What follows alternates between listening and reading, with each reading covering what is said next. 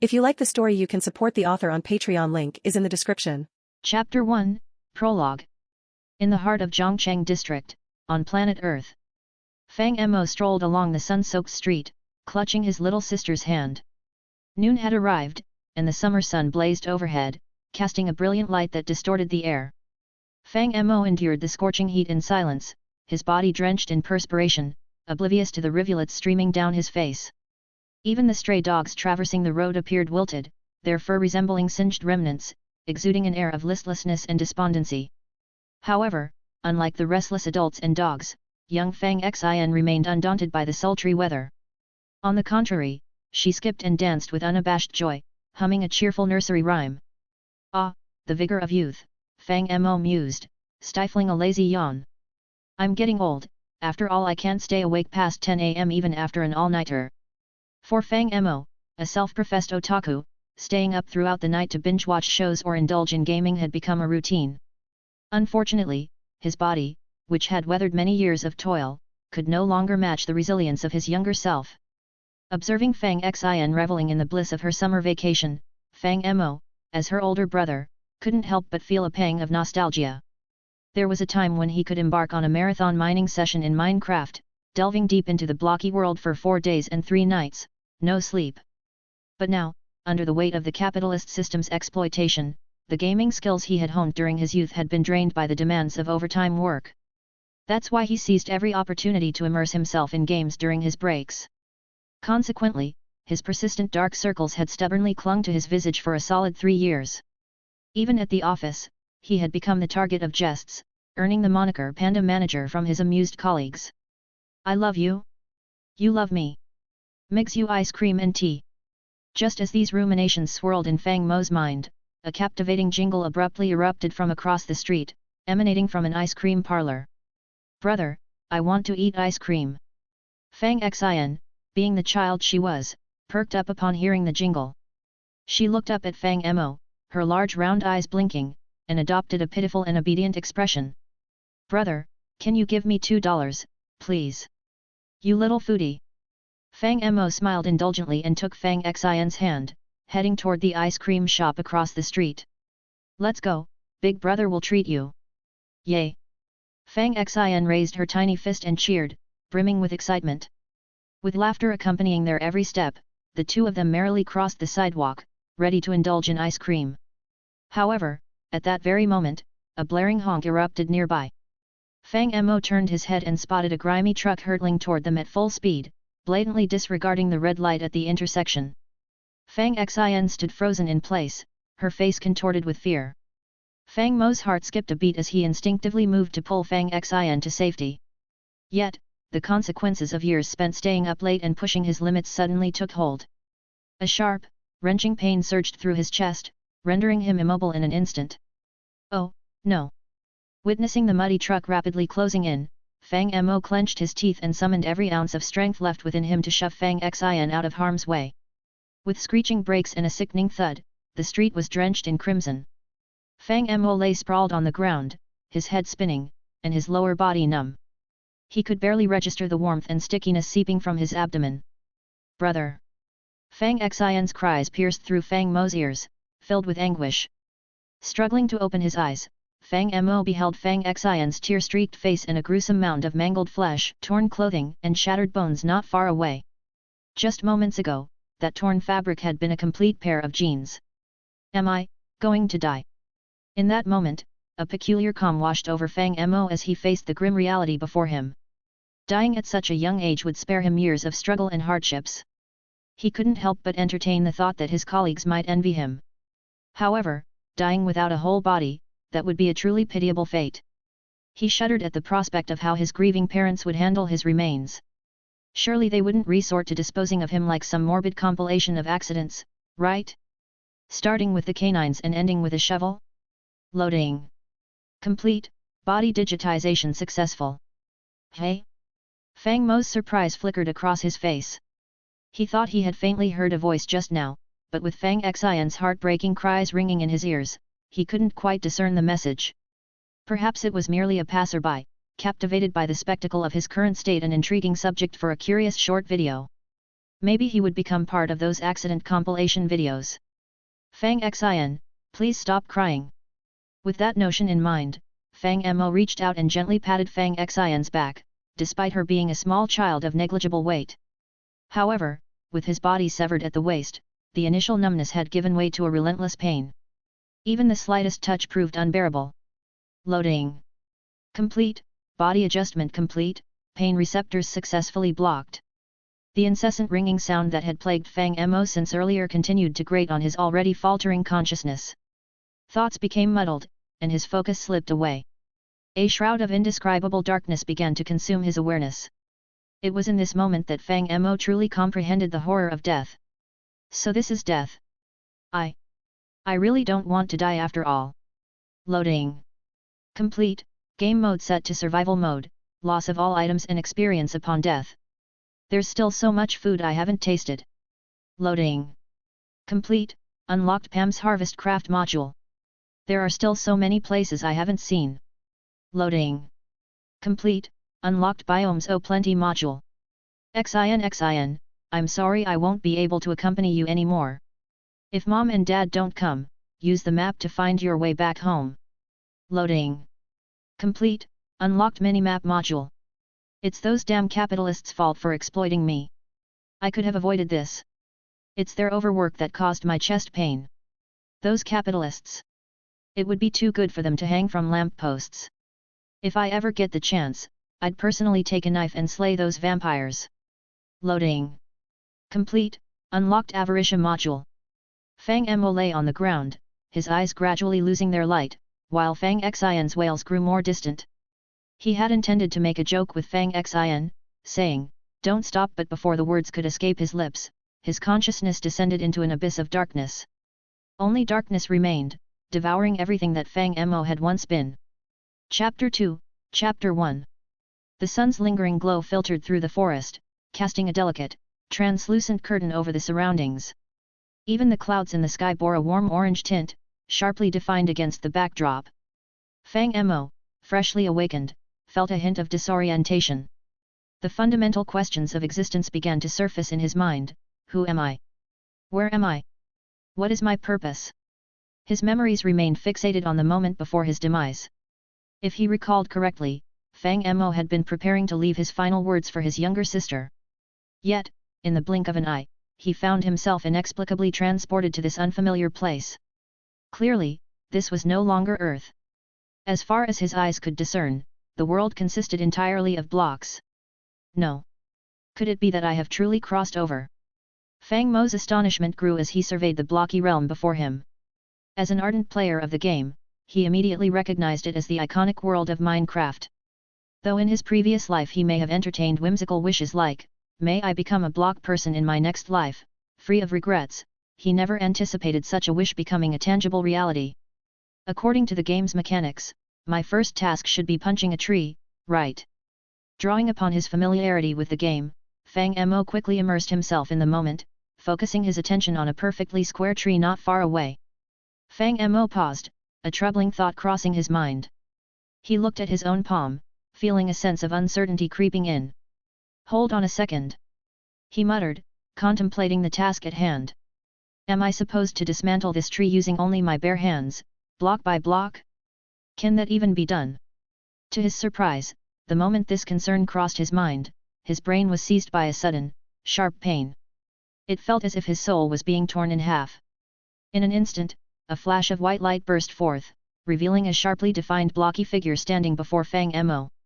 Fang Mo was startled by the figure's abrupt appearance, yet a curious sense of familiarity welled up within him. As if stirring a dormant instinct, understanding began to dawn in Fang Mo's mind. Soon, another perspective materialized, a first-person view of Steve, a perspective deeply ingrained in the memories of Minecraft players. It showcased not only Steve's health and hunger bars, but also his inventory and even the accompanying minimap. Through Steve's eyes, Fang Mo could even catch a glimpse of his own body not far away. Fang Mo gazed at the blocky figure before him, his face edged with bewilderment. Unexpectedly, a fanciful notion struck him. "Hold on. Is it possible that I've been reborn with a Steve stand?" The concept of stands, originating from an anime, referred to the physical manifestation of one's subconscious mind. Fang Mo speculated that his intense love for Minecraft may have triggered the awakening of a Steve stand within him. Moreover, possessing an uncanny instinct, he found himself more adept at controlling his stand than manipulating Steve in the game.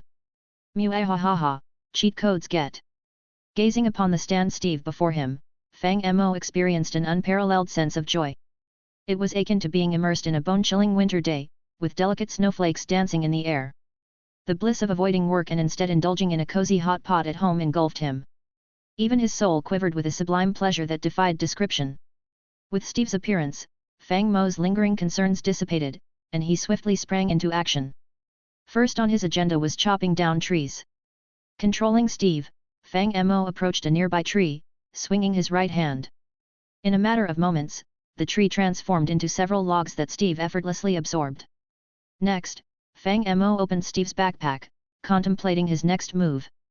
Converting the wood into wooden planks and crafting a workbench, his gaze fell upon Steve's equipment slot, where he noticed a conspicuous offhand slot.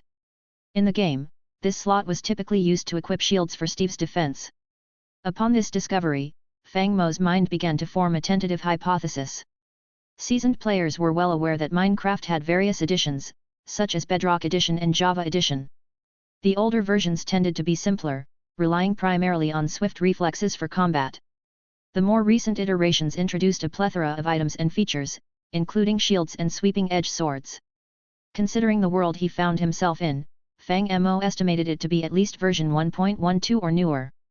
However, he swiftly realized his assumption was amiss. Just as Fang Mo crafted a wooden pickaxe and dug 3 blocks down with cobblestone to fashion a set of stone tools, he was ambushed by a zombie.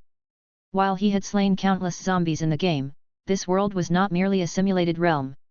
It marked his first true battle, eliciting a hint of nervousness. Guiding Steve, he wildly swung his sword with incredible speed, leaving the zombie no opportunity to strike before it met its brutal demise, transforming into a block of rotten flesh with a chilling scream. Wow!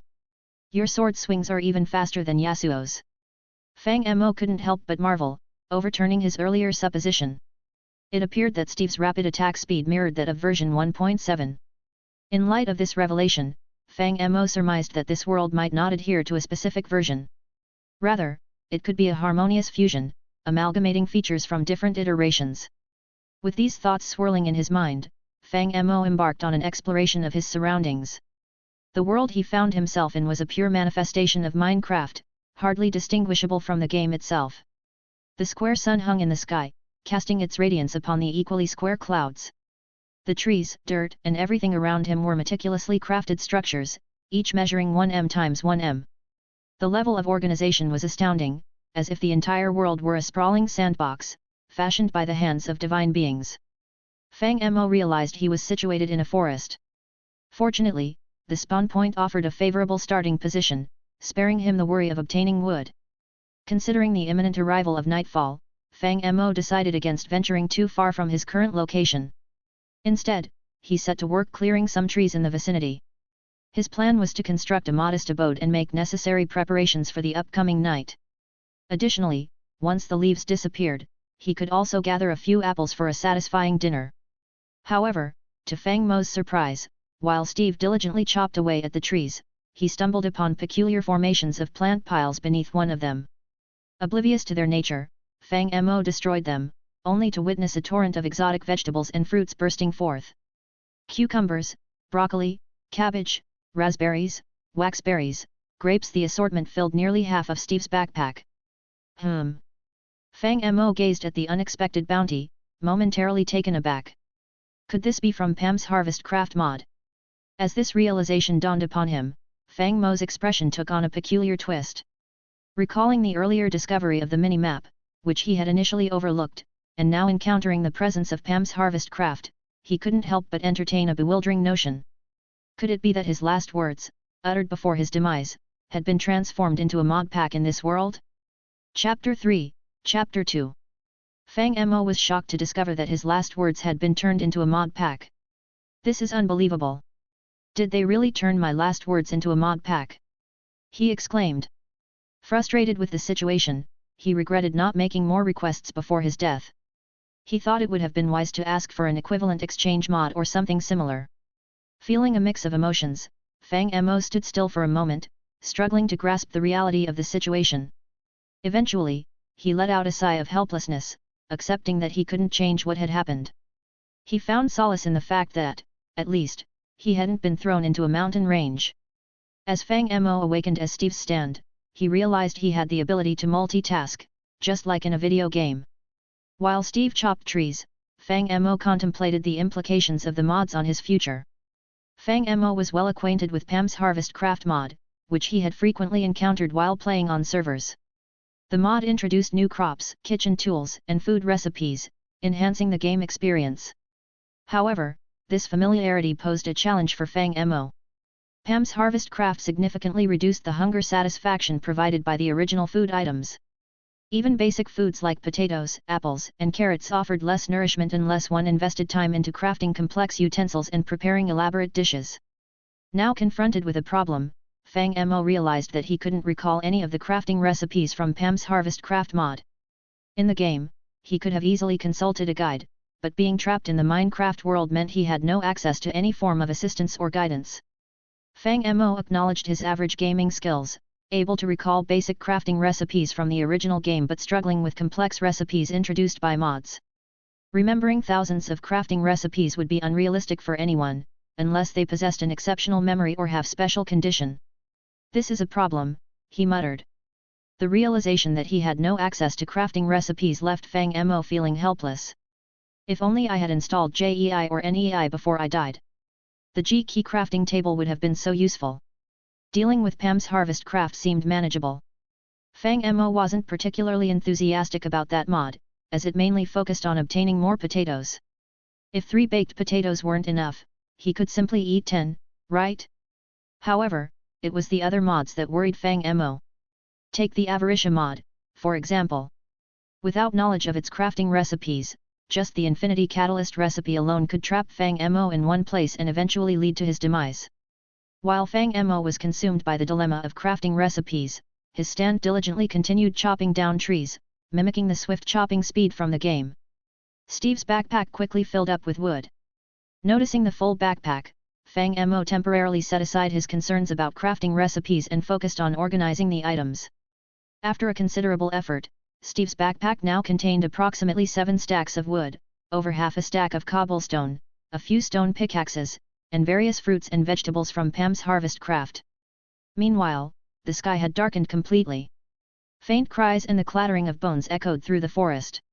Suddenly, Fang Mo snapped out of his thoughts, realizing that he had been lost in contemplation for too long, neglecting the approaching nightfall.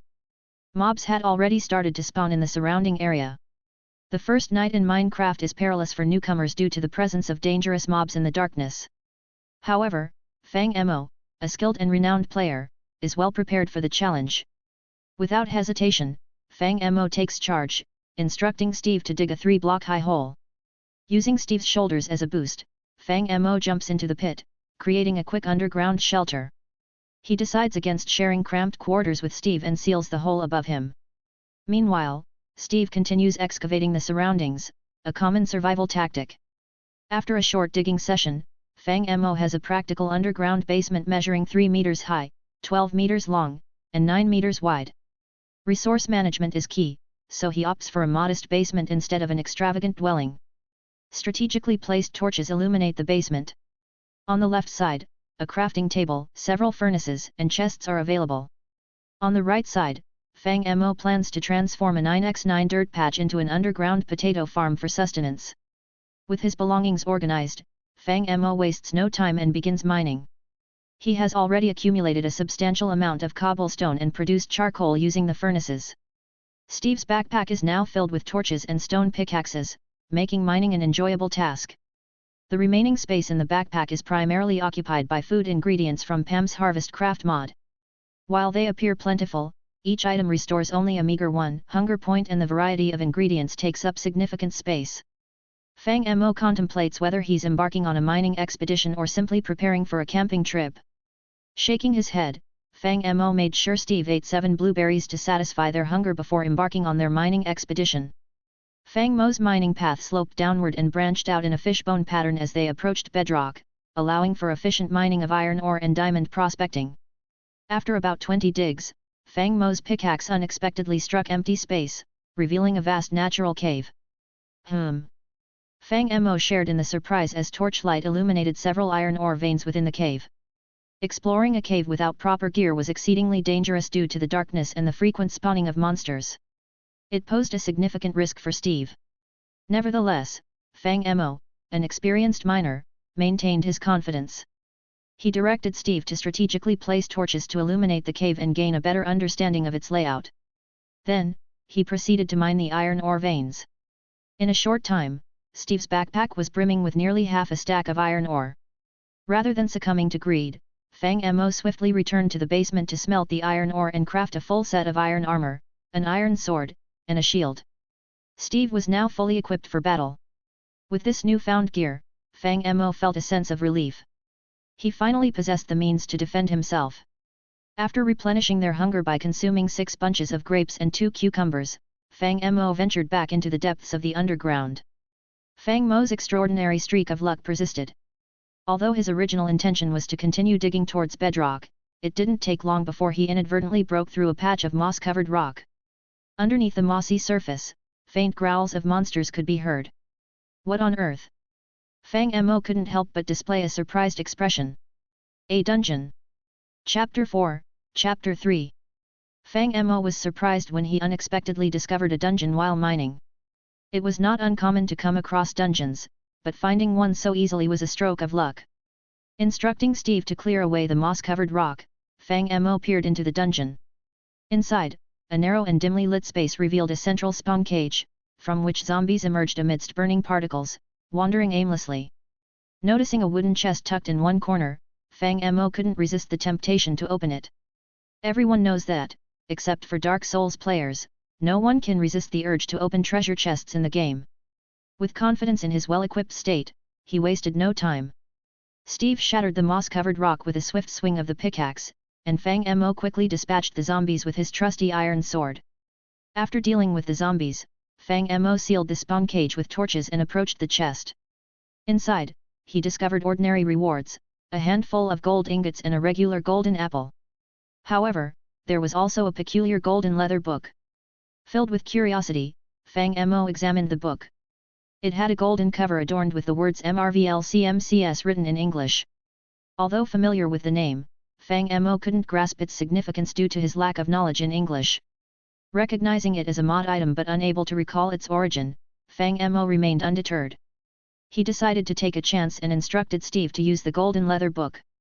To his astonishment, as soon as the book was opened, a towering black mist billowed out, engulfing Fang Mo and Steve. Achievement obtained, one-way journey. Accompanied by a chilling electronic sound echoing in his mind, Fang Mo felt a sudden darkness surround him. He experienced a rapid descent, a disorienting sensation that lasted only a few seconds before everything returned to normal. As Fang Mo opened his eyes, he found himself in a strange and gloomy cave. A cluttered table nearby displayed various items, while a heavy iron door emitted an unpleasant odor that filled the air. Surprised by the unfamiliar surroundings, Fang Mo realized he was still on Earth, although he couldn't recognize the location. The realism of the cave astonished him. It was unlike the cubic blocks of Minecraft, with irregular and untouched rocks. I actually made it back. Fang Mo felt a surge of excitement. Though unsure about the circumstances, he hadn't expected to truly return. This was fantastic news as it meant he could finally see his family again. However, his joy was short-lived as a commotion erupted outside. The heavy iron door swung open, revealing a group of armed men dragging 2 bloodied prisoners. When they noticed Fang Mo inside, both sides froze for a moment. What the hell? Before Fang Mo could utter a word, the group swiftly reacted, pointing their guns at him and speaking in an unfamiliar language. Oh, S.H.I.E.L.D. Fear gripped Fang Mo as he faced the sight of the guns. As a modern person, he instinctively panicked in such a situation. He raised his hands and stammered, Brain, think fast, come up with a solution. System prompt, translation module downloading. What?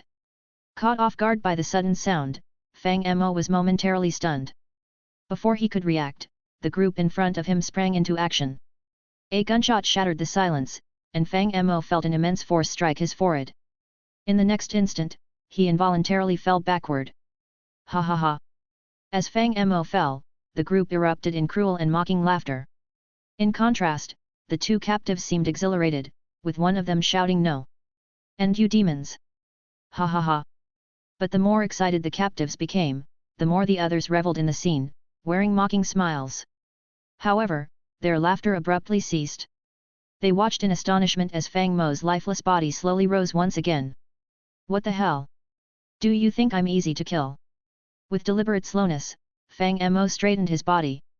Despite a bullet passing through his forehead, creating an entrance and exit wound, he remained unscathed. Not a drop of blood flowed from the injury. In fact, Fang Mo was completely unharmed. Even with his head blown apart, he felt no pain. Oddly enough, it was Steve who experienced a sudden jolt and lost half a heart. But this loss helped Fang Mo regain his composure. He finally remembered his true identity. How could a stand user with a formidable stand fear a group of ordinary individuals armed with guns? With this realization, Fang Mo's expression turned icy. If this were an anime, an ominous purple aura would engulf Fang Mo, intensifying the scene. Perhaps a menacing background score would accompany it, emphasizing his transformation into a true villainous boss. Silently, Steve appeared behind Fang Mo, his expressionless face emanating an eerie aura. After witnessing the harsh realities and brutality of this world, Fang Mo's already fragile moral compass shattered instantly. The countless days and nights Steve had spent honing his combat skills in the game finally paid off. With a subtle mental command, Steve moved like a specter, delivering a devastating blow to the bearded leader. For a brief moment, the bearded man froze, a thin trail of blood trickling down his forehead. In the next second, his lifeless body collapsed to the ground, with intestines spilling out and the air filled with the pungent scent of blood. Terrified by the gruesome sight of their fallen comrade, the remaining individuals raised their guns and unleashed a frantic barrage of bullets at Fang Mo. However, to their astonishment, the projectiles inexplicably froze in midair as they neared Fang Mo. Steve, holding a shield resembling a heavy door, intercepted every bullet aimed at Fang Mo. However, Steve existed solely as a manifestation of Fang Mo's mental willpower, visible only to similar beings. From the perspective of those on the opposing side, it seemed as if Fang Mo effortlessly halted the bullets. The sight of Fang Mo blocking the bullets intensified the group's fear. They continued to aim and pull the trigger, unleashing a barrage of gunfire. Steve's shield rapidly deteriorated in durability. Fang Mo narrowed his eyes and swiftly commanded Steve to retrieve several rounded stones and arrange them as a protective barrier. The bullets struck the stones, creating sparks and ricocheting in various directions. The assailants were taken aback by this unexpected turn of events, their confidence waning. Seizing the moment, Fang Mo lunged forward, with Steve closely following behind. The enemies attempted to defend themselves, but their efforts were futile against the relentless onslaught of Fang Mo and his formidable stand. Fang Mo swiftly dispatched each assailant, leaving them defeated and at his mercy. Tension filled the air as the remaining captives watched in disbelief, unable to comprehend the power they had underestimated. With an otherworldly intensity in his eyes, Fang Mo confronted the captives, the crackling energy adding to the chilling silence that surrounded them. "You thought you could kill me?" Fang Mo's voice echoed with contempt and superiority. "You underestimated the power of a stand user. Now, face the consequences." The captives trembled, fully aware of their mistake and the overwhelming power of Fang Mo and his unstoppable stand. They were no match for him, facing a force beyond their comprehension. Now, they would pay the price for their actions. Confidently, Fang Mo advanced, his stand ready for the final strike. Embracing his identity as a stand user, he felt a surge of purpose and determination. The battle swiftly concluded, leaving only defeated foes in its wake. Fang Mo stood amidst the aftermath, his stand fading away. The captives were in awe, realizing they had encountered something far greater than they had ever imagined. From that moment on, Fang Mo's journey as a stand user took a decisive turn. The world became his playground, where he would explore his extraordinary abilities and unravel the mysteries that awaited him. With each step, Fang Mo embarked on a path of adventure, danger, and the pursuit of truth. Guided by the power of his stand, he aimed to master his destiny. System prompt: Chinese translation mod download complete. Load it. Chinese translation mod. Fang Mo paused, contemplating its purpose. Could there be something in the Minecraft world that required translation?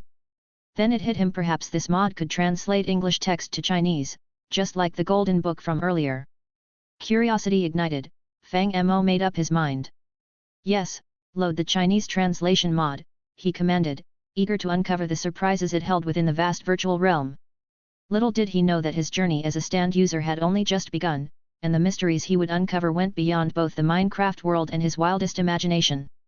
System prompt: you have downloaded and activated a new mod, granting you a lucky block that randomly generates items from any known mod. Upon hearing the electronic prompt, Fang Mo felt a peculiar sensation in his mind, as if something had been added to his consciousness.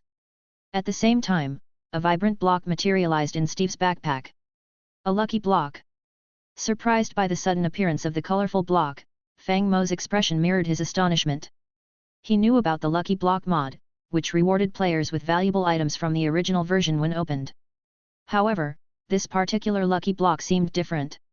It had the ability to draw items from other mods as well, making it a modified version created by someone. Now, Fang Mo was slightly perplexed. He couldn't fully grasp the workings of this randomly known mod. Did it encompass all the mods within his mod pack? Or, could it potentially include any mod he was familiar with? Hey, buddy, how did you pull off that trick? Is it magic? A voice suddenly chimed in, and two sly figures emerged from a nearby corner. Instinctively, Fang Mo turned his head to investigate, only to find himself completely dumbfounded. Iron Man. Chapter 5, Chapter 4. Fang Mo stood there, completely stunned. He hadn't yet grasped the intricacies of the Chinese translation mod and the lucky block, and now Iron Man had materialized before him out of the blue. The figure in front of Fang Mo was undeniably Iron Man. Clad in a tattered coat, his chest bore a crude electromagnet stained with blood. Two wires connected the electromagnet to a car battery. Despite his worn-out appearance, Fang Mo immediately recognized him as the authentic Iron Man. However, in Fang Mo's understanding, Iron Man was merely a fictional character from movies. How had he transformed into a living, breathing person? And to what mysterious place had Fang Mo journeyed? What is Iron Man? Stark inquired, still grappling with the bewildering situation. Startled by Stark's reaction, Fang Mo himself appeared equally astonished. Before Stark could utter a word, a feeble-looking middle-aged man interjected, "Sir, no offense, but we are merely prisoners captured by terrorists." Are you? Fang Mo interrupted, recognizing the man's identity. Are you Dr. Ho Yinsen? Dr. Yinsen seemed puzzled, unable to recollect any prior encounters with Fang Mo. Nonetheless, he seized the opportunity to assuage Fang Mo's hostility. Raising his hands in a non-threatening gesture, Dr. Yinsen explained, "As you can see, my companions and I are victims, too, ensnared by terrorists. It won't be long before they end our lives." Dr. Yinsen deftly depicted himself as a fellow sufferer, forging a shared enmity with Fang Mo. "Wait, let me process this," Fang Mo said, rubbing his forehead. He turned to Stark and queried, "So, you are truly Tony Stark, right?" Stark hesitated momentarily before finally nodding. "Yes." Fang Mo sought affirmation once again. "Are you absolutely sure?" "Well..." Stark appeared taken aback. "Are there any other Tony Starks in this world?" Fang Mo's mind raced with thoughts.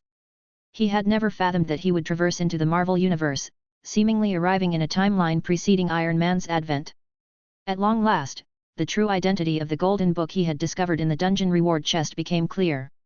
It was likely an item from the Mysterious Island mod, enabling players to voyage through diverse realms. However, according to the mod's design, Fang Mo should have landed in the Minecraft world, not the Marvel Universe. Something had gone awry. This was not how mods were intended to operate, and Fang Mo had no inkling of how to retrace his steps back to his own world. Just as he became overwhelmed by these realizations, Dr. Yinsen interjected, "Though it may seem impolite, I must remind you that Tony Stark holds great significance for these lunatics. They won't relinquish their pursuit easily." As if validating Dr. Yinsen's words, a multitude of footsteps could be heard rapidly approaching from outside. Fang Mo quickly adapts to the Minecraft world and acts swiftly in the current situation. Controlling Steve, he erects a stack of cobblestones at the entrance, effectively blocking the group of people outside. Faint angry curses can be heard from beyond the 1-meter-thick rock. "Damn it! How did these stones appear?" Inside the cave, Stark and Dr. Ho Yinsen react differently from the anger outside. Astonished by the unfolding scene, their eyes widen in disbelief. Stark exclaims, "How? How did he do that?" "I don't know," Dr. Ho Yinsen responds, equally puzzled. Nanoprinting? Holographic images? Or perhaps special abilities? Or, as you mentioned earlier, magic? Before they can delve further into their discussion, a series of desperate screams suddenly pierce through from outside. Fang Mo not only blocked the door with cobblestones but also took charge himself, directing Steve to block the other cave exit. This effectively traps the terrorists in the middle passage, and Fang Mo proceeds to deal with them individually. Before long, the screams outside gradually fade away. "It's done," Fang Mo declares. After handling the group of terrorists, Fang Mo turns around and suggests, "Now we can sit down and have a proper conversation." Stark mumbles in surprise, momentarily stunned by the terrifying screams. It is only when Dr. Ho Yinsen nudges him that Stark snaps out of it and quickly nods, saying, "Yes, of course, we should definitely have a proper conversation." "Then let's start with you," Fang Mo suggests. Fang Mo turned his attention to Stark, briefly pausing before speaking. "Tony Stark, right? The infamous playboy from television and the world's largest arms dealer, if I remember correctly. Now, please enlighten me. How did you end up in this situation?" "I was testing the Jericho missile in Afghanistan when I was ambushed," Stark replied, his expression somber. He pointed to the electromagnet on his chest and continued, "As you can see, I woke up with this device attached to my chest. It's preventing bomb fragments from reaching my heart, at least for now. However, these people are pressuring me to manufacture Jericho missiles for them. I've refused, and in response, they've subjected me to various forms of torture." Fang Mo glanced at the electromagnet on Stark's chest and asked, "Did he create that device?" He gestured towards Dr. Ho Yinsen standing beside Stark. "Yes, I survived an explosion, and they implanted a bomb in me," Stark confirmed. Stark's spirits appeared visibly dampened. He lowered his head, examining the electromagnet, and surveyed their surroundings. "Look at this dreadful environment. I'm constantly at risk of infection, short circuits, or severe bleeding. I could die at any moment. Even if I somehow manage to survive, those terrorists will never let me go. What are your plans going forward?" Fang Mo inquired. "What course of action do you intend to take?"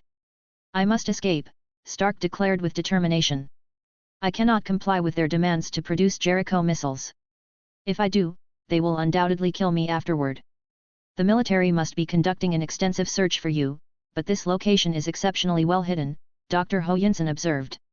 After hearing Stark's explanation, Dr. Ho Yinsen felt compelled to share his thoughts. "This place doesn't appear on any maps. Satellites can only capture the surrounding mountains. We'll have to find a way to escape on our own." "I'm well aware of that, and I'm already working on it," Stark replied, taking a deep breath to steady himself. As a lifelong playboy accustomed to wealth and luxury, this was undeniably the most dire situation he had ever faced. The looming threat of death filled him with a sense of urgency and confusion. He had no idea how long he could hold on. "Perhaps, we could explore the possibility of relying on ancient Eastern sorcery," Fang Mo suggested suddenly, causing Stark to freeze. Instinctively, he turned his gaze towards Fang Mo, who happened to be looking back at him. "Are you suggesting it's actually sorcery?" Stark questioned, staring intently at Fang Mo. "Are you willing to help us escape? And how did you end up here?" Stark couldn't help but ask. "That's a lengthy story." Fang Mo pondered, contemplating how to craft a believable tale. In truth, Fang Mo had no desire to stay in the Marvel world for long. The Marvel universe was riddled with chaos, with villains constantly emerging, bent on world destruction and the like. Even with Steve as his advantageous companion, Fang Mo yearned to return to the peaceful mining world of Minecraft. However, the problem lay in Fang Mo's lack of knowledge about how to return. "While I've dabbled in the mysterious island mod, it doesn't mean I possess a complete understanding. Otherwise, I wouldn't have ended up here unintentionally in the first place, right?" Fang Mo pondered inwardly. Recognizing the importance of forming strong relationships while he couldn't immediately return home, Fang Mo saw Tony Stark as an ideal candidate. Stark was a man of immense wealth, scientific brilliance, Iron Man, and a key member of the future Avengers.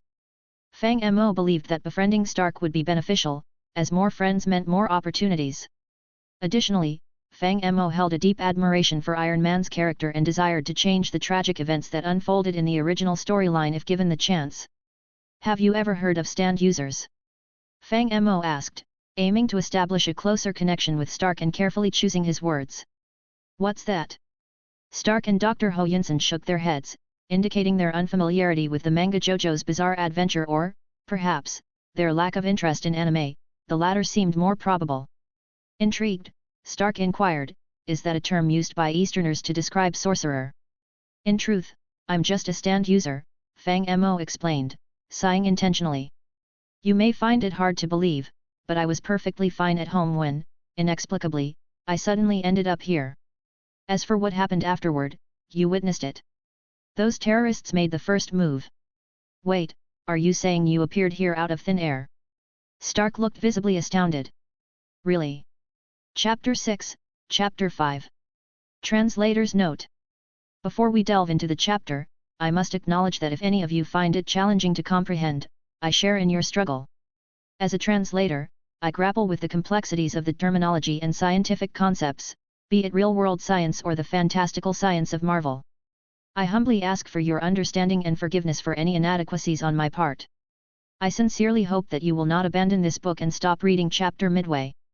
Your unwavering support for Bleem is immensely appreciated. Thank you.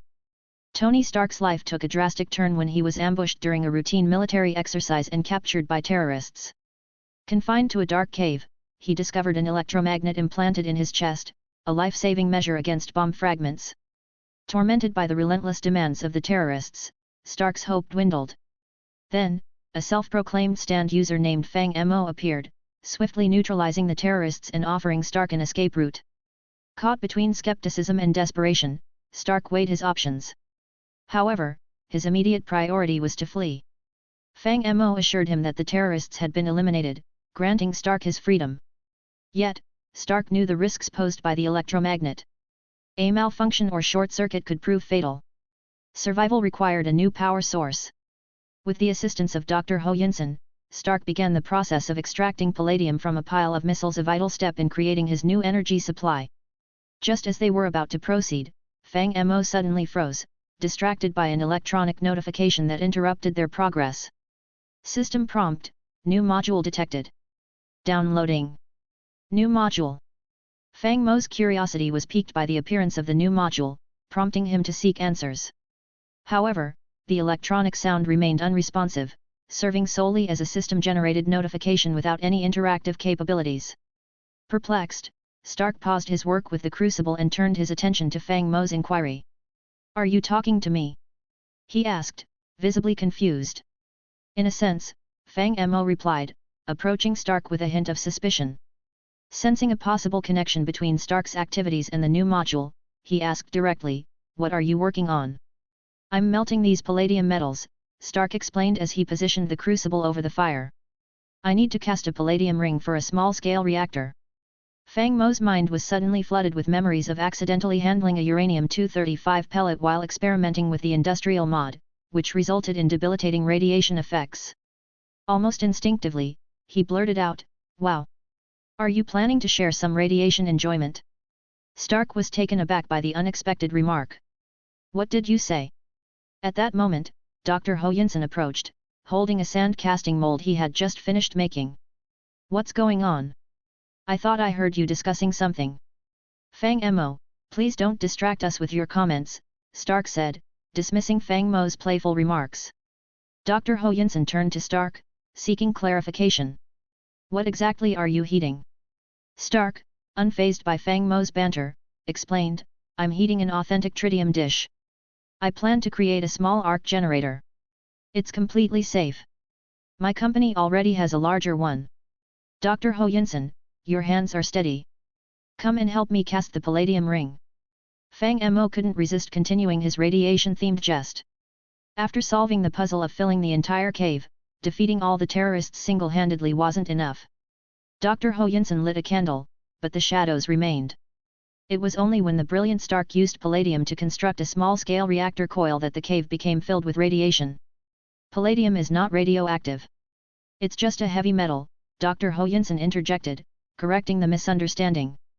Stark, growing slightly exasperated, countered, "The reactor I want to build doesn't rely on nuclear energy. It harnesses the cold fusion capability of palladium, absorbing hydrogen isotopes. So, please refrain from speaking nonsense if you don't understand the science involved." Fang Mo was taken aback by Stark's explanation. "But isn't palladium radioactive?" "It's considered a radioactive element," Stark clarified, sighing and showing signs of frustration. "Look, I don't want to explain all the scientific details to you anymore. It seems you don't even understand the difference between electromagnetic radiation and ionizing radiation. Dr. Ho Yunsen, please come and help me with the coil." Without fully comprehending the technicalities, Dr. Ho Yunsen didn't dwell on the matter. When Stark called for his assistance, he promptly joined in. Using tongs, Dr. Ho Yunsen carefully held the scorching crucible and began pouring the molten palladium into the sand casting mold. As the blazing liquid metal filled the mold, Fang Mo's attention was drawn to another electronic notification sound. "System prompt, melting and casting actions. You have obtained permission to download a new module. System prompt, Tinker Construct module download initiated." Surprised by the notification, Fang Mo's eyes widened in realization. He finally understood that his integration pack had the capability to receive additional modules. Ever since the introduction of the Chinese translation modules, he had speculated about this possibility. Now, it seemed his speculation was correct. Although he wasn't sure how to trigger the ability to add modules, it was undoubtedly a positive development. If he could find a module like Return Home, he might be able to return to the Minecraft world. The thought filled Fang Mo with excitement.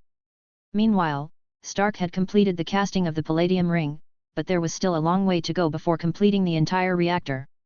During this time, Fang Mo made several unsuccessful attempts to add modules, silently repeating phrases like "I've seen Full Metal Alchemist, I want an equivalent exchange module" in his mind.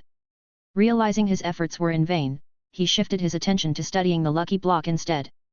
Compared to the complex process of adding modules, using the lucky block seemed much simpler. Fang Mo instructed Steve to right-click on the item, and in an instant, the lucky block vanished, replaced by a crystal-clear, razor-sharp blade. What's this?" With a single glance, Fang Mo immediately recognized the sword's origin. It was the glass sword, a unique weapon from his favorite mod, the Twilight Forest mod. This sword could only be obtained with a certain probability in the Aurora Palace of the Glacial Cavern. The glass sword boasted an impressive 40 attack points, but its durability was a significant drawback, with only 1 point. While it was exceptionally sharp, it was equally fragile. However, Fang Mo's focus wasn't solely on the sword. Could it be that the lucky block has the ability to draw items from all mods? Fang Mo pondered, stroking his chin. "Even though I haven't loaded the Twilight Forest mod, I managed to obtain the glass sword. It's fascinating. If the lucky block truly had the ability to draw items from all mods, its power would be extraordinary." Minecraft had an extensive library of mods, offering a vast range of capabilities, from infinite multiplication with the bacteria mod to destructive bombs and world-flooding hot spring machines. The potential rewards were boundless. However, as the lucky block was provided by the system, Fang Mo remained uncertain about its criteria for judgment. Would it continually grant new rewards each time he ran a different mod? Or was it a one-time reward that would leave him empty-handed once claimed? To address Fang Mo's speculation, a sudden burst of electronic sound resonated in his mind. "System prompt, Tinker Construct module download complete. Load it." "Oh, this." Fang Mo was momentarily taken aback but quickly agreed, saying, "Load it immediately." System prompt, Tinker Construct module loaded successfully. System prompt, by downloading and activating a new module, you have obtained a lucky block that randomly pulls an item from any known mod. Accompanied by a series of system prompts, a lucky block reappeared in Steve's backpack. Really?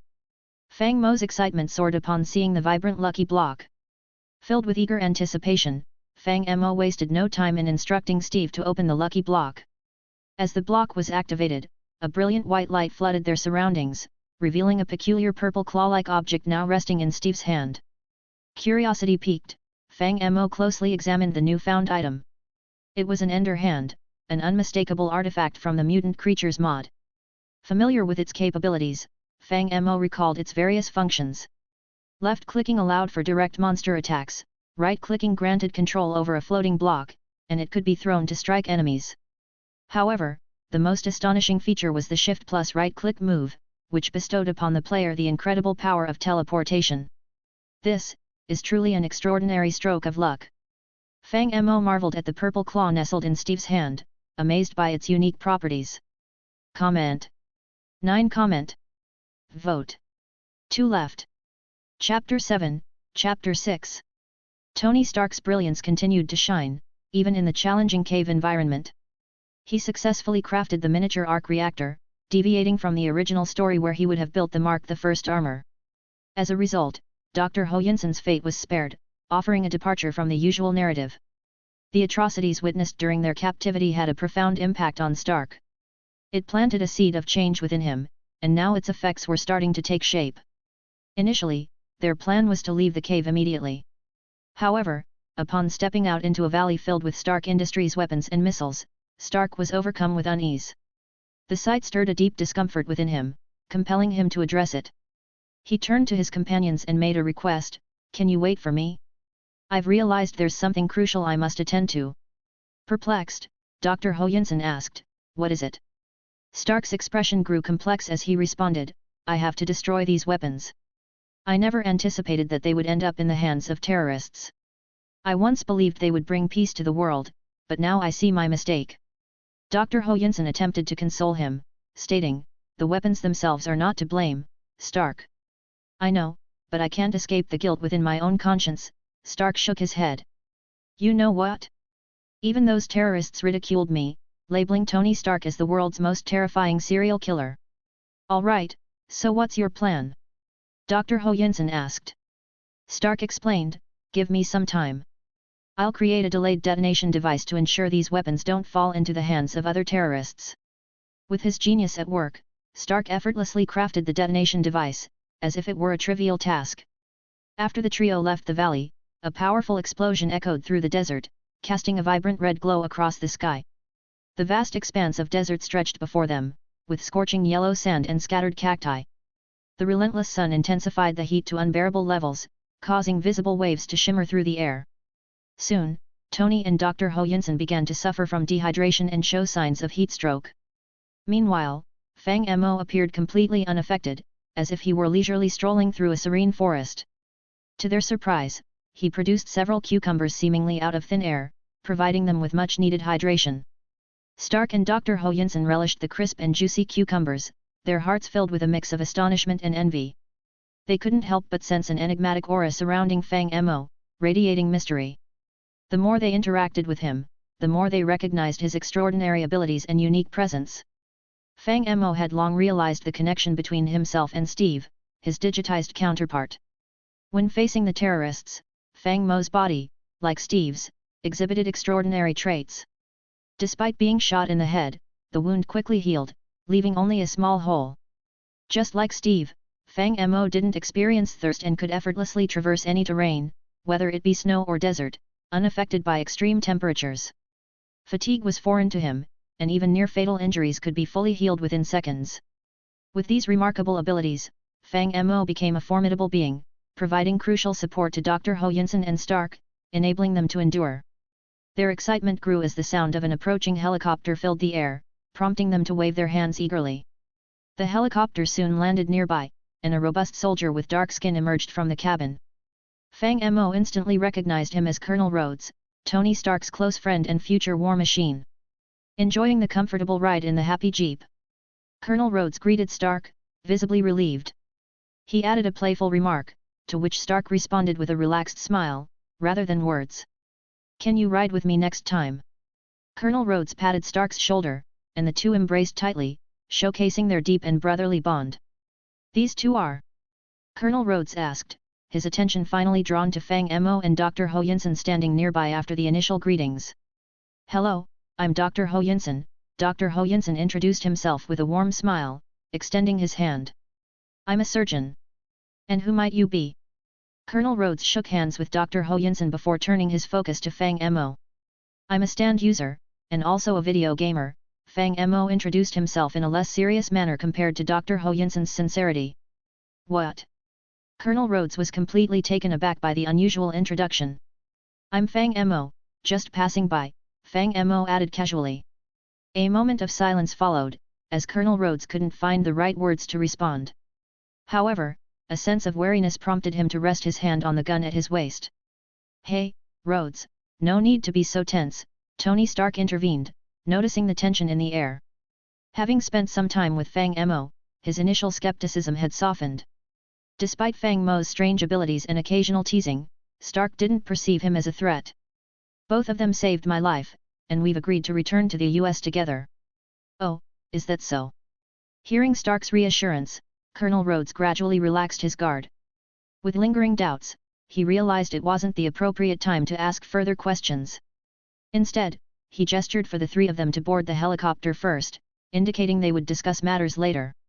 Soon, the helicopter took off. However, instead of flying directly to New York, they headed towards the nearest military base. Given the considerable distance, they would switch to a military transport plane for the rest of the journey. Before long, the transport plane touched down at a military base in New York. As the cabin door opened, Pepper Potts, who had been informed in advance, and the loyal butler Happy stood waiting to receive them. Stark, now in a fresh suit after changing at the military base, approached his personal secretary with a leisurely stride. "Let me guess, did your long-lost boss make you cry?" he quipped. Potts, her eyes slightly red, replied with a smile, "No, it's because I'm happy. I no longer have to search for a new job." Well, Stark raised an eyebrow in surprise. "Looks like your vacation is over." After a brief exchange, Stark introduced Dr. Ho Yinsen and Fang Mo to Potts. They all got into the car, and following Stark's directions, Happy sped off towards the nearest burger joint. Satisfied after their meal, Stark proceeded to hold a press conference. Journalists, ever swift in their attendance, never missed an opportunity to cover Tony Stark's news conferences, especially since he was the world's richest man. And Stark did not disappoint. He dropped a bombshell by announcing the closure of Stark Industries' weapons division. Instantly, society was shaken. Shareholders were furious, and a wave of news caused turmoil within Stark Industries. However, Stark himself remained unfazed. After settling Dr. Ho Yinsen and Fang Mo, he quietly disappeared into his laboratory. As for Fang Mo, he did not bother Stark. Having read the original work, Fang Mo understood that Stark was not going crazy, he simply desired to capture the fleeting sparks of inspiration in his mind. After all, with a miniature reactor at his disposal, how far was he from creating the Iron Man armor? Moreover, Fang Mo needed time for his own experiments. There was no other option.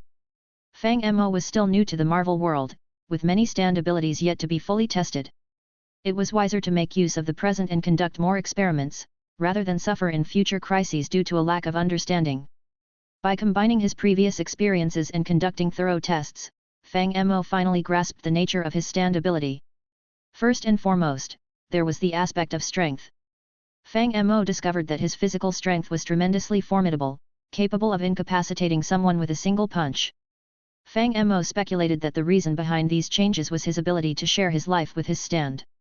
With his digitized body surpassing human capabilities, it seemed reasonable that he could possess the same extraordinary abilities as Steve.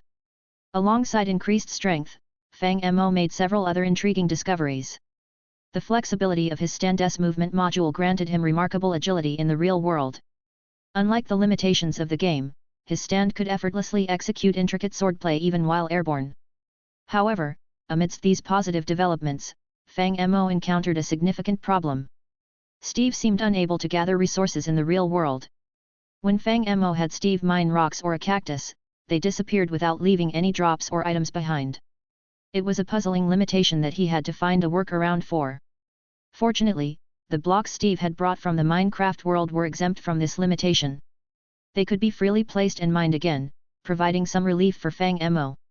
Furthermore, Fang Mo discovered another intriguing aspect. He instructed Steve to hand him an apple from his backpack. The apple retained its pixelated Minecraft appearance while in Steve's hand. However, when Fang Mo touched the apple, a sudden flash of light occurred, transforming the pixelated apple into a real, tangible red apple. This transformation was irreversible, and Fang Mo's attempt to return the apple to Steve failed. "I see." After conducting research and making comparisons, Fang Mo instinctively nodded. Items from the Minecraft world can be transformed into real-world items, but not the other way around. Does this imply a one-way logical rule? Lost in thought, Fang Mo's curiosity was sparked when he noticed the Ender's hand in Steve's backpack. If something that doesn't exist in this world undergoes transformation, what will it become? What form will it take? Chapter 8, Chapter 7. Fang Mo was astonished as he looked at the purple aura in the palm of his hand. He had never imagined that his stand, Steve, could be utilized in such a manner. When Fang Mo touched it, the Ender's hand underwent a noticeable change, owing to the contrasting rules of the real world and the Minecraft world. In the game, the Ender's hand had a straightforward function: left-click to inflict 6 points of damage, right-click to pick up and throw blocks at enemies, and holding Shift plus right-click allowed teleportation. However, after Fang Mo touched it, this object transcended its status as a mere game item. It transformed into something that existed tangibly in reality. This seemed highly illogical, as though Fang Mo had posed an unreasonable request, leaving the world's rules to determine its transformation into something relatively reasonable. Now, the transformed Ender's hand had seamlessly fused with Fang Mo. With a single thought, Fang Mo's hand would emanate a purple aura. Conducting a brief experiment, Fang Mo discovered that it functioned like an energy force field. It not only augmented the power of his punches but also enabled him to retrieve objects from a distance. Moreover, if Fang Mo desired, he could even execute small-scale teleportation. Wow! This is amazing! Fang Mo clenched his fist, visibly excited. This is even better than the Ender's hand in Minecraft. After experiencing the satisfaction, Fang Mo proceeded to transform some other items. However, it turned out that not everything could be transformed into the exact form Fang Mo had in mind, just like the Enderman's hand. Let's take a pickaxe as an example. Fang Mo touched a pickaxe, and in a flash of white light, a pickaxe made of stone and wood appeared before him. However, without the mining rules from Minecraft, when Fang Mo tapped the ground with the pickaxe, the tip broke off instantly. In addition, Fang Mo tried a torch. As a result, he found himself holding a burning torch. This torch, too, lost the perpetual burning feature of Minecraft. After burning for a while, it gradually turned into a small pile of ashes. Fang Mo pondered and realized that the issue lay in the rules of this world. Items like pickaxes, torches, or various types of food already existed in reality. So, when transformed, they lost the unique properties of Minecraft and became ordinary items commonly found in the real world. However, the Ender's hand was different. You see, this thing didn't exist in the real world to begin with. Because of that, the Ender's hand, after being transformed, could reasonably retain its original abilities, such as grabbing objects, teleportation, or enhancing punching power. It seems glass swords can't be easily transformed. After grasping the underlying principles, Fang Mo felt a sense of enlightenment. Based on this transformation characteristic, if he were to transform a glass sword, it was highly likely that he would end up with a polished glass rod, simply because glass exists in the real world. Fang Mo expressed his frustration with the uselessness of the item. Well, let's grab something to eat first. Shaking his head, Fang Mo temporarily put aside testing his stand ability and decided to check the refrigerator instead. He had recently discovered this characteristic at a fast food restaurant. Both he and Steve shared the same level of satiety. While Steve could satisfy his hunger by munching on carrots, Fang Mo could alleviate his hunger by consuming real-world meals. Whether it was Steve or Fang Mo, once one of them felt full, the other would experience the same satisfaction. Ding-ling-ling. However, before Fang Mo could open the refrigerator, the doorbell suddenly rang. Hearing the doorbell, Fang Mo paused momentarily. You see, the house he currently resided in was located in a very remote area, making it unusual for anyone to disturb him. With a sense of curiosity, Fang Mo opened the door to find a middle-aged man with a slightly receding hairline standing outside. Hello, Mr. Fang Mo. The man outside was dressed in a suit. Despite his receding hairline, he had a friendly demeanor. He smiled at Fang Mo and introduced himself. My name is Phil Carlson, from the Strategic Homeland Intervention, Enforcement and Logistics Division. I've come to consult you about some matters. I guess Nick Fury must keep you working overtime. Fang Mo scrutinized Carlson and couldn't resist making a sarcastic comment, with that little hair, I can't help but feel tempted to sprinkle bone meal on your head. Do you know the director? Upon hearing this, Carlson was somewhat surprised. The intelligence reports hadn't mentioned that this person was so familiar with his immediate superior. Well, the renowned Mother Fu, I mean, who doesn't know him? Fang Mo nodded and then invited, anyway, come on in and have a seat. All right. Despite having many questions, Carlson followed Fang Mo into the house. Upon entering the house, Carlson surveyed his surroundings. After all, the intelligence report suggested that the person in front of him was likely an Eastern sorcerer, and as an agent, gathering information was his duty. Unfortunately, he didn't find any signs of magic circles, altars, or candles. The entire house, though not pristine, was clean and devoid of anything suspicious. Please have a seat. Fang Mo casually sat on the sofa. You mentioned wanting to consult me about something. You can ask now. We already know the details of your situation, Carlson inquired. What is your motive for getting close to Stark? How did you acquire your special abilities, or should I say, magic? I've already mentioned that I'm a stand user. Fang Mo shrugged. This power is something I naturally awakened to. It has multiple functions, and I can't fully explain it myself. It's akin to a guardian spirit or something. So why did you approach Stark? I simply happened to encounter Stark in the desert, Fang Mo interrupted. I'm not interested in his wealth or the peculiar scientific technologies in his mind. It's more about him being an intriguing person, and I don't mind having one more friend. But Stark is the wealthiest man in the world. Carlson appeared skeptical. Your presence is excessively mysterious, and we have reasons to suspect. You know nothing. Fang Mo rolled his eyes and asked, have you heard of alchemy? What is that? Carlson, of course, hadn't heard of it. Is it what I think? Like Medusa in Greek mythology. Fang Mo shook his head, and in the next moment, with a slight thought, Steve, standing behind him, silently produced a gold ingot and handed it to him. The pixelated gold ingot transformed into a gigantic gold brick, as large as a grinding wheel, the moment it touched Fang Mo's palm. Since Carlson couldn't see the stand, from his perspective, it appeared as though Fang Mo had magically produced a gold brick out of thin air. This is gold. Carlson was left stunned. It's genuine, a solid gold brick with a purity exceeding 99.99%. Fang Mo placed the gold brick on the ground, causing cracks to appear even on the tiles. See that? This is the legendary art of alchemy. Being an agent, Carlson possessed keen observational skills. Upon examining the gold brick, he discovered that it was indeed real and solid, which prompted a shocked expression. How did you accomplish this? It's simply a matter of my stand ability, nothing too surprising.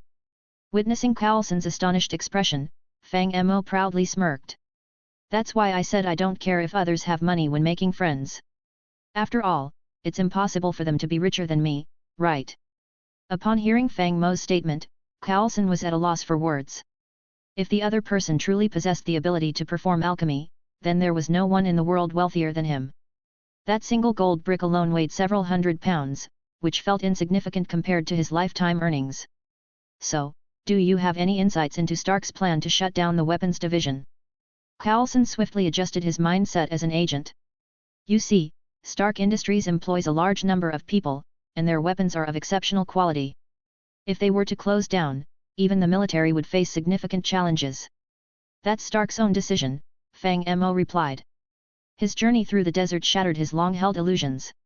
He realized that relying on weapons for peace is unreliable, so he no longer wishes to sell weapons. After all, he's a proud genius. It's a reasonable decision on his part, isn't it? Is that so? Carlson instinctively nodded. However, before Carlson could come up with the next question, Fang Mo suddenly clapped his hands and said, "All right, I'm hungry. Our Q&A session ends here today." After saying that, Fang Mo waved his hand, and the door suddenly opened on its own, indicating that it was time for the guest to leave. Carlson looked at Fang Mo with a somewhat speechless expression. Without fully understanding the other person's true abilities and character, they couldn't let their relationship become too strained. Since Fang Mo didn't want to continue the conversation, Carlson could only be tactful and leave. Of course, before leaving, he didn't forget to secretly leave behind a few small gadgets. Fang Mo was unaware of Carlson's little tricks, but he had already tested most of what needed to be tested. He wouldn't expose anything significant. In fact, his real target was S.H.I.E.L.D. Considering the storyline, Nick Fury, the head of the agency, was currently recruiting a team. After showcasing a bit of his abilities, wouldn't they be interested? Of course, Fang Mo had no intention of joining the Avengers or anything like that. After all, he wasn't a good person and couldn't become a superhero. When he killed those terrorists in the desert, he felt no emotional reaction. It was as if they were just zombies in a game. Fang Mo wasn't sure if this indifference was influenced by Steve, but he didn't dislike it. Seeking revenge or repaying kindness was too advanced for Fang Mo. He couldn't do it. In his view, taking decisive action and using force to control force were the true principles of the world. As long as you were powerful enough, others would be willing to reason with you. He approached S.H.I.E.L.D. simply for the convenience of him causing trouble. And as expected, just as Fang Mo had anticipated, after waiting for a few days, he finally had the opportunity to meet the formidable Mother Fuker. Chapter 9, Chapter 8, Fang Mo vs Abomination, 1. On a dark night, Fang Mo was about to sleep when he heard a noise coming from the living room. Half asleep, he suspected a possible thief in the house due to the less than ideal security in the United States. However, too exhausted to investigate, he decided to control his substitute to handle the situation. To his surprise, Steve entered the living room holding an iron sword and discovered a one-eyed black man seated on the sofa. The man had a shaved head, wore a stern expression, a black leather trench coat, and a black eye patch over his left eye. From this unique appearance and distinctive entrance, it was clear that the man was the infamous Nick Fury of S.H.I.E.L.D., known as the Motherfucker, the one-eyed black bastard, and the head of the agency. Having observed Fury's behavior in the original work, Fang Mo had an idea. It seemed that Fury had a tendency to covertly break into people's houses and catch them off guard, using this method to gain control during subsequent conversations. However, Fang Mo wasn't easily deceived. He extended his palm slowly, and the purple radiance transformed into an invisible force field that penetrated the wall. In an instant, the living room sofa floated and glided into the bedroom as if driven by its own volition. And just like that, a bewildered Nick Fury stood face to face with Fang Mo. "Good evening, Director," Fang Mo greeted him with a smile. In contrast to Fury's dark complexion, Fang Mo remarked, "It appears your little tricks have been exposed. Aren't you going to say motherfucker? TL, found it." A reference to Iron Man meeting Nick Fury and Nick Fury saying "I'm Nick Fury motherfucker. Search it up haha." Fang Mo, the self-proclaimed stand user, Nick Fury responded. As the head of the agency, Nick Fury possessed exceptional psychological resilience. Instead of cursing or displaying frustration, he acted as if nothing had happened. "Your background is truly mysterious. There is no information about you anywhere, as if you materialized out of thin air. Are you suggesting that even the East has been investigating me?" Fang Mo chuckled. "You certainly have power, Director," Fang Mo remarked with a smile. "It seems you're quite familiar with me." Nick Fury remained calm and unfazed by Fang Mo's words. "Are we already old friends, or have you seen me somewhere before?" he asked. "Since you've been investigate China, have you heard of divination?" Fang Mo inquired. "What's that?" Nick Fury pondered for a moment, realizing he hadn't come across it much. "Does divination involve calculating a person's remaining lifespan?" "It's similar to the prophecy arts in your culture," Fang Mo explained. "In short, it means I can see the future." "Is that so?" Nick Fury paused, appearing undecided. "Well, why don't you tell me, what does my future look like?" "I can only say it's quite ordinary," Fang Mo replied, unable to conceal a smile. Deceiving a character from the original work was too easy, after all. "Although your idea isn't bad, you should know that every member of your superpowered team tends to cause trouble. You have to clean up after them like a mother. Not everyone is as obedient as Captain Marvel." "It seems you know quite a lot." Nick Fury's lone eye narrowed slightly. He hadn't mentioned assembling the Avengers or anything about Carol Danvers to anyone yet. "So, are you also a member of this team?" "Sorry, I'm not," Fang Mo shook his head. "I have no interest in being a superhero." "Oh? Why is that?" Nick Fury asked curiously. "Because I despise moral constraints," Fang Mo stated bluntly. "As long as they realize I have no morals, they'll give up trying to impose them on me." "That's an interesting perspective," Nick Fury remarked. "So, what do you want to do?" "Don't worry, while I'm not a good person, I'm not that bad either," Fang Mo shrugged. I'm a reasonable person. Since we both have our own needs, let's mutually benefit from each other. What are your needs? Nick Fury immediately asked. At the moment, it's not clear. But it's probably to witness some supernatural events or something similar, Fang Mo contemplated, realizing that the resources of S.H.I.E.L.D could be useful in unlocking more modules for himself. But it's a mutually beneficial arrangement. After all, I can also help you deal with those troublesome problems. What do you gain from witnessing supernatural events? Nick Fury asked. I'm just interested in that aspect, Fang Mo replied casually, unable to tell the truth.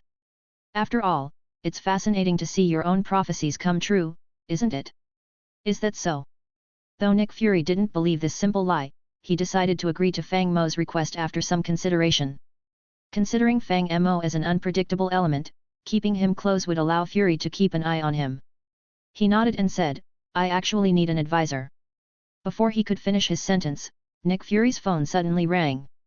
What's the matter? Fury glanced at Fang Mo on the bed and answered the call. Are you sure? All right, understood. Stay where you are and await my orders. Unbeknownst to him, Fang Mo had already secretly controlled Steve to eavesdrop on the conversation. It appears our conversation is ending prematurely, Nick Fury said, standing up directly. Something urgent has come up, and I need to handle it. Just as Nick Fury was about to leave, a flash of purple light appeared, and the bedroom door slammed shut. Nick Fury didn't say anything, he simply turned his head slowly to look at Fang Mo. If I heard correctly, you just hired me as an advisor or something, right? Fang Mo climbed off the bed and stretched lazily. I'm also quite interested in the matter you mentioned. What exactly is this green-skinned creature? On the helicopter, Nick Fury's expression had been unpleasant the entire time. His complexion was now even darker than coal, and even the nearby agents dared not approach him. Indeed, Nick Fury had come to realize that he had been deceived by Fang Mo. The other party must have used some strange sorcery to eavesdrop on his conversation, leading to the current situation where he had no choice but to comply. In fact, at the beginning, Nick Fury had never agreed to Fang Mo's request. After all, he didn't trust Fang Mo at all. If the other party had hidden motives, it would be troublesome. As for being locked up and threatened by Fang Mo, Fury believed he had faced far greater challenges and wasn't afraid. Nick Fury hadn't anticipated this turn of events. Fang Mo extended his hand and produced a colossal gold brick, resembling a grinding disc, seemingly out of thin air. Taken aback, Nick Fury overheard Fang Mo remark, Director, don't you want your agents to have sufficient operational funds? Or something to that effect. Initially, Nick Fury had intended to decline, but the offer presented by Fang Mo was simply too tempting to refuse. This solitary gold brick alone could provide him with tens of millions of dollars in operational funds. You see, Nick Fury had conducted numerous covered experiments without the knowledge of Congress, always struggling to secure research funding. Now, with such an incredible opportunity before him, could he possibly turn it down? Although conflicted, Nick Fury found himself compelled to grit his teeth and bring Fang Mo along, given the undeniable value of the gold brick. In reality, Nick Fury had a multitude of questions he wanted to pose to Fang Mo. However, due to pressing matters earlier, he had been unable to address them. Now that the other party had joined him on the plane, he decided to continue with his inquiries. Do your abilities possess any limitations? Nick Fury couldn't help but inquire. For instance, can you genuinely create gold at will through alchemy? That depends on when I can return, Fang Mo shrugged. Once I create a zombie pigment spawner, I'll purchase the entire S.H.I.E.L.D agency. S.H.I.E.L.D. Nick Fury inquired. What is that? It's the organization you currently belong to, albeit burdened with an excessively protracted name. Let's simply refer to it as S.H.I.E.L.D from now on, Fang Mo waved his hand. Without awaiting Nick Fury's further input, he promptly interjected, you have an excess of queries. How about we discuss this green-skinned monster first? You're intrigued by this individual? Nick Fury asked. Did you perceive it through your prophetic abilities? How extensive is your knowledge of it? Dr. Bruce Banner, as a result of an accident during a military experiment, he was exposed to gamma radiation, thereby transforming into a green monster, Fang Mo nonchalantly explained. You folks refer to him as the Hulk. It appears you possess quite a wealth of information, Nick Fury acknowledged. So, what do you propose we do? Allow me to engage in combat with it. Fang Mo considered for a moment and said, it's been too long since I've had a good fight. I need to find a way to test my own strength. Unfortunately, I cannot fulfill your request, Nick Fury replied. Nick Fury's gaze briefly shifted, recognizing the other party's penchant for combat. He continued, although Dr. Bruce Banner loses control after transforming, it has always been the military's responsibility to handle such situations. Our role is primarily surveillance. I understand, nodded Fang Mo. Having read the original work, he was aware that the S.H.I.E.L.D. agency did not appear in the movie featuring the Green Giant. In reality, Marvel Studios had not yet developed specific plans for the Marvel Cinematic Universe at that time. Each movie existed independently, and the military served as the sole antagonist in the Hulk. The military had managed to contain Bruce Banner, but an unexpected incident seems to have occurred, said Nick Fury.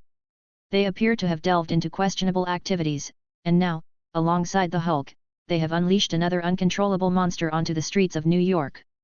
Chapter 10, Chapter 9, Fang Mo vs Abomination, 2. Oh, you're referring to the Abomination, right? Upon hearing Nick Fury's statement, Fang Mo immediately recalled the plot involving the Hulk. You mean that soldier named Blonsky who, after witnessing the Hulk's power, suddenly no longer wanted to be human or something like that? You're quite knowledgeable, Nick Fury looked deeply at Fang Mo. As someone with many secrets, he disliked being around individuals like Fang Mo who seemed to know everything. He had a suspicion that Fang Mo might even be aware of his secret research on the Tesseract. I don't believe the military can necessarily control this monster.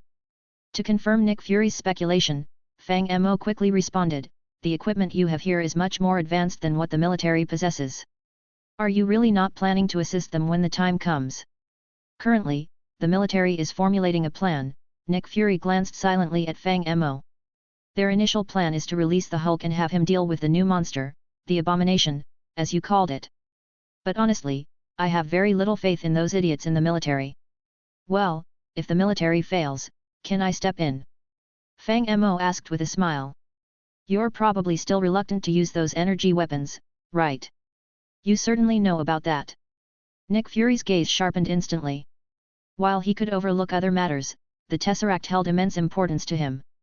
Who are you exactly? What is your purpose? I've already mentioned, I'm just your friendly neighborhood stand user. Fang Mo rolled his eyes. If I had any intentions regarding the Space Stone, I would have dug my way to it long ago. Would I wait until now? Fang Mo wasn't joking.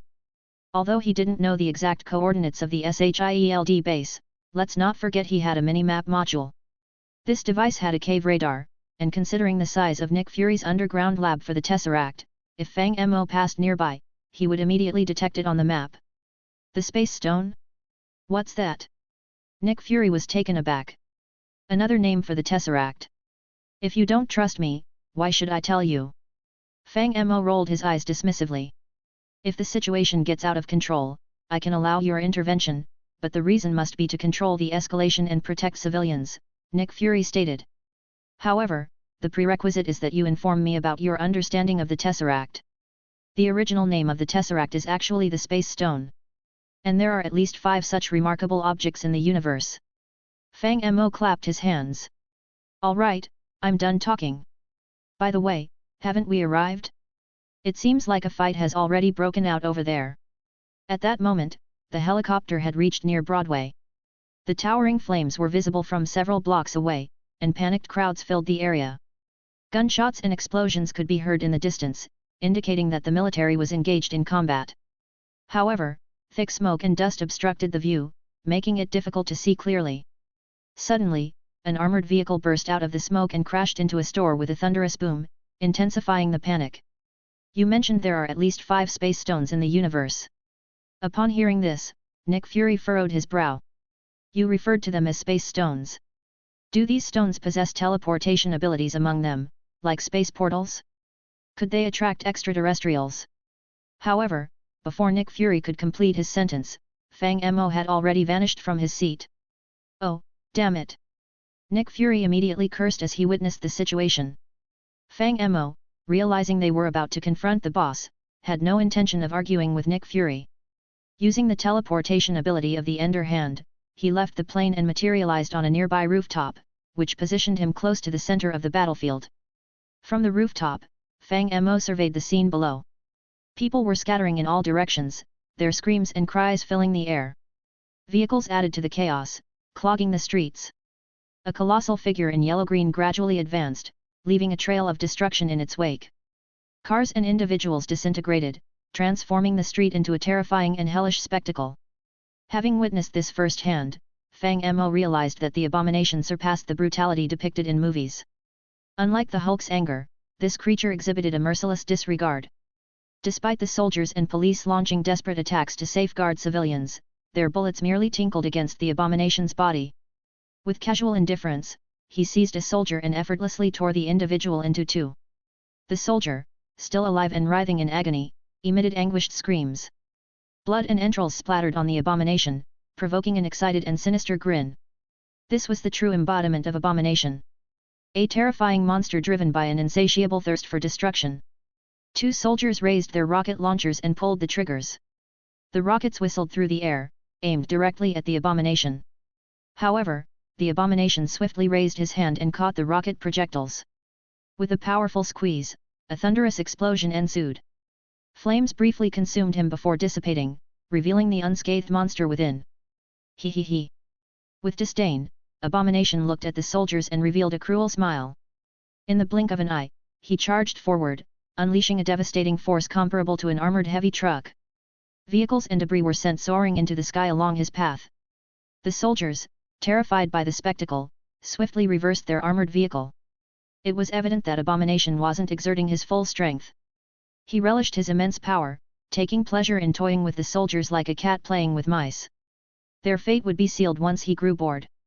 Soon, the armored vehicle driven by the soldiers encountered a traffic jam, coming to a halt. Continuing his pursuit, Abomination cruelly grinned and forcefully stomped on a nearby taxi, flipping it over. Seizing the opportunity, he lifted the car with both hands and shouted at the military camera on the front of the armored vehicle, "Come on! Bring me a stronger opponent!" After his words echoed, he ruthlessly hurled the car forward. However, in an instant, a purple light flashed and vanished. "Are you sure?" With the sudden voice, the car, intended to crash forward, was abruptly suspended mid-air. Abomination was momentarily stunned. To his surprise, the car hurtled back toward him, its wheels rolling harshly over his face.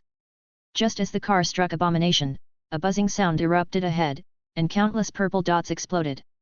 A black figure materialized out of thin air. A stronger opponent has arrived. Fang Mo's calm voice resonated throughout the street. Chapter 11, Chapter 10, Fang Mo vs Abomination, 3. This is...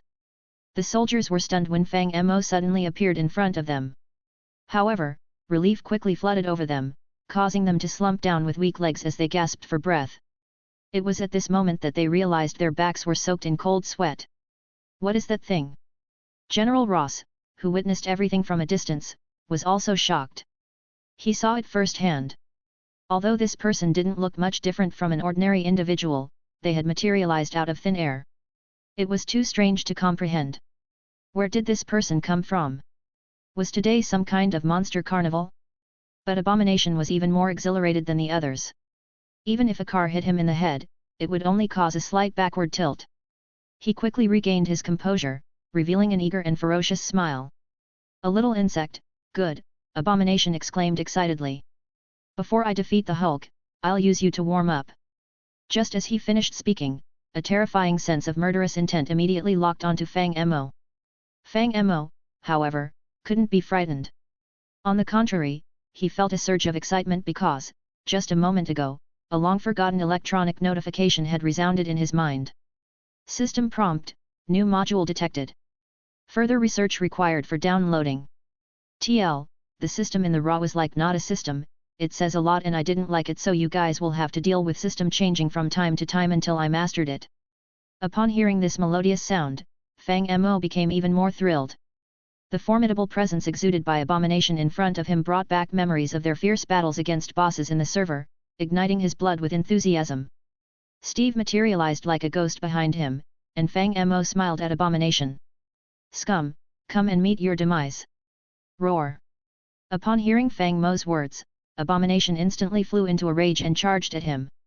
Although his heart raced with excitement, Fang Mo didn't engage in something as reckless as a direct confrontation with Abomination. After all, it was akin to playing a game. Defeating a boss requires skill before a player's equipment is fully developed. With a swift movement of his fingertips, Fang Mo lifted the despised floor in front of him into the air. Caught off guard, Abomination crashed into it, but the asphalt road proved no match for his strength. In an instant, the floor shattered, and Abomination burst out with a smirk. However, as Abomination looked up, he realized that Fang Mo had already vanished. Momentarily stunned, Abomination suddenly felt a faint pain in his back, as if something had scratched him. He swiftly turned around, throwing a punch, only to find nothing behind him. Confusion gripped Abomination as he observed the scene. Instinctively, he touched his back, encountering a slippery sensation on his fingertips. When he examined his hand, he discovered it was stained with sticky yellow-green blood. "You despicable insect!" Realizing he had been injured, Abomination was instantly consumed by anger, launching into a reckless rampage of destruction. "Do you think you can hurt me like this? Come out and fight me!" Abomination's rage descended upon the surroundings, causing havoc. Countless vehicles were crushed, fire hydrants smashed open, and the street was engulfed in chaos with fires and rain. Meanwhile, on a nearby rooftop, Fang Mo stood, closely observing Abomination's every move. It must be acknowledged that his stand was still relatively weak. Although the iron sword wielded by Steve in Fang Mo's hand could easily dispatch terrorists as effortlessly as splitting a watermelon, it proved insufficient against a formidable creature like Abomination. Fang Mo had devised a well-thought-out plan. He used Ender Hand to divert Abomination's attention while Steve, his stand, seized the opportunity to flank and strike from behind.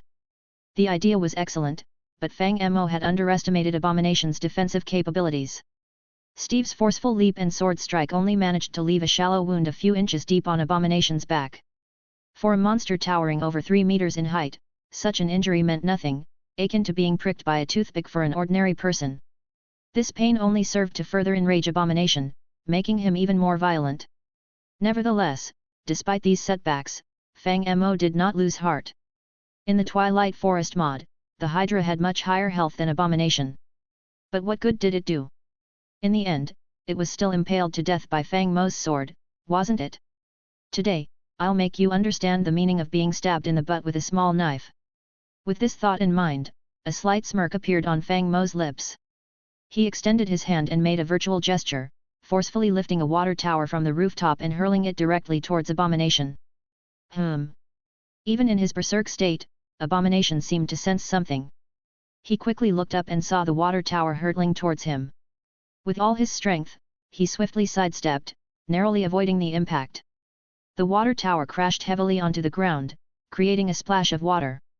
Seizing this opportunity, Steve, who had been patiently waiting, swiftly attacked like a phantom with his sword. Abomination felt a sudden darkness in his left eye, followed by excruciating pain that made him involuntarily howl. Roar! Enraged by the blow to his eye, Abomination went wild and launched reckless attacks forward. Without any additional mods, Steve's movement speed was not particularly fast. At this moment, facing Abomination's rapid onslaught, evading was clearly impossible. However, Fang Mo's combat awareness was exceptional. He instantly manipulated Steve to raise his shield for defense. With a loud bang, a shockwave suddenly rippled through the air. Abomination felt as if he had punched a solid alloy wall. His fist throbbed with pain, and as he raised his head, he was somewhat surprised. However, there was nothing in front of him, as if everything that had just happened was an illusion. But Abomination, being a former soldier, quickly connected the various signs and instantly realized that the enemy was invisible. "Insect! I've figured out your secret!" Abomination excitedly roared and immediately grabbed a huge concrete pillar next to him. He started spinning it wildly like a windmill, seemingly intending to use this area attack to force the enemy to reveal themselves. "Come out! Let me grind you into pieces!" Fang Mo, of course, paid no attention to Abomination. In fact, he was currently lamenting the durability of his shield. It had to be said that Abomination's punch had caused significant damage. A large portion of his shield's durability had instantly vanished. Fortunately, Minecraft's rules allowed the shield's durability to mitigate attack damage. Otherwise, his stand would have been severely injured by that punch. It seems like I need to change my approach, Fang Mo contemplated. Slowly, Fang Mo raised his hand, emitting a faint purple light from his palm. Out of nowhere, a nearby car soared into the air and crashed toward Abomination. Abomination swiftly swung a concrete pillar, forcefully shattering the car into pieces. However, in the next second, another car flew toward him, prompting Abomination to swing the concrete pillar once again. As the third car approached, Abomination raised the concrete pillar as usual. Yet, in the next second, he found himself stepping into an unexpected pit as the ground suddenly collapsed. Hidden underground, Steve swiftly pulled out his iron sword and viciously struck Abomination's Achilles tendon. Fang Mo humorously referred to it as giving him a foot massage. Roar! Feeling the intense pain in his foot, Abomination immediately tried to free his leg from the pit.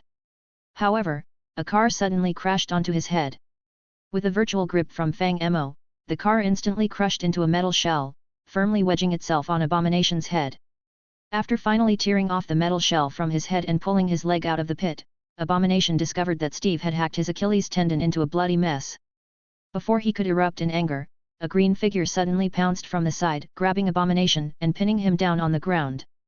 Without hesitation, the figure started raining punches like a snapping turtle, each punch the size of a basin, causing the asphalt road to crack and the entire block to tremble. Another one. The fleeing crowd stood stupefied at the sight. This was already the third monster they had encountered that day, and chaos reigned. What was happening in New York? The Hulk. Fang Mo quickly recognized the massive green figure. Yes, this battle was initially between him and Abomination, but he had intervened. It appeared that the Hulk had indeed joined the fray. Unfortunately, despite his intimidating appearance, the Hulk's power had been greatly weakened because Bruce Banner had just injected himself with a gamma energy suppressant. This series of attacks didn't inflict significant damage on Abomination, instead, it enraged him, leading to the Hulk being kicked away in a fit of rage. "Get out of the way, Hulk!" Abomination roared furiously, "You're not the target now. I'll kill that damn insect first." Before Abomination could finish speaking, a loud burst of gunfire erupted. As Abomination stood up from the ground, he stumbled once again. To his anger, he realized that he was under attack from a helicopter. It was General Ross's personal vehicle, with Bruce Banner's girlfriend, Betty, on board anxiously observing the situation. Beside her, a soldier operated a Gatling gun, relentlessly firing at Abomination, attempting to suppress him with firepower. "Ross!" Abomination's eyes flashed with disgust and hatred as he grabbed a nearby piece of scrap metal and forcefully hurled it toward the helicopter. "Dodge!" General Ross shouted in panic, but the human pilot couldn't react in time. The scrap metal struck the helicopter's tail, causing a bright explosion. The helicopter spun and crashed to the ground. Meanwhile, the dazed Hulk, who had been kicked away by Abomination, managed to climb back up and witnessed the chaotic scene. Seeing Betty's terrified expression, he instantly became filled with rage. Chapter 12, Chapter 11, Fang Mo vs Abomination, 4, End. Upon witnessing Betty's helicopter being hit, Hulk immediately charged towards it. However, Fang Mo was even faster. In an instant, a purple light enveloped the entire aircraft, bringing the out-of-control helicopter to a halt in mid-air. But Fang Mo didn't anticipate that while he was controlling the helicopter, Abomination noticed him on the rooftop. "I found you, insect." Abomination revealed a sinister smile. In the next second, he forcefully stomped his feet, causing a thunderous boom as the hard asphalt road formed a deep crater, propelling him towards Fang Mo like a cannonball. Damn it! Fang Mo hadn't expected Abomination to discover him, and his stand-in, Steve, was too far away from his real body. It was now too late to call him back. Just as Fang Mo was about to give up the helicopter and prepare to escape using Ender's hand teleportation, a terrifying roar suddenly erupted from a short distance away. Immediately after, a colossal green figure charged from the side, smashing Abomination out of the mid-air leap. Of course, it was Hulk who came rushing over. Although summoned to confront Abomination, Bruce Banner and Hulk didn't necessarily share the same thoughts. While Banner considered Abomination an enemy, Hulk didn't even know who Abomination was and was more infuriated by the military, who had been pursuing him. He would rather topple military tanks than deal with Abomination. However, Abomination's reckless attack on the helicopter truly enraged Hulk. Hulk adored Betty like a child. Now, this big guy named Abomination dared to harm her. Could Hulk tolerate it? Anger consumed all his rationality, and calling him furious would be an understatement. Even the gamma energy suppressant inside him couldn't restrain him any longer. Roar! In his current state of extreme rage, Hulk emitted a terrifying green glow seeping from his body. His muscles expanded, and his height continued to increase. He roared ferociously as he charged towards Abomination, unleashing a series of powerful punches that were completely different from before. Abomination continuously retreated under the impact of this terrifying force. But it didn't end there. Hulk suddenly threw an uppercut, sending Abomination soaring into the air. Hulk then leaped high, clenched his fists together, and brought them crashing down on Abomination with all his might, creating a thunderous explosion as Abomination was slammed back to the ground. After enduring this onslaught from Hulk, even Abomination could only lie on the ground, groaning in pain. His jawbone was on the verge of being shattered by Hulk, his entire body racked with excruciating pain. His mind was in chaos, and despite struggling a few times, he couldn't manage to stand up from the ground. Roar! Compared to Abomination's pitiful state, Hulk's momentum had reached its peak. He continued to stride towards Abomination, emitting a terrifying roar as if he intended to utterly crush his opponent. However, at that very moment, a sudden voice rang out. "Hey, Hulk!" Upon hearing the voice, Hulk immediately turned in anger, ready to unleash a roar. However, he saw Fang Mo nearby, holding Betty, who had a pale face. It seems like this girl got scared earlier and is still frightened. Can you come over and comfort her? Hulk appeared stunned by the scene. She seems to trust only you. Fang Mo had read the original story, so he knew that Hulk had his own thoughts. But to him, Hulk seemed more like an ignorant child. So he continued, "I saved her from that guy. He didn't harm her, but she was terrified. She kept asking for the big guy Hulk to protect her." Hearing Fang Mo's words, Hulk trembled, clearly feeling helpless. From his creation until now, he had only known how to stay angry. It was the first time he encountered something like this.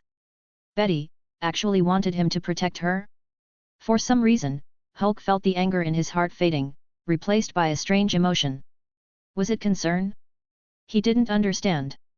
"Come, catch her." Observing this, Fang Mo walked over and reached out his hand, passing Betty to Hulk. "She's really scared right now. You need to find a way to comfort her." Seeing Fang Mo's action, Hulk also carefully extended his hands. He held Betty as if cradling something fragile and precious, gently embracing her. He wanted to comfort her but didn't know how. Despite being a terrifying giant, he fumbled like a child. "Take her to a safe place. I'll deal with this monster." Fang Mo patted Hulk's arm and smiled. "Don't worry, I know you're furious with this guy. I promise I'll smash him hard for you. How about that?"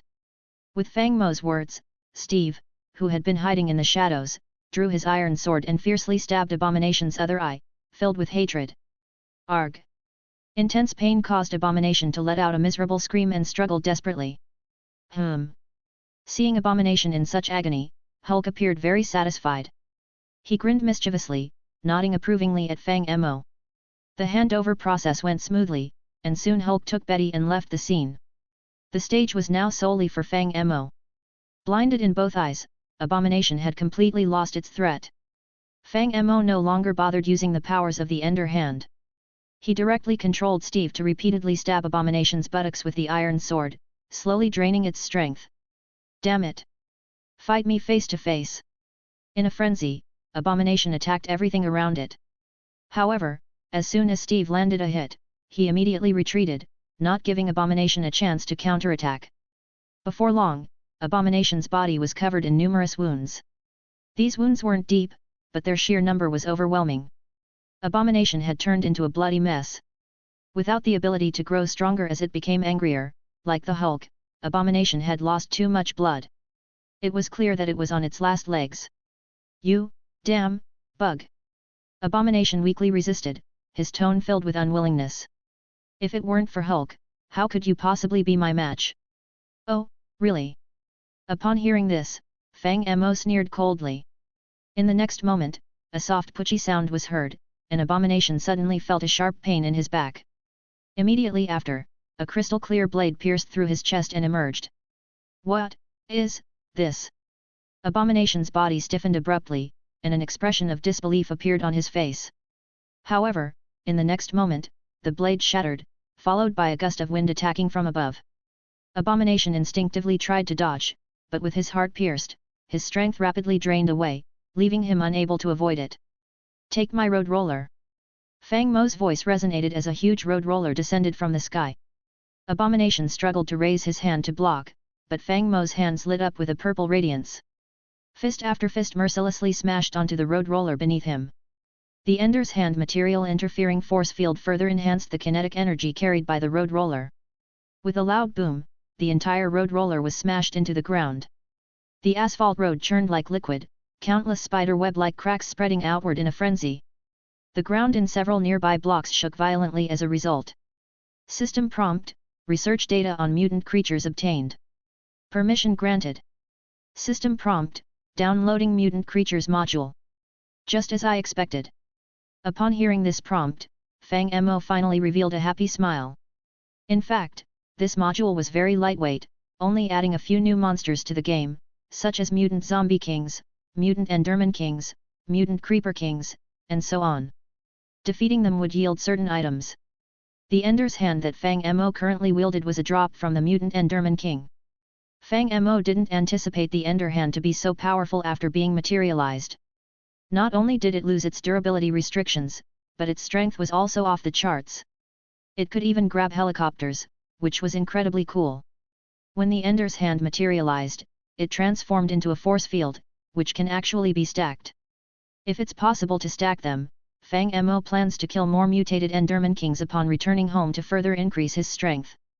While Fang Mo felt delighted, Nick Fury was somewhat frustrated. After all, this operation was primarily the responsibility of the authorities, and S.H.I.E.L.D. didn't have the authority to act. Fang Mo took independent action, causing such a significant disturbance. They would likely face consequences from higher-ranking officials. You see, when Fang Mo used the road roller to smash the ground, the subway station almost collapsed. The cost of repairs remains unknown. If they deduct the expenses from S.H.I.E.L.D's operational funds, Nick Fury will undoubtedly be furious. Can't you use spells that are less disruptive? Upon finding Fang Mo, Nick Fury immediately exclaimed, "Do you realize the extent of the damage caused by you and the Hulk? Well, why don't you do it yourself then?" Fearless of Nick Fury, Fang Mo shrugged and said, "But are you willing to use those energy weapons? Or maybe showcase the helicarrier? Is there anything in this world that you don't know?" Upon hearing Fang Mo's words, Nick Fury couldn't help but rub his forehead. He was almost ready to give up on trying to manage the situation. The helicarrier is still in the testing phase and cannot be officially deployed at the moment. However, just as he said that, trouble arrived. Suddenly, a military armored vehicle approached from a distance and stopped in front of them. The door opened, and General Ross, wearing a sour expression, limped out of the car with the assistance of 2 soldiers. "I truly appreciate your support, Fury."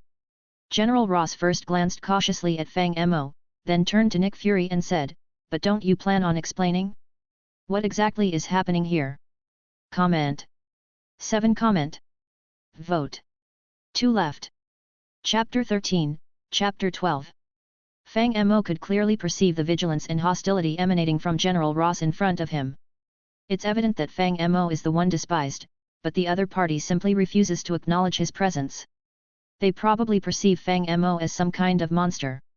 Naturally, Fang Mo had nothing to say to him in the first place. In the plot, this guy is a complete idiot. It would be a waste of breath to reason with him. Even General Ross's own daughter strongly dislikes him. So, why bother with someone like him? In comparison, S.H.I.E.L.D. is slightly better on this side, despite being infiltrated by Hydra. But at least Nick Fury is still reliable. Let's not dwell on it, at the very least, he genuinely wants to protect the Earth. Allow me to introduce Mr. Fang Mo, our newly hired technical advisor at S.H.I.E.L.D. When faced with General Ross's inquiry, Nick Fury also responded calmly, "Considering the destructive power of the military's recent creation, we have made thorough preparations to control the situation." "What is he?" General Ross asked. "Is he your modified soldier? Does he have superpowers?" According to General Ross's thought process, their military is secretly researching the serum of super soldiers, but the experiments have failed. That's why Abomination managed to escape. It is estimated that Nick Fury has acquired more advanced technology, resulting in the creation of superpowered soldiers like Fang Mo. This is an internal matter within S.H.I.E.L.D. It is currently inconvenient to disclose. Nick Fury promptly refused to reveal any relevant information. S.H.I.E.L.D. General Ross was surprised. It stands for the Strategic Homeland Intervention, Enforcement and Logistics Division, Nick Fury explained. The name is quite lengthy, so we'll refer to it as S.H.I.E.L.D. from now on. Alright, S.H.I.E.L.D. General Ross's attention was not on the name at all. Has your modification technology been submitted to Congress? This technology is confidential, calmly lied Nick Fury. Congress has already secretly approved it, but they haven't notified all the departments, including the military. Do you think I can't tell you're speaking nonsense? General Ross sneered. He held significant influence within the military. It was impossible for him not to have heard any rumors. I will report this matter to Congress today. Of course. Nick Fury remained composed. We will also report to Congress. We will explain that due to the military's unauthorized research on modified soldiers, an accident occurred, resulting in the destruction of an entire block. And due to the severity of the situation, S.H.I.E.L.D. had to intervene to assist the military in resolving the issue. Fury. Upon hearing this, General Ross became furious. It's true that he hadn't submitted an application to Congress for his plan to create the modified soldier Blonsky, the Abomination. He should have come up with some excuses, but if the other party really reports this to Congress, he will be in big trouble. General Ross, I hope you can face reality, Nick Fury continued. The military has no control over the Hulk. Hand it over to us. I believe you just saw that the Hulk gets along well with our technical advisor. You know nothing. Ross roared, the Hulk took my daughter, and the main culprit is your damn technical advisor. He handed Betty over to that monster himself. Come on, your daughter has been taken by the Hulk more than once. Fang Mo couldn't help but chuckle. If something were to happen, it would have happened already. Maybe in a few months, you'll be able to hold your grandchild and won't need to research super soldier serums anymore. What did you say? Ross's face turned green, as if he really imagined that scene.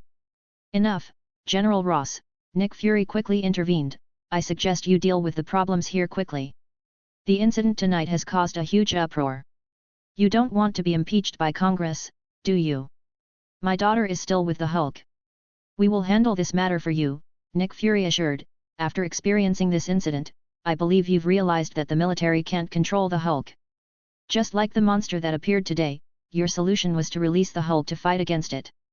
It's evident that the military can't solve these problems, and it will only bring more trouble. So, let S.H.I.E.L.D. handle this. We are professionals in dealing with these things. I don't have the authority to hand over the Hulk to you, General Ross said irritably. You have to personally report it to Congress. I will, Nick Fury responded, locking eyes with General Ross.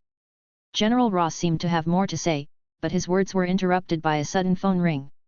Nick Fury took out his phone, glanced at it, and abruptly turned to walk away. Curious, Fang Mo followed suit. While walking backward, Nick Fury chose to ignore the ringing phone, letting it continue without answering. Why don't you answer it? Fang Mo leaned in, wearing a cheerful expression. This call from the director of S.H.I.E.L.D. is very important. Answer it quickly. Nick Fury glanced at Fang Mo but remained silent. Damn it, why don't you answer? Fang Mo suddenly feigned aggression. If you don't answer, don't expect to stay alive. Are you done acting? Nick Fury asked directly. Hey. Fang Mo paused, then returned to his normal expression. You figured it out. My special agent psychology analysis is top-notch, Nick Fury stated, glancing at Fang Mo and mentally noting his strong desire for attention. Top-notch psychology? Fang Mo asked curiously. So, you must have strong psychological resilience. Would you get angry if I insulted you? I would, Nick Fury reminded. But now is not the time for small talk. Stark is in trouble. Hey. Fang Mo was surprised to hear this news. He looked at Nick Fury and realized that he indeed didn't answer the call, but how did he know about this information? Miniature bone conduction earpiece. Just as if he had anticipated Fang Mo's thoughts, Nick Fury spoke directly, magic isn't all-powerful, is it? Alright, Fang Mo shrugged. So, what happened with Stark? Obadiah has captured Pepper Potts, Nick Fury calmly stated. He's threatening Stark, trying to obtain something from him suspected to be the Iron Man armor technology. You mean the arc reactor? Fang Mo quickly grasped the situation. The original Mark series armor isn't a complex technology. It's easy to make improvements with the blueprints. However, the technology for that miniaturized arc reactor is highly advanced. I doubt Obadiah can replicate it. How do you know? Nick Fury looked at Fang Mo in surprise. Their agents monitored Stark daily but hadn't gathered any information related to this. Technology isn't all-powerful either, right? Fang Mo smiled, retorting with Nick Fury's earlier statement. Nick Fury remained silent, mentally noting that Fang Mo holds grudges. However, not long after, another phone rang, interrupting them. This time, it wasn't Nick Fury's phone but Fang Mo's. Fang Mo was taken aback. He hadn't even given his phone number to anyone yet, so how did the call get through? Before Fang Mo could react, Nick Fury, standing beside him, reminded him with the same words. Why don't you answer it? Fang Mo's face darkened. He didn't expect this guy to be so petty. Despite his annoyance, he still had to answer the call. After all, he wasn't afraid of the other party eavesdropping. So, he pressed the answer button directly, and the next second, Stark's voice came through. Thank God, Fang Mo, you finally remembered you had a phone. Stark? Upon hearing the voice, Fang Mo had a good idea why Stark was calling him. He asked directly, what happened? Pepper is in trouble. Obadiah has captured her and is threatening me to hand over the arc reactor, Stark nervously explained over the phone. Did you give it to him? Fang Mo inquired. Of course, I didn't, Stark immediately responded. It's my lifeline now. Without the electromagnet inside, keeping the shrapnel at bay, I'll die soon. But Obadiah has given me only half an hour. If he doesn't get the arc reactor, Pepper's life will be in danger. I understand, Fang Mo nodded, even though Stark couldn't see him. So, you're asking for my help, right? No problem. We'll meet at your place in 10 minutes. My house. Stark seemed momentarily confused. Wait, which house are you referring to? I can't remember how many villas I own. Damn you, you evil capitalist. Fang Mo's eye twitched. I'm talking about the seaside villa where you work on the armor. Stay right there, and your worker grandpa will soon come with a lamppost to find you. A lamppost? What on earth? Clearly, Stark had never heard a capitalist joke before, but in his anxiety, he couldn't dwell on it. All right, fine, I'll head back. Hurry up, I'm worried Pepper might be in danger. Don't worry, she won't die. Fang Mo rolled his eyes and promptly ended the call. It seems we both received the same message. After Fang Mo hung up, Nick Fury beside him asked directly, Miss Potts won't be in real danger, right? Did you predict this with your sorcery? I also predicted that you'll eventually turn to ashes, Fang Mo replied while walking toward the helicopter behind him. Stop wasting time, let's save her quickly. Chapter 14, Chapter 13, Fang Mo vs Obadiah Iron Monger, 1. Fang Mo already had a general idea of how Pepper Potts was captured.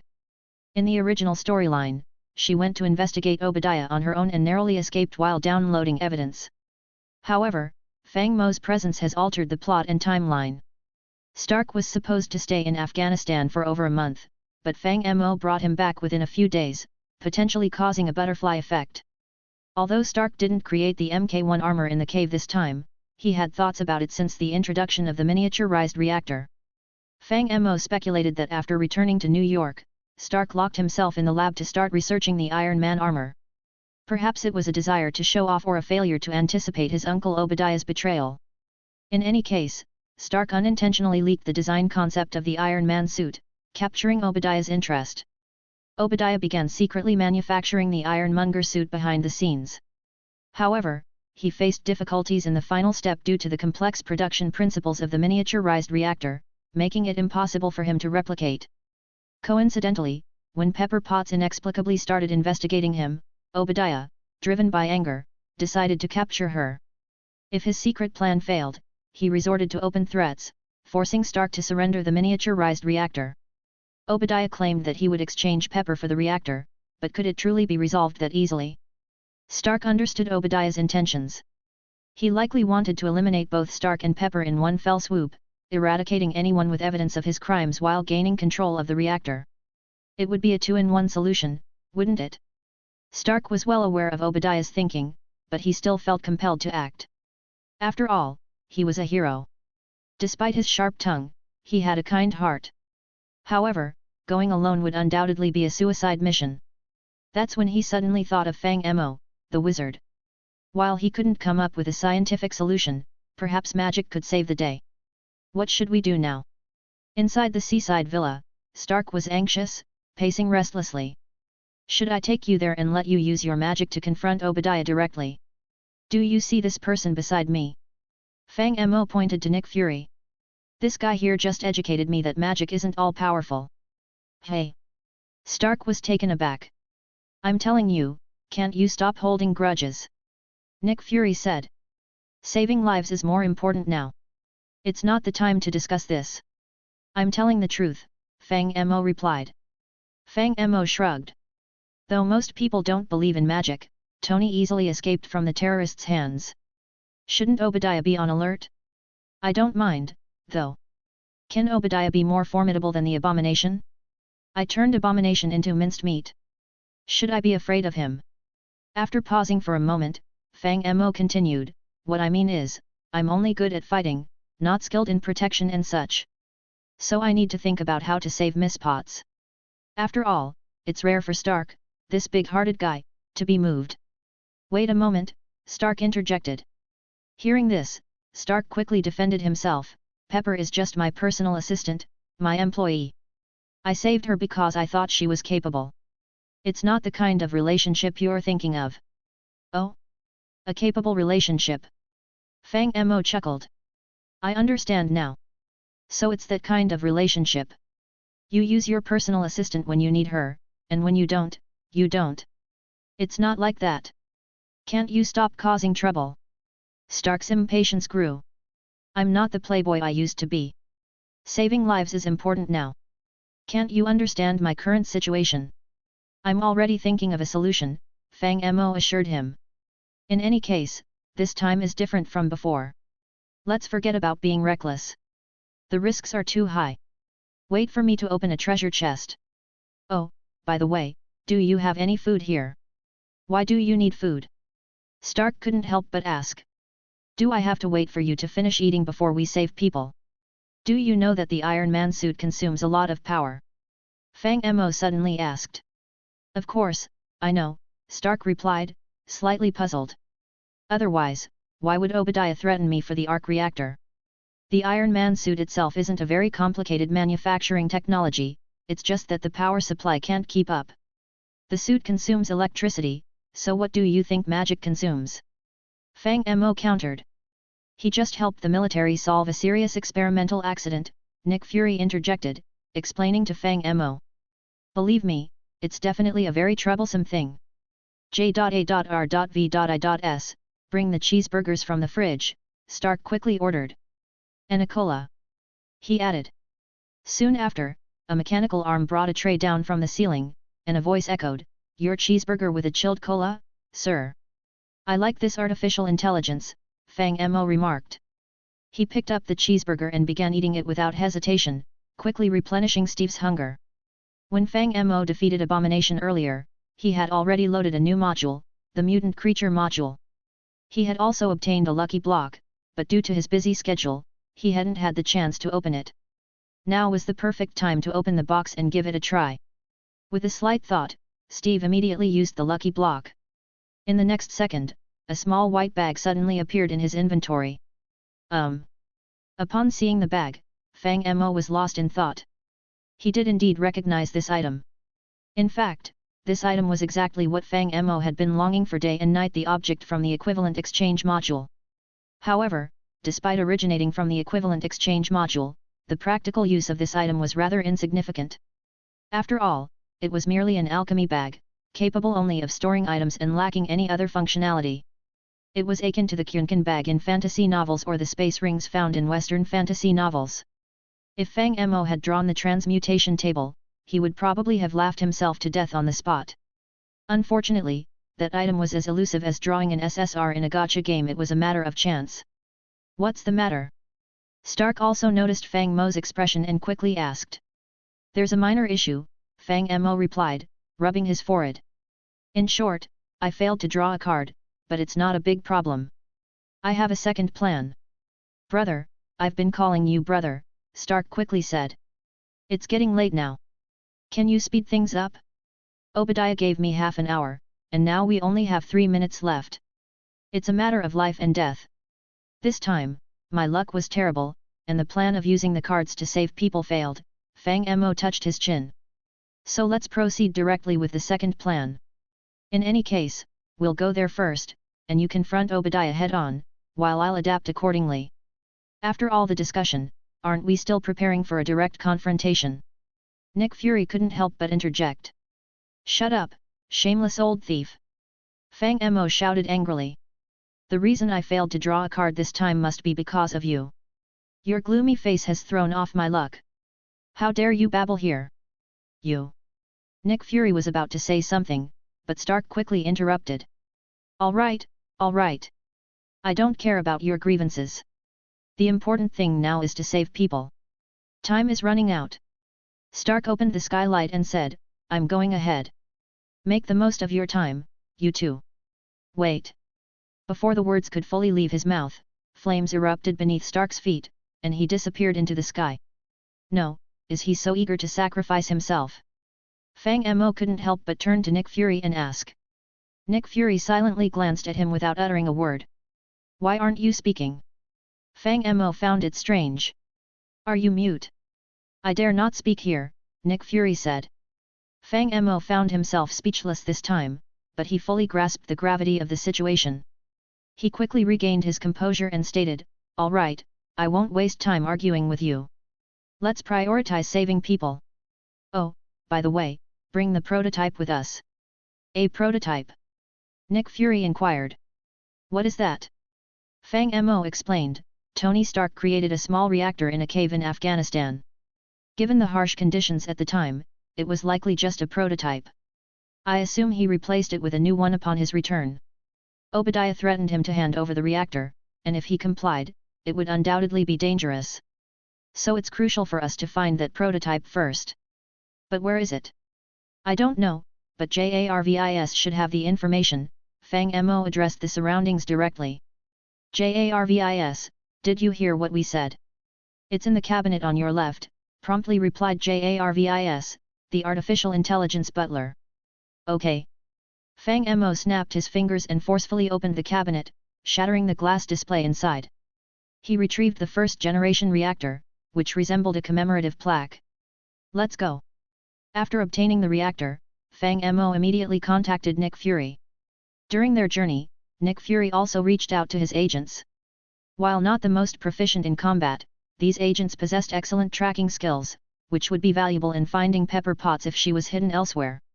He enlisted their assistance in the search. Meanwhile, Stark had already arrived at the specified location provided by Obadiah, which turned out to be a laboratory belonging to Stark Industries. Tony, you've actually come, greeted Obadiah, wearing a smile. Where is Pepper? Stark completely ignored him, his eyes scanning the surroundings anxiously. She's safe, at least until I obtain your reactor, taunted Obadiah, seemingly in control, as he pressed a button abruptly. You're too weak, Tony. You and your armor are insignificant. Let me show you true power. Comment. 7 comment. Vote. 2 left. Chapter 15, Chapter 14, Fang Mo vs Obadiah Iron Monger, 2. Let me show you the true power, Obadiah said. Obadiah pressed a button, instantly activating all the laboratory's lighting fixtures. The intense brightness flooded the area, creating a daylight-like environment. The blinding light didn't hinder Stark from noticing the towering silver monstrosity at the center of the laboratory. It was a gigantic suit of armor, even larger than the Hulk, adorned with numerous iron chains and cables that interconnected throughout its body. The suit emitted an overwhelming sense of power. The moment Stark laid eyes on the armor, everything became clear to him. It was evident that Obadiah had created this armor by secretly copying Stark's blueprints. After all, the prototype armor he designed bore a striking resemblance to it. If Obadiah could clandestinely construct such armor, it was highly likely that he was involved in other nefarious activities, such as selling Stark Industries weapons to terrorists. Pepper's suspicions seemed to be justified, and it was possible that Obadiah was behind the terrorist attack on Stark. This man wanted to eliminate him. Why? Stark asked. With these thoughts swirling in his mind, Stark's emotions became mixed. I always treated you like family. Family? Ha! Stop dreaming, Obadiah scoffed. Obadiah's mocking laugh followed. Stark Industries was created by Howard and me. I have diligently managed everything here, pouring my heart and soul into it. I am the true hero of this company. What about you, Stark? You merely rely on the gadgets and inventions I created. Everyone worships you, Tony Stark, like a god. And now, you've announced the closure of Stark Industries Weapons Division, destroying all my hard work. Has anyone ever recognized my efforts? You and your father took away all the credit and glory simply because you bear the name Stark. Well, now it's time for me to reclaim what is rightfully mine. As Obadiah spoke, his face trembled with excitement, and even his excess flesh shook. You. Stark looked at Obadiah, whose expression had turned manic, and a profound sense of sadness overwhelmed him. Obadiah, there's still time to turn back. Turn back? I'm about to have it all. I'll become the richest person in the world. Obadiah sneered. Why would I turn back now? Do you think everything can go back to how it was? Wake up, Tony. Witnessing Obadiah's madness, Stark understood that his mind was set. Mere verbal persuasion would be futile. So he spoke directly, regardless, release Pepper first. She's innocent. Don't you understand your uncle's words? Obadiah laughed. You need to give me the reactor first. Didn't I already tell you about it? Do you think I'm that foolish? Stark couldn't help but retort. If I hand over the reactor now, both Pepper and I, the only two who know the secret, will die. So you must release her first. I will give you the reactor when the time comes. Otherwise, forget about getting it. Humph, making demands when you're at death's door. Obadiah's eyes darted around. If you want to see her one last time, you have to remove the armor. The meaning behind his words was clear.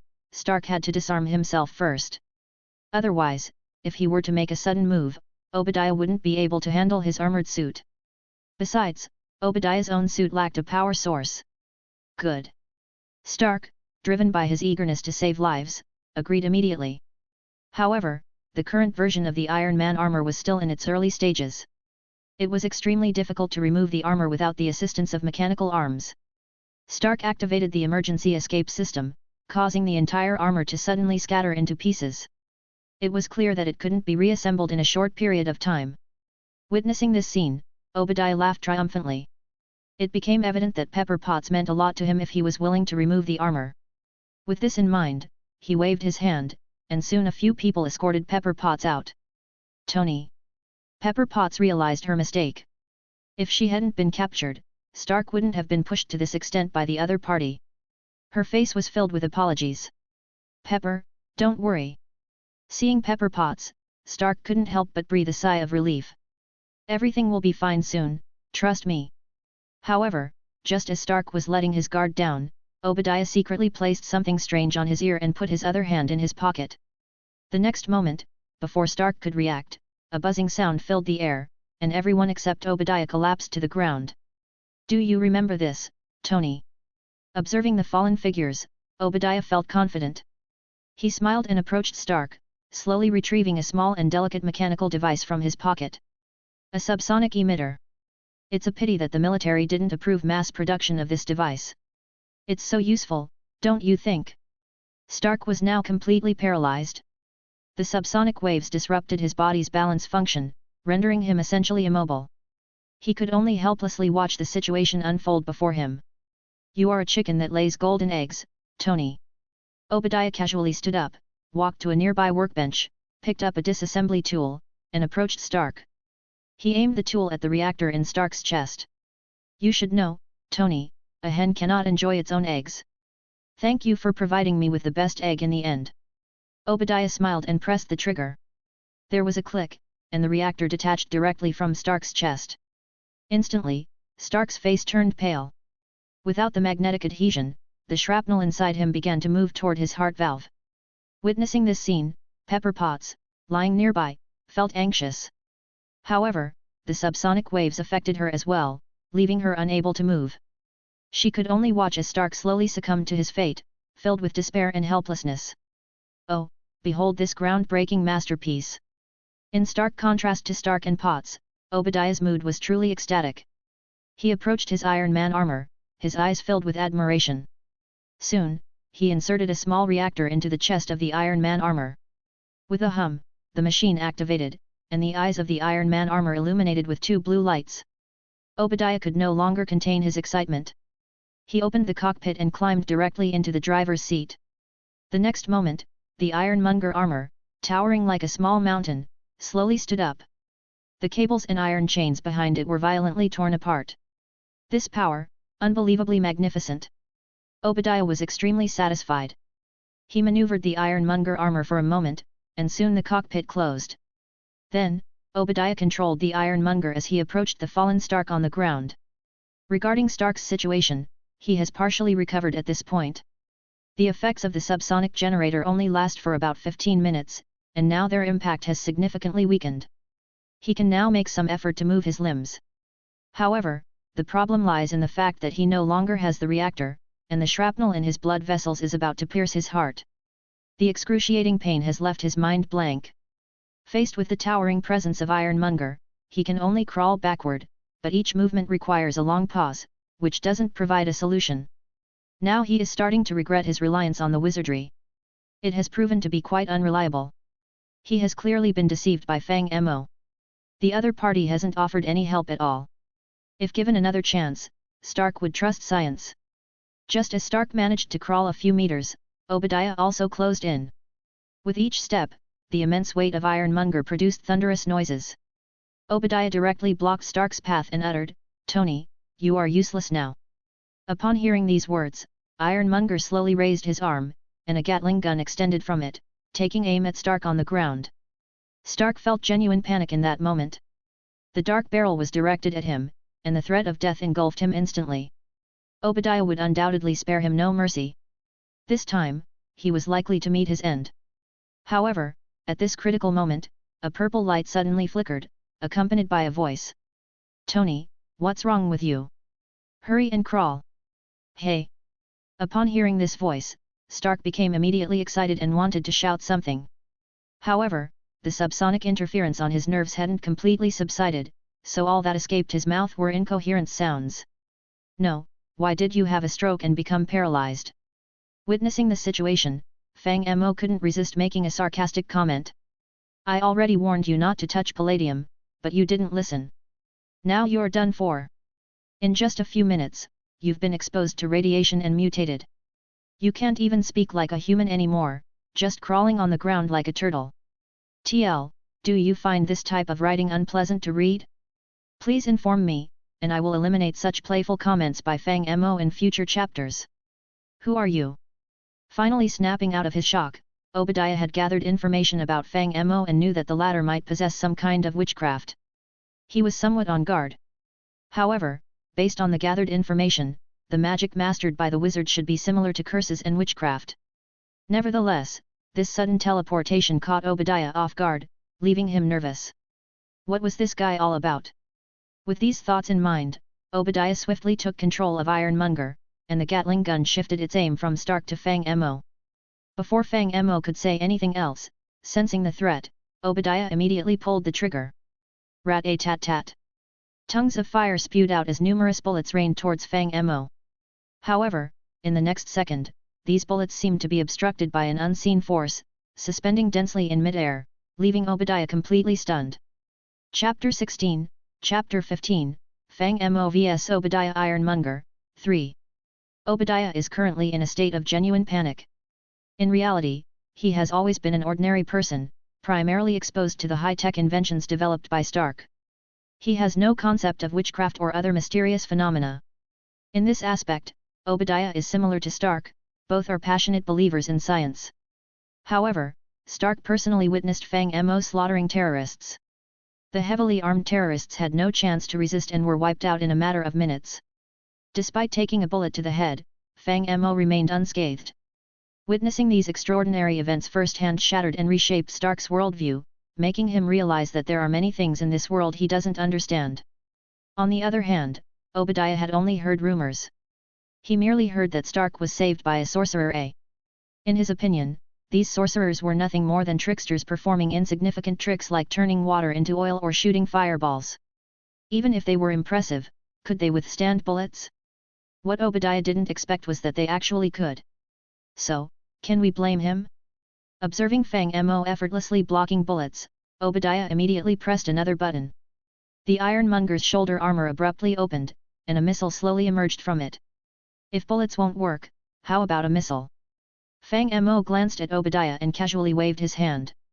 The crane on the left side of the laboratory was forcefully lifted into the air and slammed heavily onto Obadiah. Weighing over 10 tons, the crane struck Obadiah directly in the face, pushing the Iron Monger back a step. Then, with a sudden loud bang, flames engulfed Obadiah's figure instantaneously.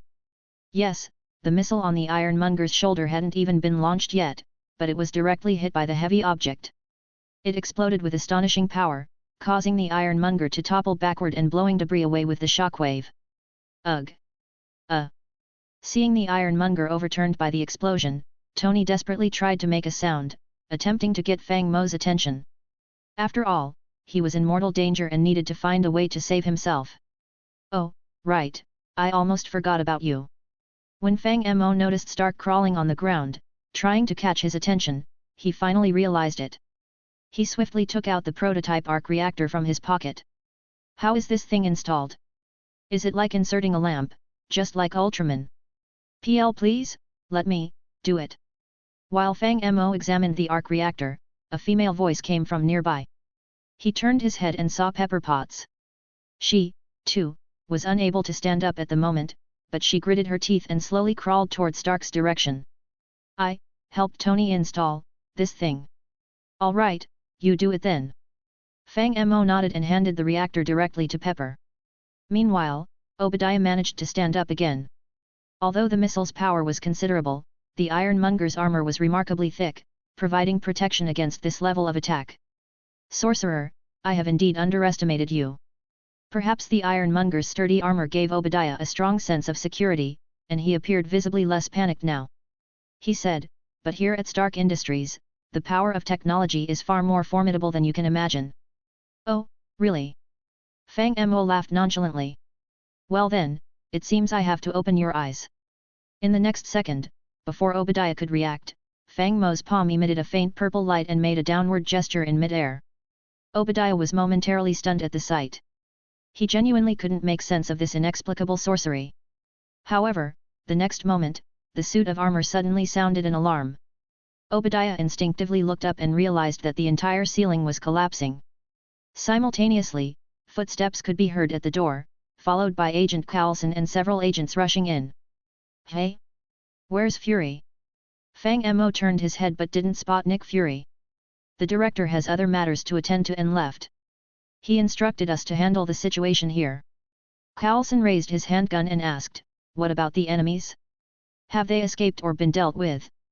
They haven't been dealt with yet, but we're close. Fang Mo pointed to Stark and Pepper Potts on the ground. For now, you should take these two out first, or they might accidentally injure themselves. Well. Coulson hesitated for a moment, apparently contemplating whether to follow Fang Mo's command. I'm already a technical advisor for S.H.I.E.L.D now. Technically, I'm your superior, so listen up.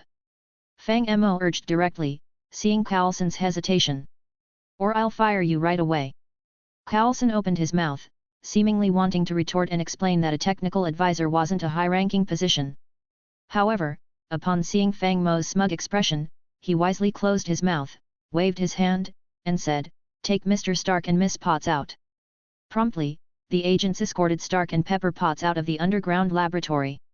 Meanwhile, Obadiah emerged once again from the ruins. Your magic can't harm me. Being pushed back twice in a row infuriated Obadiah. Just as he emerged from the ruins, he couldn't help but start shouting.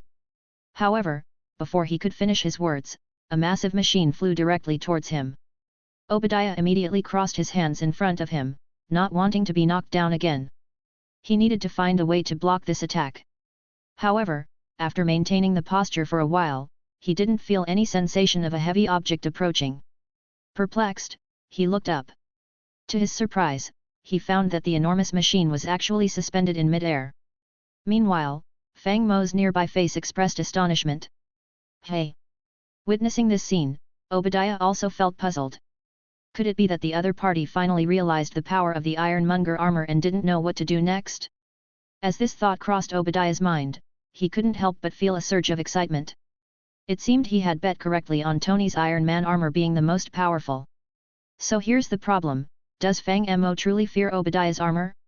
In reality, no matter how strong this damaged armor may be, it can never surpass the strength of a true monster like Abomination, right? System prompt, new module detected. Download permission granted upon research. What truly surprised Fang Mo was this notification sound. What is happening? Honestly, when Fang Mo heard this notification sound, even he was perplexed because he had no idea where this new module feature came from. If it's supposed to be a new module reward for defeating the boss, then why didn't the electronic sound activate when he initially attacked Obadiah? Could it be this damn machine? Fang Mo suspiciously glanced at the large instrument being pulled by an Ender Hand force field. Frankly, he had no clue about the purpose of this machines, but it seemed to have triggered the new module feature. With this thought in mind, Fang Mo decided to pull the machine towards him to examine it. However, before he could make a move, Obadiah suddenly took action. Upon realizing that Fang Mo couldn't harm him, Obadiah visibly grew more confident. He raised his hand and smashed the machine in front of him, instantly reducing it to a pile of debris. Then, he accelerated towards Fang Mo. F***ck. Witnessing the destruction of this peculiar machine, Fang Mo's anger surged. You see, loading modules and drawing rewards was his only hope of returning to the Minecraft world. And now, Obadiah had destroyed the machine. Given Fang Mo's explosive temper, how could he not be furious? You mother***er, you want to die. Fang Mo dangerously narrowed his eyes. Initially, his intention was to capture Obadiah, but now it was evident that he had changed his mind. With a mere thought, his stand, Steve, promptly retrieved cobblestone and arranged it on the ground. In an instant, numerous 1-meter square rocks appeared around Fang Mo. In the next moment, he made an upward gesture with his hand. These rocks floated slowly in mid-air, resembling cannonballs, and were propelled towards Obadiah. Obadiah roared and evaded the first rock, then deflected the second one with his fists. However, the third rock landed heavily on his chest, throwing off his balance. Before he could recover, the fourth, fifth, and all the other rocks crashed down upon him, propelling Iron Monger's colossal body through the air. But that wasn't the end. Fang Mo raised his hand and made a pulling motion. Iron Monger came to an abrupt stop in midair and swiftly flew towards Fang Mo's direction. Do you think your iron shell is cool? After pulling Iron Monger towards himself, Fang Mo smiled directly at Obadiah inside, saying, the Ender's Hand force field can't directly affect living beings, so when I fought Abomination earlier, I had to gradually wear it down. But you foolish idiot, have prepared yourself the most badass coffin. At this point, Fang Mo waved his hand once again, and Iron Monger was mercilessly smashed into the nearby ruins like trash. You! Obadiah struggled to stand up from the ruins. Just as he was about to speak, he suddenly noticed Fang Mo raising both hands, and in an instant, the system alarm blared loudly. He quickly looked around and discovered that 2 stone walls had inexplicably appeared on both sides. What? Go to hell! As Fang Mo spoke, he clapped his hands together with a loud smack. Suddenly, the 2 stone walls emitted a brilliant purple light and rapidly squeezed towards the center. In the next second, they collided with a thunderous roar, instantly engulfing everything in a cloud of smoke and dust. The entire basement shook violently, as if it could collapse at any moment. Chapter 17, Chapter 16. Obadiah's defeat is evident, he is finished. Even if the impact didn't kill him, he couldn't withstand the subsequent compression and suffocation. After all, he's an ordinary person in an armor suit, not a monster like the Hulk or Abomination. Despite dealing with Obadiah, Fang Mo was still frustrated. There was nothing he could do. The new module held immense importance to him. Even if he didn't know how to use the loaded modules, he could at least get a lucky block. You see, Fang Mo's only hope of returning to the Minecraft world relied solely on the lucky block. Although Fang Mo found it amusing to cause trouble in the Marvel world, the problem was his current weakness. At first glance, the Ender's Hand force field seemed powerful, but in reality, Fang Mo could only control objects weighing a few dozen tons at most. This was reasonable considering that in the original game, the Ender's Hand force field could only lift a gold block weighing around 19.32 tons. In fact, when Fang Mo was controlling those cobblestones just now, the Ender's Hand force field was already overloaded, resulting in varying degrees of damage to his hands. Fortunately, his current digitized body quickly healed from these minor injuries. Besides the Ender's Hand force field, Fang Mo's stand, Steve, was also quite weak at the moment. You see, Steve only had iron armor, and the durability of his shield and iron sword was running low. The glass sword he obtained from the lottery was also used up when he stabbed Abomination in the back. Moreover, the most crucial thing was that Fang Mo couldn't gather resources in the Marvel world at all, despite having several modules loaded. He couldn't utilize them. To be honest, if Fang Mo could freely travel between the two worlds, he could easily defeat these Marvel villains. Damn, what should I do now? Standing in a devastated underground laboratory, Fang Mo started to get a headache. I don't even know what that machine was just now. If all else fails, I'll have Stark buy another one, the same model, and give it a try. But then again, why would a new module appear on a machine? Fang Mo found it strange and recalled various scenes that triggered new modules before.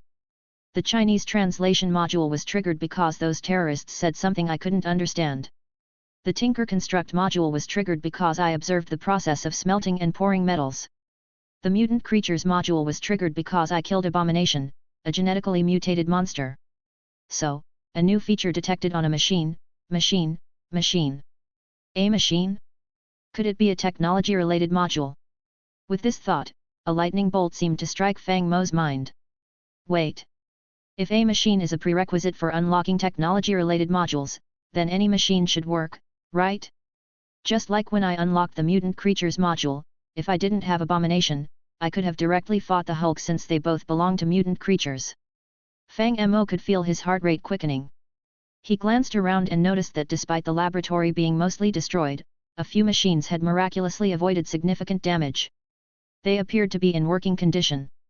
To confirm his suspicions, Fang Mo cautiously approached the machines.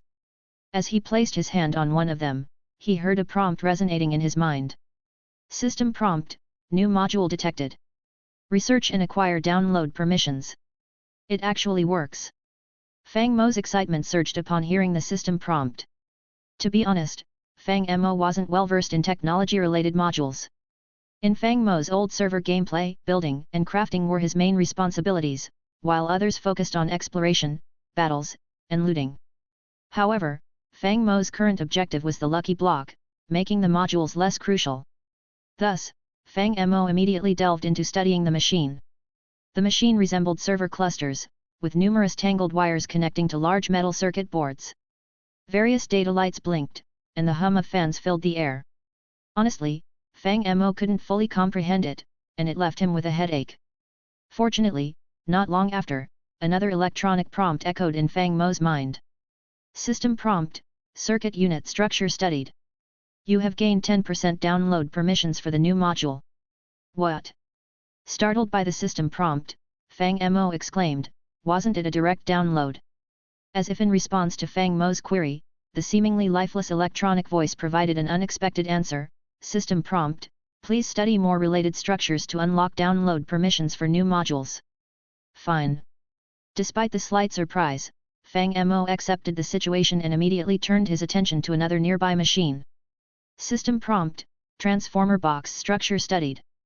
You have gained 25% download permissions for the new module. Soon enough, the system prompt sounded once again. By now, Fang Mo had figured out the pattern.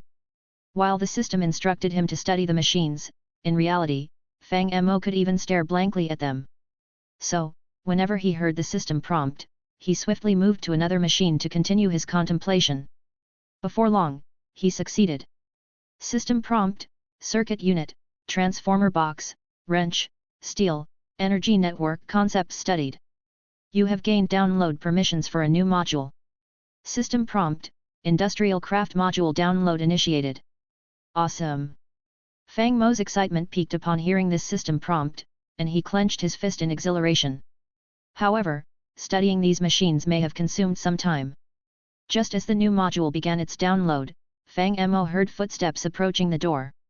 Fang Mo turned his head and saw Stark and Pepper Potts arriving, supporting each other. Their relationship seemed to have warmed up after experiencing the crisis. Is it over already? Stark was the first to speak, observing the chaotic laboratory. Did you take care of Obadiah? Have you ever heard of a dimensional strike? Fang Mo, in a cheerful mood, began his nonsensical talk. I clapped my hands and sent that guy from 3 dimensions to 2 dimensions directly. Hey! Stark, wearing a disbelieving expression, had no idea what had happened. Dimension manipulation? Is that sorcery too? How did you? Before Stark could finish his sentence, the nearby stone wall cracked, and rocks started to peel off, revealing a pool of dazzling crimson and the completely deformed Iron Monger armor. I knew you were talking nonsense. Seeing this scene, Stark quickly changed his tone. There's never a word of truth in your mouth. Well, at least I saved you, Fang Mo replied. Do you know the sacrifices I made using the reactor to save you? It's nuclear radiation. Who knows if my genes mutated? Genetic mutation, do you realize the psychological damage it inflicts on a sorcerer? I told you, palladium isn't radioactive. Stark couldn't help but interject. As a sorcerer, you should focus on studying spells instead of mentioning scientific terms all the time. Are you sure palladium is harmless to the human body? Fang Mo suddenly laughed. Hey! Stark was also taken aback by the question. Well, I've already warned you. That thing on your chest can save you, but it can also destroy you. Fang Mo shook his head and hummed a tune while walking away. When you've had enough chlorophyll to the point of vomiting, remember to come find me. After saying that, without waiting for Stark's reaction, Fang Mo transformed into a purple light and disappeared. Tony, is what he said true? Pepper Potts, having heard Fang Mo's words, immediately questioned Stark. Is that thing on your chest dangerous? Well. Stark suddenly felt a headache. Pepper, let me explain. Fang Mo chose not to wander outside. After leaving the laboratory, he immediately returned home. The Iron Man and Hulk storyline had almost reached its conclusion after defeating Abomination and Obadiah. While there might be some events following that, Fang Mo no longer considered them. The military and S.H.I.E.L.D. would naturally handle the cleanup of this mess. As for Fang Mo himself, he no longer cared. He might as well dedicate his time to researching the new module. Unfortunately, the industrial craft module appeared to have an extensive amount of content. Fang Mo waited for a long time, but it still hadn't finished downloading. Eventually, unable to resist, he lied down on his bed and fell asleep. It wasn't until noon the next day, while still groggy from sleep, that Fang Mo was awakened by the system notification sound. System prompt, Industrial Craft Module download complete. Would you like to load it? Initially confused, Fang Mo quickly snapped out of it and sat up in bed. Load it. Load it quickly. System prompt, Industrial Craft Module loaded successfully. System prompt, as you have downloaded and run a brand new module, you have obtained a lucky block. This lucky block will randomly draw an item from any known module. With the system notification sound, a colorful block appeared directly in Steve's inventory. Upon seeing the lucky block, Fang Mo instinctively wanted to open it, but in the next moment, Nick Fury's flashed through his mind. Phew! Stay calm. Fang Mo took a deep breath, forcing himself to calm down. The last time he drew a prize, it was due to the influence of Nick Fury, that black-hearted guy, that Fang Mo only received an alchemy bag.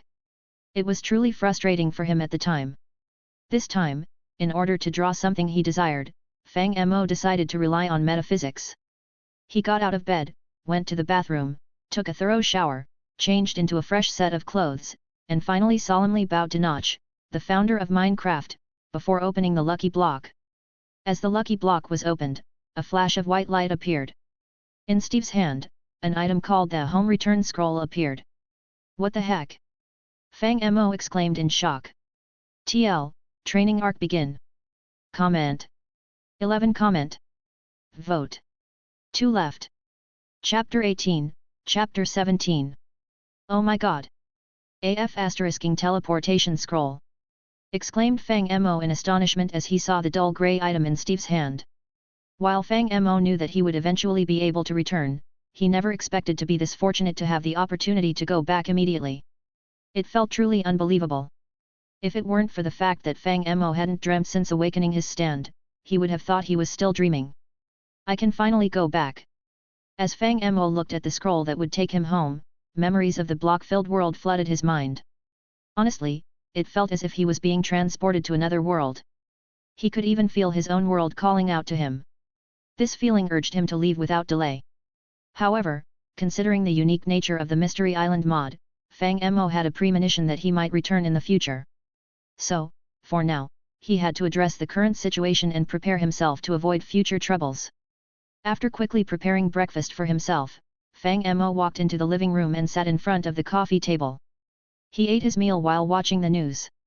The commotion from last night was indeed significant, and the media extensively covered the events. The battle between the Hulk and the Abomination received particular attention. Of course, Fang Mo was also caught on camera. He wondered what the ordinary citizens in the Marvel world thought. They risked their lives to film videos even when they were in danger. However, although these leaked videos and images were circulating, the complete process was not shown. It probably ended with Fang Mo and the Hulk attacking Abomination together. Fang Mo speculated that the military and S.H.I.E.L.D. deliberately intervened in the situation. Moreover, the situation became extremely dangerous towards the end of the battle, and the citizens probably didn't dare to continue filming. Nevertheless, the spectacle of this monster battle instilled fear and sparked discussions among the American people. Naturally, they wanted to know the origin of these monsters. After all, the military had been conducting experiments for a long time, and various speculations were circulating. It was possible that another bio-creature was created through a secret experiment. In addition, they were curious about the identity of the mysterious person who suddenly appeared. Was he a superhero? Or was he another monster created by the military? Apart from this incident, Stark Industries was undergoing significant changes. Firstly, regarding Obadiah, the official information stated that he had died in an accident caused by a failed experiment. With such a major incident occurring within the company, Tony Stark had no choice but to hold a press conference to address the situation. During the conference, he explained that Stark Industries would undergo a transformation and cease its involvement in the arms business. He vowed never to create weapons again and hinted at a shift towards becoming an energy company or something similar. However, this aspect is currently just a plan because Stark Industries is a massive entity, and an immediate transformation is impossible. During the press conference, journalists gathered information about the Iron Man armor and asked Tony Stark questions on the spot. They were curious about the identity of the flying robot and its connection to Stark Industries. They also wondered if Stark Industries was collaborating with the military on research, given Stark's previous loss of control. Although Fang Mo's influence prevented a large-scale mech battle between Obadiah and Stark in New York, it was not surprising for Stark, with his arrogant and flamboyant personality, to fly around in the suit. It was expected that people would capture some clues. After all, Stark never intended to hide, right? The military and higher UPS had anticipated this and prepared a set of explanatory scripts for Stark. However, they didn't expect Stark to casually glance at a few pages of the speech and instantly lose patience. Without hesitation, he threw the script on the table and spontaneously uttered the most iconic line from Marvel, "I am Iron Man." The media below erupted with excitement upon hearing this line, and the flashlights went wild as they sought to create a major news headline out of it. This guy is really something. Agents below witnessed the scene and slapped their faces, commenting, "I prepared 50 witnesses for him. Why doesn't he stick to the script?" As for Stark himself, after uttering the line, he suddenly furrowed his brow as if he had just remembered something. In an instant, his mind shook dramatically, and his eyes widened in disbelief. Yes, right after saying the classic line, Stark recalled the moment he first met Fang Mo. It seemed like Fang Mo directly said the words, "Damn! Iron Man!" Considering the remarks Fang Mo regularly made against him, Stark realized that Fang Mo had a particular bias against palladium. From the beginning, Fang Mo had been joking about radiation and even highlighted the hazards of Stark's arc reactor the previous night, suggesting that if Stark consumed chlorophyll and vomited, he could seek help from Fang Mo. Stark was well aware of chlorophyll's ability to alleviate heavy metal poisoning, and indeed, his arc reactor had a defect of excessive palladium concentration. But how did a non-scientific sorcerer like Fang Mo possess knowledge of these matters? An indescribable sense of absurdity flooded Stark's heart. With these thoughts in mind, Stark no longer intended to continue the press conference. Without uttering a word, he turned around and left. He had numerous questions to ask Fang Mo face to face.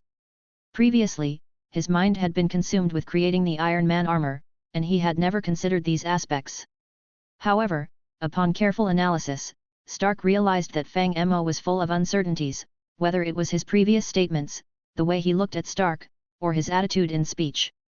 It's as if, the other person knows me extremely well. Hey, Tony, where are you going?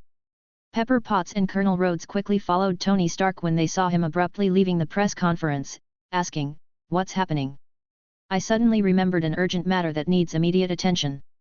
Stark had already gotten into the car as he spoke. Pepper, handle these reporters for me. Happy, drive. Boss, where are we going? Happy dutifully asked. To Fang Mo. Stark immediately declared, he should still be at home. Without hesitation, Happy stepped on the accelerator, and the car's engine roared loudly, instantly taking Stark to the outskirts of New York City. However, when Stark arrived at Fang Mo's residence, he happened to see Nick Fury coming out with a stern expression. Tony Stark, the famous Mr. Iron Man. Upon spotting Stark, Nick Fury immediately approached him. It seems you're here to find Fang Mo as well, but unfortunately, we're all a step too late. We're late. Stark was taken aback. Did he leave? Yes. Nick Fury shook his head. He has already left this place, but nobody knows his exact whereabouts. It could another universe or another timeline. We're not sure either. Upon hearing this, Stark didn't know what to say. He felt a tightness in his chest. Now he had nowhere to ask all the questions he wanted to ask. His mind was filled with a bunch of inquiries, and for someone like him, this feeling was truly uncomfortable. But even though he left something for you. Just then, Nick Fury suddenly said. What? Stark was puzzled. Nick Fury didn't speak, but silently took something out of his pocket. It was a pure golden apple. Chapter 19, Chapter 18. Fang Mo is unaware. He doesn't know which mod the home scroll he obtained is from. But it doesn't matter because he has returned to the main world in Minecraft. As Fang Mo looked at the square mossy cobblestone chests and the growling zombies beside him, he felt an overwhelming sense of familiarity. It's like an introverted otaku with severe social anxiety being dragged outside for a day of intense social interactions and finally returning home. First, indulging in a meal of junk food, then lying on a bed with air conditioning, and enjoying leisurely gameplay of his favorite game. This feeling is truly amazing. With a few swift swings, Fang Mo quickly dealt with the nearby zombies. He was on the verge of bursting into a triumphant roar. However, he was still underground in a mine shaft, unable to see the sky even if he looked up. Fang Mo needed to return to the surface promptly. Nothing has changed here at all. It feels like time has been frozen. Fang Mo observed his surroundings and noticed that nothing had changed. The monster spawner was still suppressed by torches, the Book of Ages lay on the ground, and everything remained the same. Of course, this is a game feature known as chunk loading. Once the player leaves, the chunk stops updating, and everything inside, including machines and creatures, remains in a state of temporal suspension. Unless the player uses certain mods to forcefully activate the chunk, like the World Anchor from the Railcraft mod. I never expected that the Mysterious Island mod would allow me to travel to the Marvel world. Upon seeing the golden-skinned book on the ground, Fang Mo couldn't help but exclaim. Now he gradually understood everything. The cover of the Book of Ages displayed a string of English letters, possibly something like Marvel Comics. It truly is Marvel. Shaking his head, Fang Mo had Steve pick up the Book of Ages from the ground and return to the surface directly. Logically, Fang Mo had just completed his journey in the Marvel world and should rest. However, the Minecraft world is like a paradise for Fang Mo. He controls Steve to build and explore, as if playing a game. It's not tiring at all.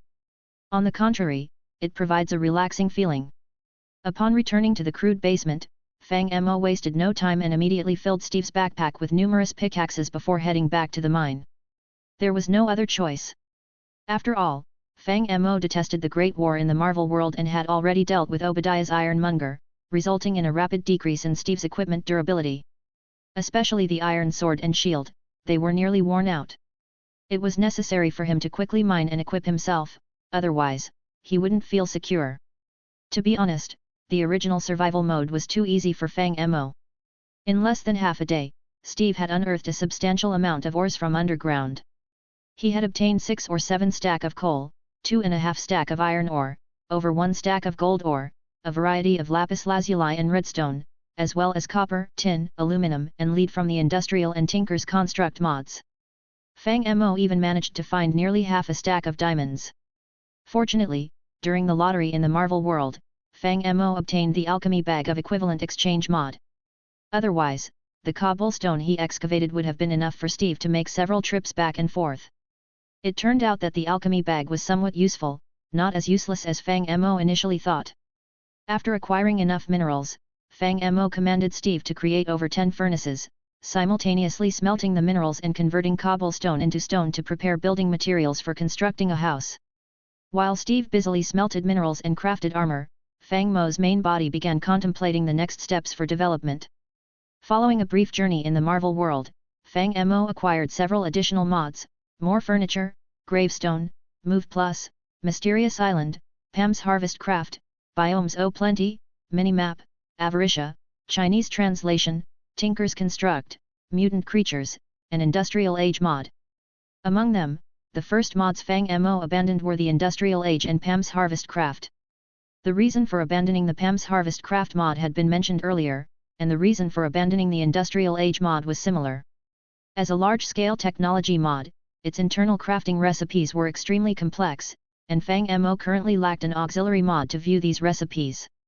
Playing such a complex technology mod was as difficult as reaching the heavens. Not to mention the quantum armor and nano swords. Even an EU storage block alone could cause him to perish. Naturally, more furniture, gravestone, and mods like Avaricia were also discarded by Fang Mo. The reason was simple. More furniture primarily served as a decorative mod with limited practicality. One couldn't rely on additional furniture when engaging in battles in the Marvel world, could they? As for how more furniture got added, I don't know. Would one pull out a chair from the alchemy bag to smack someone? That would be awesome, I mean absurd. Do you think you're Jackie Chan furniture style? As for the gravestone module, Fang Mo knows that his last words have been turned into a compilation pack. He's currently in survival mode, so even if he dies, he can respawn at the spawn point. But if it were you, would you dare to actually die and try it? Now, let's talk about the Avaricia module. Fang Mo personally wants to play it, but unfortunately, this module consumes too many resources. Moreover, the crafting recipe list for this module is as complicated as cooking sticky rice balls in the underworld. It's impossible to play without being able to view the crafting recipe list. After giving up on some modules, Fang Mo has finally devised a rough development plan. First and foremost, he definitely wants to play the Mutant Creatures module. After all, the Ender Hand is incredibly useful. Fang Mo plans to defeat a few mutated Enderman bosses first and then take these Ender Hands with him when he visits the Marvel world next time, to see if he can enhance his Ender Hand force field. Of course, the drops from the mutated Zombie King are also quite good.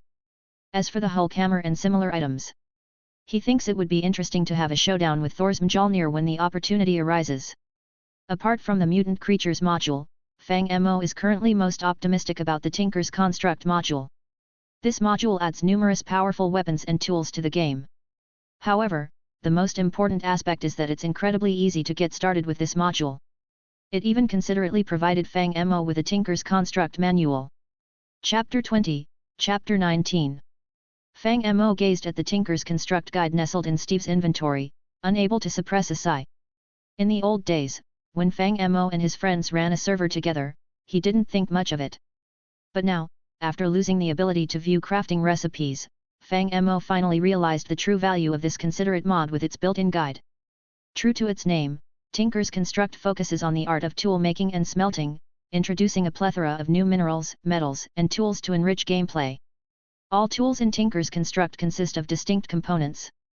For example, a pickaxe consists of the pickaxe head, tool binding, and tool rod. Players have the freedom to choose from a variety of materials to craft these components. Gold ingots can be used for the tool rod, diamonds for pickaxe heads, and obsidian for tool bindings. Additionally, materials from other mods, like steel ingots, bronze ingots, or those derived from the Industrial Age mod, can also be utilized. Tinker's Construct assigns special traits to almost every material available. Sponge imbues tools with the Silk Touch trait, while Iron grants the Magnetic trait, increasing the pickup range, among others. Furthermore, the mod introduces advanced alloys that bestow weapons with significant attack power, enabling them to dispatch most vanilla monsters with ease. Modifiers are also a key feature in Tinker's Construct, allowing players to enhance their tools. Each tool comes with 3 slots that can be used to modify traits, similar to enchanting in the vanilla game. Lapis Lazuli, for instance, can grant tools the fortune or looting effects, while redstone imbues tools or weapons with haste. And for those seeking greater enhancement, diamonds or emeralds can be utilized. Diamonds improve mining stats, durability, and mining level against obsidian, while emeralds offer an additional 50% durability, among other benefits. Notably, Tinker's Construct distinguishes itself by allowing tools to be repaired even after their durability is depleted, a feature absent in the vanilla game. Players need only place the broken tool in the tool's forge for repair. While Tinker's Construct may not possess the complexity and scale of technology-based mods, its playability is exceptionally high. Players have the freedom to fully customize their own exclusive weapons according to their preferences. With compatible mods, they can even craft legendary weapons of immense power, increasing their attack strength as they slay monsters. Tinker's Construct has even incorporated add-ons featuring vibranium from the Marvel Universe and the Asgardian metal URU. Imagine the scene in Thor 3, where the goddess of death, Hela, crushes Thor's hammer with her bare hands, leaving him in anguish. In that moment, Fang Mo could forge a new battle axe directly from URU metal for Thor, a truly awe-inspiring sight. Surely, Dwarf King Atri would be filled with admiration. Yet, among all these remarkable features, there is one aspect that currently touches Fang Mo the most. Tinker's Construct graciously bestowed upon him a guide upon loading the game. The Tinker's Construct Guide, aptly titled Materials and You, comprehensively documents the gameplay of this mod, providing Fang Mo with a wealth of knowledge and guidance. The Tinker's Construct Guide provided an extensive record of the mod's gameplay, serving as an invaluable resource for Fang Mo at his current stage. With a resolute decision in mind, Fang Mo declared, "All right, I'll start by crafting equipment and then face the withered and ender dragons." He cast a glance at the Tinker's Construct Guide, confirming his next course of action. Having set their objective, Fang Mo and Steve wasted no time and sprang into action. As an underground dweller, Fang Mo understood that his underground abode would always be rich in minerals, and the present situation was no exception. Through the process of smelting, the minerals in the furnace swiftly transformed into ingots. With a simple gesture, Steve replaced his worn-out iron sword and shield with fresh ones. Recognizing the sluggish mining speed of the stone pickaxes, Fang Mo discarded them all and decided to craft 10 iron pickaxes for the time being. As for Steve's iron armor, Fang Mo directly replaced it with a pristine set of diamond armor. Although Tinker's Construct offered an armor module that allowed players to forge their own armor in the mod's distinctive style, Fang Mo had only unlocked the primary Tinker's Construct mod, temporarily rendering the armor module inaccessible. As a stopgap measure, Steve would make do with a set of diamond armor. Equipped with the new gear, Fang Mo promptly directed Steve to gather sand, clay, and gravel. These materials were vital for constructing the Tinker's Construct furnace. Unlike a conventional furnace, the Tinker's Construct furnace was an expansive multi-block structure fueled by lava to melt ores when placed inside. Given Fang Mo's early progress in the game, the furnace he constructed didn't require an extensive array of materials. Before long, Steve returned with several batches of the necessary materials. Fang Mo skillfully blended the materials together, subjecting them to the burning process to create seared bricks. Rolling up his sleeves, he embarked on building the furnace. In truth, Fang Mo had never attempted such a construction before. On servers, building structures was not his forte, his primary focus lay in mining and combat. Fortunately, with the guidance of the manual, Fang Mo made several adjustments and comparisons, eventually successfully erecting the multi-block structure. During his earlier mining excursion, Fang Mo had collected several buckets of lava, which he now poured into the furnace. With a flickering flame, the Tinker Construct furnace sprang to life. The ores thrown in by Fang Mo slowly melted within the searing temperatures, transforming into molten form. All right, next comes the forge. Flipping through the guide in his hand, Fang Mo endeavored to craft a series of crafting stations. Various crafting stations, such as the stencil table, part builder, and tool station, were required. Combining these stations proved to be Fang Mo's weak point. He squatted there, stumbling and researching for a significant amount of time. By the time he completed the task, the following morning had already arrived. This is incredibly challenging. Fang Mo massaged his temples as he tinkered with the stone components and duplicated items in his hands. Irritation began to well up within him. Damn it, it took me less time to mine than to build these. I need an equivalent exchange mod. Fortunately, with the aid of the guide, Fang Mo managed to create a complete set of molds after 3 failed attempts. Finally finishing the molds, Fang Mo heaved a sigh of relief. He had tirelessly mined for 3 days without rest, and now an indescribable exhaustion overcame him. Little did Fang Mo know that even more daunting tasks awaited him. As Fang Mo prepared to melt a large pile of ores, intending to create bronze, an unexpected presence of residual aluminum in the furnace caused the bronze to transform directly into aluminum brass. Upon witnessing this unforeseen turn of events, Fang Mo exploded in frustration. What in the world? Fang Mo felt his composure slipping away, on the verge of succumbing to a fit of impotent rage. Damn it! What kind of infuriating mod is this? Perhaps next time I'll venture into the Marvel world, collect some Infinity Stones, and attempt to bring Dio over here.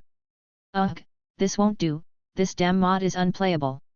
TL, Ordinary Gamer Rage Moment. Chapter 21, Chapter 20. After spending a considerable amount of time and countless ores, Fang Mo finally succeeded in crafting a set of Tinker's Construct tools. The set included a broadsword, pickaxe, shovel, hammer, and lumber axe. Despite the limited options, Fang Mo felt satisfied with his accomplishment. When it came to crafting and combining, Fang Mo lacked talent. He believed that this endeavor wasn't meant for humans to play with, but he couldn't understand why he had become so obsessed with it.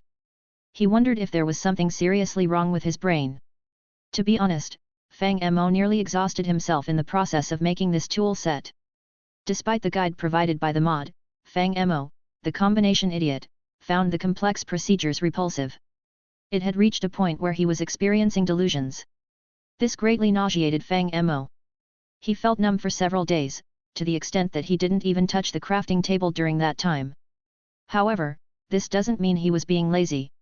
In fact, Fang Mo had spent the past few days collecting the resources needed to build a house.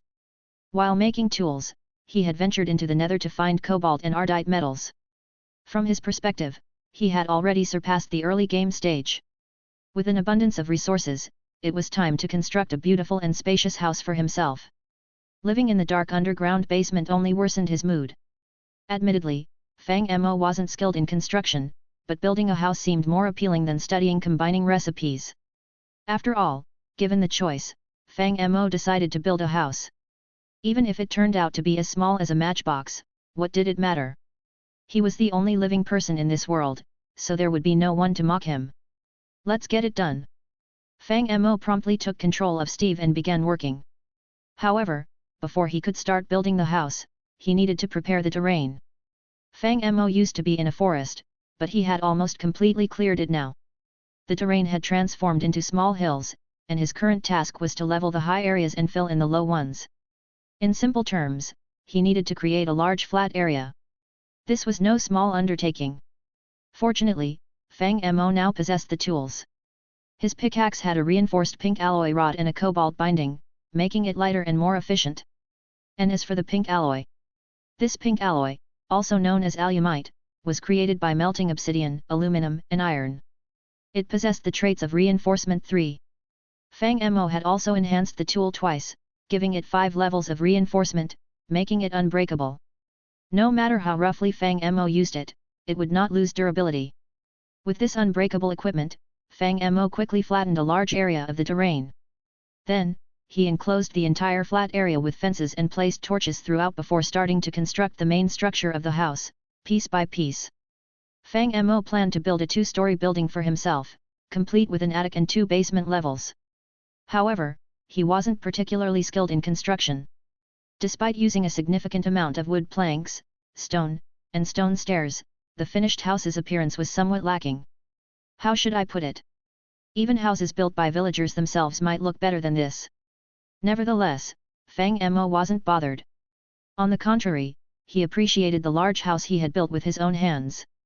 Humming a tune, he moved everything from the basement to the new house. He also cleared 3 fields outside and planted them with potatoes. Fang Mo obtained the potatoes from the zombies he killed. Initially, he only had 1 or 2, but his backpack was filled with a bunch of bones dropped by skeletons. So, he used bone meal to quickly grow them. After a few planting cycles, he had 3 large potato fields. After completing his previous tasks, Fang Mo turned his attention to defeating the bosses in this world. While Fang Mo lacked crafting and building skills, he was undoubtedly one of the top players on the server when it came to combat. The first boss to face his wrath was the Wither. Crafting a Menulan Reaper and modifying it 3 times with consecrated soil to gain the Smite 3 enhancement, Fang Mo was well prepared. TL, Menulan is Marju. I will edit other chapters later. He also brewed several potions using a brewing stand and consumed them all. The Wither couldn't last more than a few minutes after being summoned before Steve stabbed its chest, causing it to scream, disintegrate, and leave behind a sparkling nether star. With the Wither defeated, Fang Mo immediately set out to find an End Fortress. Soon enough, the Ender Dragon met the same fate as the Wither. Using a piston, Fang Mo obtained the dragon egg and built a 2-block high platform on the End Islands. Positioned underneath, he ruthlessly slaughtered the Enderman. To be honest, Ender Pearls held little significance for Fang Mo at this point. However, he had developed a habit of collecting them. Each time he defeated the Ender Dragon on the server before, players would request a bunch of Ender Pearls. Fang Mo wasn't sure of their purpose, but he speculated that certain mods might require them. In any case, he collected them, just in case. What if he unlocked future mods that required Ender Pearls? Thanks to the platform's design, the Enderman couldn't harm Fang Mo from below, allowing him to quickly accumulate several stacks of Ender Pearls. Subsequently, Fang Mo ventured to the End City. He slew numerous shulkers and acquired shulker shells from the End ships. At this point, Fang Mo had completely conquered the entire vanilla Minecraft world. Apart from the crafting recipes, there was nothing else that dared to challenge him. As Fang Mo stored the final piece of shulker shell in his alchemical bag, he surveyed his surroundings. The midnight sky remained dim, with countless Endermen aimlessly wandering the desolate island. Suddenly, a feeling of loneliness welled up in Fang Mo's heart. He had invested considerable effort in building the Tinker's Construct furnace and equipping himself with a powerful set of gear. He had his own spacious house and a thriving potato farm. His alchemical bag overflowed with various rare materials, gold ingots, diamonds, ender pearls, nether stars, shulker shells, and even a dragon egg. Yet this time, there was no one left to share the victory with him. Chapter 22, Chapter 21. Wandering through the dim wasteland known as the End, Fang Mo's interest began to fade before he finally leaped into the portal. Emerging on the other side, a distant and desolate melody gently echoed in his ears, accompanied by a brief sensation of weightlessness and dizziness. When he opened his eyes, he discovered himself back in the familiar main world. He sighed and headed straight home, longing for a much-needed rest. In this Minecraft world, the phantom creatures were absent, and Fang Mo and Steve had endured sleep deprivation to make progress. A calm and quiet night passed, and the next day, the sun rose slowly, casting sharp-edged rays. Fang Mo awakened, stepped out of his room, and basked in the warm sunlight. Guiding Steve with his thoughts, he made his way to the farmland, where they harvested potatoes and placed them in the furnace to bake. Seated at the doorstep, Fang Mo savored the roasted potatoes while observing his surroundings. Steve tended to another plot of farmland, planting wheat not for consumption but to attract animals for breeding. The world remained tranquil and unchanged, as if time itself had come to a standstill. Days turned into weeks, and Fang Mo lost track of how long he had lived in this world. His house had expanded 3 times, and the simple potato field had transformed into a diverse farm, cultivating potatoes, wheat, carrots, beetroots, and even netherwort in a designated area. Fang Mo had also established a ranch, raising cows, sheep, pigs, and chickens, nearly collecting all the available livestock in vanilla survival mode. Steve had exhausted the underground mines completely, prompting Fang Mo to construct a spacious underground warehouse to store the ores and metal ingots in chests. Furthermore, Fang Mo had created an underground farm of ore berry bushes, a unique addition from the Tinker's Construct mod. These bushes automatically produced metal nuggets when left in darkness and continued to grow after each harvest. Among the ore berry bushes, Fang Mo grew a special variant called essence berry bush. These berries occasionally yielded small clusters of experience orbs, which increased experience points without restoring hunger. For Steve, these points held no purpose except for enchanting. With this in mind, Fang Mo crafted a fishing rod for himself, adorned with the mending enchantment, lure, and the luck of the sea. Every day, he would sit by the door, fishing and indulging in daydreams. Initially, Fang Mo believed that this idyllic life would endure indefinitely. However, one day, Steve surprised him by bringing a peculiar item from a dungeon chest, a strange book page. Curiosity aroused, Fang Mo examined the item and discovered it was a linking book page associated with the Mistcraft mod, distinguished by its Mistcraft suffix. Thanks to the Chinese translation mod, Fang Mo instantly recognized its origin. A linking panel. Furrowing his brows, Fang Mo struggled to recall the purpose of the mysterious item in his possession. Unfortunately, his knowledge of the Mistcraft mod was limited, as he had only briefly experimented with it in the past. He couldn't decipher the item's function. However, Fang Mo's inability to understand did not dampen his determination. He had ample time to contemplate and unravel the mysteries surrounding it. Linking panel, he muttered to himself, seated by the riverside, engrossed in his fishing. He pondered the item's specific utility. Right-clicking it yields no response. Book page, could it be just a page from an incomplete book? This train of thought sparked a glimmer of understanding within Fang Mo's mind. Linking panel, linking, book page. Thoughtfully stroking his chin, Fang Mo speculated, the name implies a connection. Wait, could this be a page from a linking book? The realization filled Fang Mo with excitement. Recalling the Mistcraft mod, he remembered it consisted of two types of books. The Book of Ages allowed travel to alternate dimensions, while the golden-skinned book in Fang Mo's possession, inscribed with MRVLCMCS, was the Book of Ages. The other book, the linking book, served as a teleportation scroll for convenient return to the main world. Fang Mo had refrained from using the Book of Ages, labeled MRVLCMCS, out of fear of getting lost in the Marvel Universe. Obtaining a scroll of return from Lucky Blocks was highly unlikely, and Fang Mo didn't want to take such a gamble. However, the potential discovery of the linking book could make the Marvel world his backyard, enabling effortless traversal between the two realms, an enticing prospect indeed. After countless days and months in the Minecraft world, Fang Mo realized he was more than just Steve. He was a living entity, and at times, he felt a deep sense of loneliness in his heart. He yearned for interaction, for connection, as it was through such bonds that he could fill the unfillable void within. The time has come to challenge the crafting table, Fang Mo declared, gripping the linking panel firmly in his hand as he focused his determined gaze on the nearby crafting table. Facing his lifelong adversary, a flicker of resolve danced in Fang Mo's eyes. This time, he referred to the original crafting recipe of the book. With his understanding that a book required binding with leather, Fang Mo realized that in the original recipe, paper was sandwiched between leather pieces to create the book. Now, he needed to substitute the paper with the linking panel. With his plan in mind, Fang Mo swiftly slaughtered several cows, took a deep breath, and crouched before the crafting table, ready for an endless cycle of trial and error. Remarkably, fortune smiled upon Fang Mo this time. After dozens of attempts, he finally succeeded in crafting a book with a grey cover. I did it! A burst of laughter escaped Fang Mo's lips as he marveled at the unlinked link book now in Steve's hand. Filled with joy, Fang Mo quickly had Steve hold the unlinked link book, and together they hurried back to their bedroom. There, Steve right-clicked the book. With a mere thought from Fang Mo, an invisible power surged forth from the grey-covered book, instantly locking onto the spatial coordinates.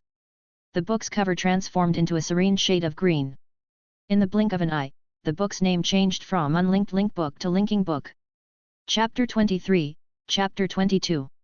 Filled with exhilaration, Fang Mo couldn't contain his excitement for even a moment after obtaining the linking book. His yearning to travel to the Marvel world was overwhelming, fueled by a desire to find Nick Fury and metaphorically smack him in the face with a gold bar, presenting a choice: either S.H.I.E.L.D should join forces with him or seek out Tony Stark for radiation-related escapades. Should Tony's palladium poisoning remain unresolved, Fang Mo didn't mind conducting an experiment by pouring a bucket of milk down his throat to test its curative potential. However, despite Fang Mo's eagerness, preparations were necessary. During his last encounter, he had just awakened his stand, Steve, and was unceremoniously pulled into the Marvel world through the Book of Ages. Apart from a meager sum of gold ingots, he was practically destitute. Fortunately, luck favored Fang Mo as he drew the Ender's hand, enabling him to defeat feeble adversaries like Abomination. Having learned from his previous experience, Fang Mo was resolute in making comprehensive preparations this time. The prospect of realistically testing Minecraft items fascinated him, considering the exceptional utility of the Ender's hand when materialized. Consequently, he meticulously organized an array of items, eagerly anticipating the moment to evaluate their effects. Fortunately, Steve also acquired the alchemy bag, otherwise, Fang Mo would have grappled with the burden of carrying all these belongings. Sorting through everything consumed a considerable amount of time, and as darkness descended outside, he finally stowed the alchemy bag with satisfaction. Instructing Steve to retrieve the Book of Ages, Fang Mo right-clicked and initiated its opening. In the ensuing moment, an infinite black mist billowed forth from the book, enveloping both of them. Brief weightlessness engulfed them before tranquility was restored. Filled with anticipation, Fang Mo opened his eyes, only to be greeted by a gust of wind hurling yellow sand into his face. A desert. Surprised by the sight, Fang Mo swiftly surveyed his surroundings.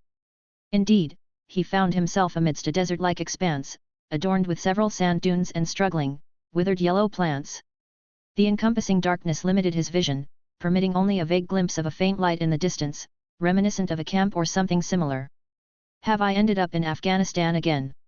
Fang Mo couldn't help but feel a pang of frustration. No. I no longer wish to combat terrorists. Could you please teleport me to a more agreeable location? In truth, Fang Mo's speculation held some merit. In the game, using the Book of Ages transported players to the same coordinates, akin to a spawn point in the main world. Fang Mo suspected that his spawn point might be situated in that cave, necessitating his escape from Afghanistan on every entry into the Marvel world. Yet, as Fang Mo mulled over his predicament, something abruptly seized his attention in the nocturnal sky. Amidst the pitch-black abyss, a flickering light materialized, captivating his gaze. What could that be? Intrigued, Fang Mo lifted his head, observing a luminous speck against the darkness. Discerning its nature proved challenging, yet the object left behind a lengthy trail as it streaked across the heavens, hurtling directly towards him. Oh, damn! As the object resembling a meteorite hurtled towards him, Fang Mo instinctively activated his teleportation, disappearing in a flicker of purple light. Moments later, the object crashed onto the ground with a deafening bang, causing the earth to tremble and sand dunes to rise like surging waves, enveloping the area in a haze of yellow sand. Fortunately, Fang Mo's timely teleportation spared him from the deluge of sand after a few blinks. After time traveling and being smacked by a meteorite, I can't say that was a pleasant experience, Fang Mo remarked. Having narrowly evaded the shockwave, Fang Mo's attention shifted to the nearby meteor crater, and he mused, "System, how about unlocking a meteor module for me?" To his surprise, the system responded with a notification sound. System prompt, new module feature detected. Research it to gain download permission. Could it be? Did it actually grant it to me? Fang Mo wondered, astonished by the notification in his mind. Despite his astonishment, Fang Mo teleported to the meteor crater, determined to unlock the bestowed module. However, upon reaching the crater, he realized something was awry. Instead of meteor fragments, a scorching, red-hot hammer was embedded in a stone at the center of the crater, radiating residual heat from its recent impact. A hammer. Fang Mo recognized it immediately as Thor's hammer, realizing that the Minecraft world's timeline was not synchronized with the Marvel world's events. He must have missed the plot of Iron Man 2. Tony Stark would have already resolved the palladium poisoning issue, received guidance from his father with S.H.I.E.L.D's help, and invented a new element. While contemplating the unfolding storyline, another system notification echoed in Fang Mo's mind.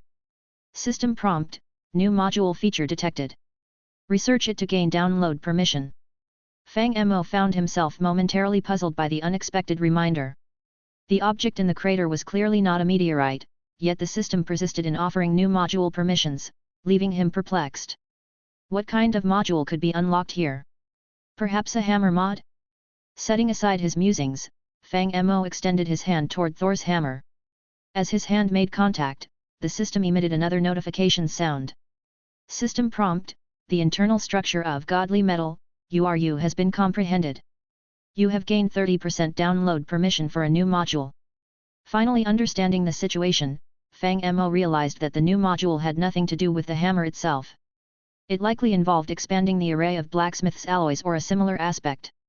With only 30% of the module loaded, Fang Mo surmised that he would need to study other metals like vibranium, meteorite iron, or minerals such as vibranium.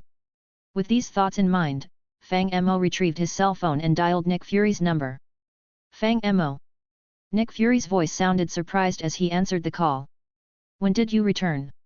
I'll give you half an hour to bring me Captain America's shield so I can touch it, Fang Mo stated directly over the phone. Once that's done, I'll provide 20 tons of gold as a research fund for S.H.I.E.L.D's private study on the Tesseract. Chapter 24, Chapter 23. Half an hour later, a Quinjet glided gracefully, landing within the meteor crater. Welcome back. When did you arrive? Nick Fury descended from the aircraft, his coat billowing in the forceful wind generated by the engines. Do you have any idea how much trouble you caused last time by disappearing without notice? Technical advisors don't get paid leave, you know. What about the shield? Fang Mo interjected, dismissing the small talk. Captain America and his ship sank to the bottom of the sea decades ago, and no one has managed to locate him since, Nick Fury promptly replied. So naturally, the shield. Fang Mo waved his hand casually, and Steve silently placed a solid gold block beside him. Observing the scene, Nick Fury fell into an immediate silence. It's pure 24K gold, Fang Mo smiled, gently patting the shimmering block. Weighs around 19.32 tons or so. I was actually concerned about how to transport it for you, but it seems unnecessary now. Coulson. Nick Fury scowled at Coulson and commanded, "Go and retrieve Captain's shield." Understood, Director. Coulson reluctantly nodded.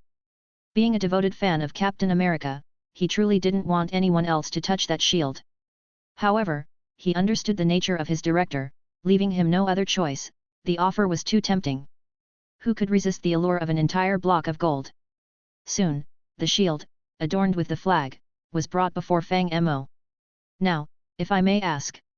Nick Fury scrutinized Fang Mo, who affectionately caressed the shield, unable to contain his inner curiosity.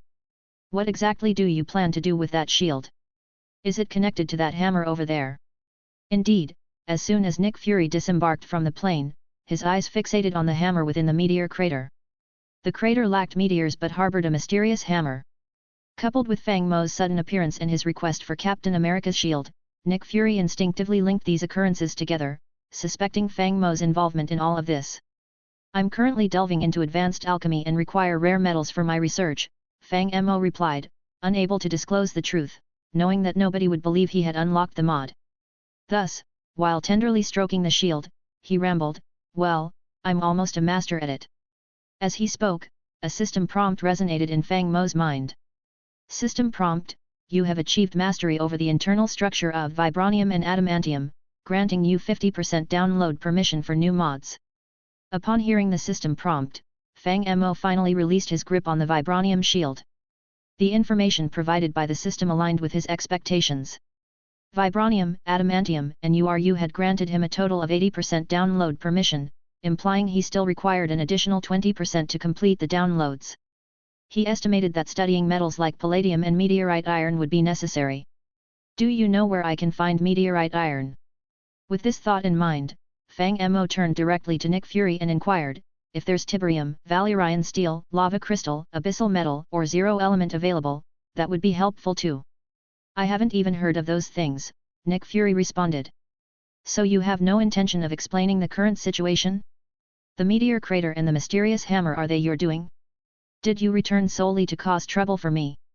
You consider this trouble? Fang Mo tapped the gold beside him. Observe its pure radiance and reconsider your words. Nick Fury fell into silence once more.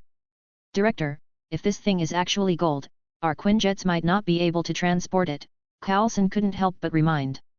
It's too heavy, exceeding the aircraft's weight limit. Then find a way to cut it into smaller pieces. Nick Fury gritted his teeth and said, call in more jets to help with the transport. Deal with this immediately. Understood, Coulson replied and went back to the plane to find tools. In any case, you must give me a reasonable explanation. After Coulson left, Nick Fury spoke to Fang Mo again. Where did you go during your absence? Didn't I leave you a message before? Fang Mo asked in return. Wasn't it clear on the note? I needed to temporarily return to my world, but I wouldn't be gone for long. That note of yours only had 2 sentences. Nick Fury said with a stern face. The first sentence said you were going back to your world, and the second sentence was telling me to give the golden apple to Tony Stark, not to keep it for myself, or else face the consequences. See, didn't I make it clear? Fang Mo shrugged. You should know how dangerous you are, Nick Fury said. Do you know how those people in Congress questioned me after you disappeared? They believe I can't control you at all, and when faced with uncontrollable danger, there's usually only one solution for these fools. What, are they going to nuke me? Upon hearing this, Fang Mo burst into laughter.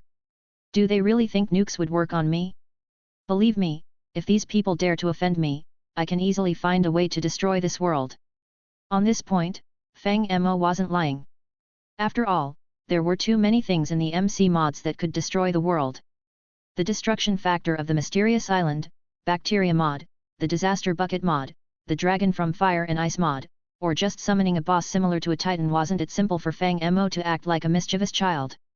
TL, didn't understand half mod that been said. Please comment if you know. I won't let them do that. After hearing Fang Mo's words, Nick Fury immediately expressed his stance. As the king of agents, he wasn't lacking in the ability to read people's expressions and words. He could sense that Fang Mo wasn't lying, which was quite terrifying. You see, Nick Fury was different from those politicians. He didn't want to turn the superheroes into his enemies. When he carefully considered it, Captain Marvel, Hulk, Captain America, Tony Stark, and Fang Mo, if these guys were forced into darkness by politicians and were ready to join forces to destroy the world, that would be an absolute disaster for all of humanity. Even Nick Fury himself couldn't imagine such a scene. Nick Fury was well aware of how terrifying these existences were, and it was precisely because of this that he wanted to form an alliance to bring these people together to defend the Earth. He was a smart man, and this was also the reason why Fang Mo was willing to cooperate with him. Alright, let's not talk about this. Seeing Nick Fury's anxious expression, Fang Mo instantly understood what he was thinking, so he waved his hand to change the topic. I've been waiting here for you for half an hour. Suddenly, I have a craving for late-night snacks. Oh, by the way, what day is it today? It's Thursday. Nick Fury, of course, didn't want to continue discussing this dangerous topic, so he followed Fang Mo's answer. What's the matter? Do you need something? Quick, Venmo me $50. I want to have a crazy Thursday with KFC. Fang Mo said directly. Chapter 25, Chapter 24. The managers of the KFC restaurant were terrified when the Quinjet descended vertically outside the door. Inside the restaurant, everyone, staff, customers, and managers, looked bewildered as several agents in suits with sunglasses walked down from the plane. They pushed open the door with serious expressions and entered the restaurant. Sir. Stammered the restaurant manager, his brain trembling with fear. He wondered if there were employees hiding nuclear bombs. Is there anything I can help you with? Do you have an event called Crazy Thursday here? Asked the agent in an interrogative tone. The Quinjet quickly took off and flew towards the desert near Puente Antiguo, leaving behind a relieved restaurant manager and a group of customers who had enjoyed the spectacle. Here's your fried chicken, said Nick Fury, handing the bag to Fang Mo with a stern face. He continued, can you explain the cause and effect now? Your shield's efficiency is really fast, remarked Fang Mo, taking the paper bag and sitting cross-legged on a gold block. He relished the food and said, remember to arrange the meteorite for me. I do need that thing. Agent Barton has already found the so-called meteorite for you. It will arrive in about half an hour, Nick Fury replied, suppressing his anger. Oh, that's good, nodded Fang Mo. Seeing Nick Fury's rising frustration, he decided to explain, anyway, this time I did go back. Don't worry, I didn't do anything behind your back. As for this hammer, I think you'd better ask Odin. Wait. Interrupted Nick Fury, unable to hold back. Who did you say I should ask? Odin, replied Fang Mo, chewing on the fried chicken. Nick Fury stared at Fang Mo for more than 10 seconds, then took a deep breath and said, "If you don't want to say, you can refuse." "Damn it, I'm telling the truth," Fang Mo explained. "This hammer was indeed dropped by Odin. Haven't you heard of Mjolnir, the hammer of Thor? It's made of Uru metal and used by the thunder god Thor. So what are you trying to say?" asked Nick Fury, unable to contain himself. "Are you saying that mythical legends are all true? That those deities from the myths actually exist? Otherwise," countered Fang Mo, spreading his hands. "Where do you think my golden apple came from?" "Hey!" Nick Fury was also stunned by Fang Mo's statement. "No, bro, you've seen even more incredible things, like Captain Carol Danvers. Is there still something you can't believe?" Fang Mo continued. "You should have known by now, right? Earth is not alone or something like that. So, what if I put it another way? The gods in Norse mythology are actually extraterrestrial civilizations or something like that. They descended on Earth in ancient times. Do you get it now?" "You mean?" As soon as Fang Mo mentioned it, Nick Fury instantly realized. "That's right, the aliens have come knocking." Fang Mo smiled and continued eating the fried chicken. "Let's see how you guys handle it. What is their stand?" Nick Fury felt a thud in his heart and immediately asked, "Do they want to invade Earth? Or something else? What's their strength?" "You'll know in a moment." Fang Mo sat calmly, savoring his fried chicken, completely disinterested in engaging with Nick Fury. As Nick Fury observed this scene, his anger intensified. The impending alien invasion threatened Earth, yet Fang Mo seemed oblivious, engrossed in his KFC meal. Had he lost his mind? Despite his anger, Nick Fury refrained from scolding Fang Mo directly. After all, the valuable golden block on which Fang Mo sat was enough to keep him quiet. Moreover, Nick Fury needed a favor, so he took a deep breath, turned around, and issued an order to one of the agents. Shortly after, the agent returned with a glass of chilled cola. "Here you go," said Nick Fury, presenting the cola with a sour expression. He suppressed his anger as he handed it to Fang Mo. "It complements the fried chicken, doesn't it?" "Hey!" Fang Mo was surprised by the gesture. However, when he looked up at Nick Fury's expression, he couldn't help but burst into laughter. "Should I give you 2 boxes of blood pressure medication? The veins on your temple are about to pop out. By the way, now that you're this angry, aren't you going to drop an 'oh my goddamn mother f'er'? Has anyone ever told you that you're really good at annoying people?" Nick Fury retorted, gazing at Fang Mo. "I've learned Qigong. I can make people die from anger," Fang Mo replied. "You? Alright, I won't tease you anymore." Fang Mo blissfully took a big sip of cola, then explained, "In any case, you don't need to worry too much about this matter. The gods themselves are having trouble at home, and it has little to do with us. But that hammer? If you know enough about Norse mythology, you should know that Earth represents the center of the 9 realms, also known as Midgard," Fang Mo said. "From a different perspective, Earth was originally under the protection of Asgard. Strictly speaking, it's like their living room. When a family has a fight, they might break a coffee table or a TV. Have you ever seen someone throw a nuclear bomb into their living room during a family quarrel?" "Your analogy seems a bit childish," Nick Fury frowned, neither affirming nor denying it. "So, where did you get this information? Is it some kind of prophecy, including Captain America's shield at S.H.I.E.L.D?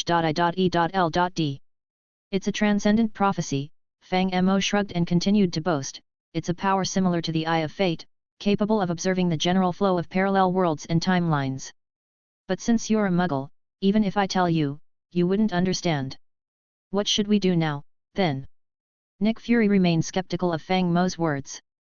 However, after pondering for a moment, he realized that there didn't seem to be any logical loopholes in Fang Mo's argument, leaving him unable to refute it. So he straightforwardly asked, "Should we just let these gods wreak havoc on Earth? Do whatever you want. Am I stopping you?" Fang Mo retorted. "I came here to be the financial backer of S.H.I.E.L.D, not to wipe S.H.I.E.L.D's ass. Besides, even if I told you what to do, would you really believe me? Are you, the mighty motherfing superhero, the kind of person who relies on prophecies for everything?" "What you said does make sense," Nick Fury instinctively nodded after hearing Fang Mo's explanation, as if he had understood what to do. "Anyway, let's seal off this area first. Nick Fury's decisive nature manifested as he swiftly issued the order. In no time, a large group of government personnel arrived and cordoned off the meteorite crater. A team of researchers hurriedly joined to study the data of the hammer inside the crater. Just then, a man carrying a bow and arrow entered from outside. Director, the meteoric iron you wanted has arrived. Chapter 26, Chapter 25. The meteor iron you requested, Director, has arrived, a man with a serious face and a bow and arrow on his back announced, pushing open the door to enter the room. It may not be heavy, but I believe it should be sufficient. Before he could finish his sentence, he noticed Fang Mo sitting on a large piece of gold, indulging in fried chicken. Meanwhile, Coulson and several agents struggled to saw through the gold beneath Fang Mo's buttocks. Nick Fury, holding a half glass of chilled cola, tried to maintain composure, though his expression was darker than the cola in his hand. The scene was absurd, momentarily leaving even Hawkeye stunned. Agent Barton, Nick Fury acknowledged, pointing towards Fang Mo. Let me introduce you. This is Mr. Fang Mo, our newly hired technical advisor. And this? He began, but Fang Mo interrupted. Oh, I know him, Fang Mo interjected. Hawkeye, the one who teamed up with Black Widow, right? Well, he may not match up to those powerhouses in terms of strength, but he's indeed a valuable teammate, quite emotional. However, he retired for his wife and children. You should cherish him. So, you can see the future too. Nick Fury couldn't help but ask. Is there anything you don't know in this world? Of course, I'm not an all-knowing and all-powerful deity, Fang Mo replied with a shrug. Haven't you heard an Eastern saying? Divination cannot predict everything. We fear the capriciousness of fate. That's the essence of it. Compared to the vast universe, humans are truly insignificant. Therefore, the greatest happiness for humans is ignorance. Sometimes, knowing too much can lead to madness. Wait, is that really an Eastern saying? Nick Fury inquired. Praising ignorance and falling into madness, isn't that from the Lovecraft mythos? What? There's Thulhu in this world too. Fang Mo exclaimed, taken aback. What do you mean by this world? Nick Fury's eyes flickered. Where are you truly from? Of course, I'm from my own world, Fang Mo replied nonchalantly, playing with words. Anyway, explaining these things is troublesome, and I'm too lazy to delve into details. Hurry up and bring the meteor iron. I still need to study advanced alchemy. You said the same thing when you took Captain America's shield, Nick Fury remarked. But in reality, you barely touched it before discarding it. I don't believe advanced alchemy is something that can be easily learned. Is alchemy truly so inconvenient? Fang Mo retorted. Besides, do you understand witchcraft? Are you a sorcerer supreme? The principles of advanced alchemy are incredibly complex, to the point that even if you heard them 10,000 times, you might not comprehend. But as a cheat player, my talent is too awesome, I can learn it instantly. With that, Fang Mo reached out his hand. Give it to me. Hawkeye's suitcase jerked suddenly, and the next second, a tremendous force pulled it towards Fang Mo, causing it to disintegrate mid-air, revealing a piece of dark meteor iron ore. As his belongings were snatched away, Hawkeye instinctively reached for his compound bow. Agent Barton, calm down, Nick Fury interjected, attempting to diffuse the tension. He is indeed our technical advisor, and the item in your hand was originally intended for him. Moreover, he has already compensated us for it. As soon as Hawkeye heard his immediate superior speak, he seemed to grasp something. He looked thoughtfully at the gold piece beneath Fang Mo and silently stowed away his bow and arrows. Meanwhile, Fang Mo. He was deeply engrossed in studying the black meteor iron before him. Though he referred to it as study, Fang Mo had already comprehended the logic of the system. Now, he caressed the meteor iron ore in his hand, much like petting a cat. Before long, a notification sound rang in his mind. System prompt, researched atomic structures such as primitive vibranium, adamantine, the metal of the gods, black meteor iron, and you have obtained download permission for a new module. System prompt, downloading additional associated metal alloys of Tinker's construct. Just as I suspected. Feeling the information in his mind, Fang Mo instinctively nodded. It seemed his assumption was correct. Adamantine and vibranium were indeed alloy modules associated with Tinker's construct. If Fang Mo remembered correctly, these special alloys possessed powerful attributes. For example, the slaughter attribute, which increased the weapon's attack power with each monster killed. And the brain death attribute, which wiped out an enemy's AI upon direct impact, rendering them mindless like true iron idiots. Just contemplating these characteristics alone was already extraordinary in a game. But if Fang Mo could bring these metals to life, what kind of surprises would they hold? With slaughter in his left hand and the paralysis inducer in his right. Just the thought of it, wouldn't he become invincible? Alright, this time, I've truly accomplished a remarkable feat. With this realization, Fang Mo felt elated. He handed the meteor iron ore back to Hawkeye and said, "When I return, I'll construct a monster farming tower. Then, I'll truly become unbeatable." "What's a monster farming tower?" Nick Fury inquired. "Is it similar to a sorcerer's tower?" "I think it's more of a concept in games." Surprisingly, it was Hawkeye who spoke up this time. "It sounds like a structure used to efficiently slaughter monsters." Hearing Hawkeye's words, Nick Fury's gaze flickered, and his thoughts remained unclear. However, before long, a group of researchers approached Nick Fury and sought permission to utilize equipment such as cranes or rock blasting devices. Naturally, their reason was simple. They couldn't lift the hammer in the meteorite crater by hand, so how could they study it? They also wanted to test the density and quality of the unknown metal. These researchers were audacious, to say the least. Since human strength proved futile, they turned to machinery. The power of science knows no bounds. It must be noted that in this regard, they resembled Tony Stark, both fervent believers in the faith of science. The hammer truly cannot be lifted. Examining the research report handed to him by his subordinate, Nick Fury appeared intrigued. "Are you certain you've exhausted all methods?" "Yes, Director." The researchers appeared visibly excited. "The metal constituting this hammer is extraordinarily unique. It doesn't seem to correspond to any element listed on the periodic table. Furthermore, the hammer is surrounded by a potent electromagnetic field that occasionally interferes with the operation of electronic devices. Authorize the use of a crane." After brief contemplation, Nick Fury promptly made a decision. However, reject the proposal for explosive blasting. "Let's try." Before he could finish his sentence, Fang Mo interjected directly. "Give up.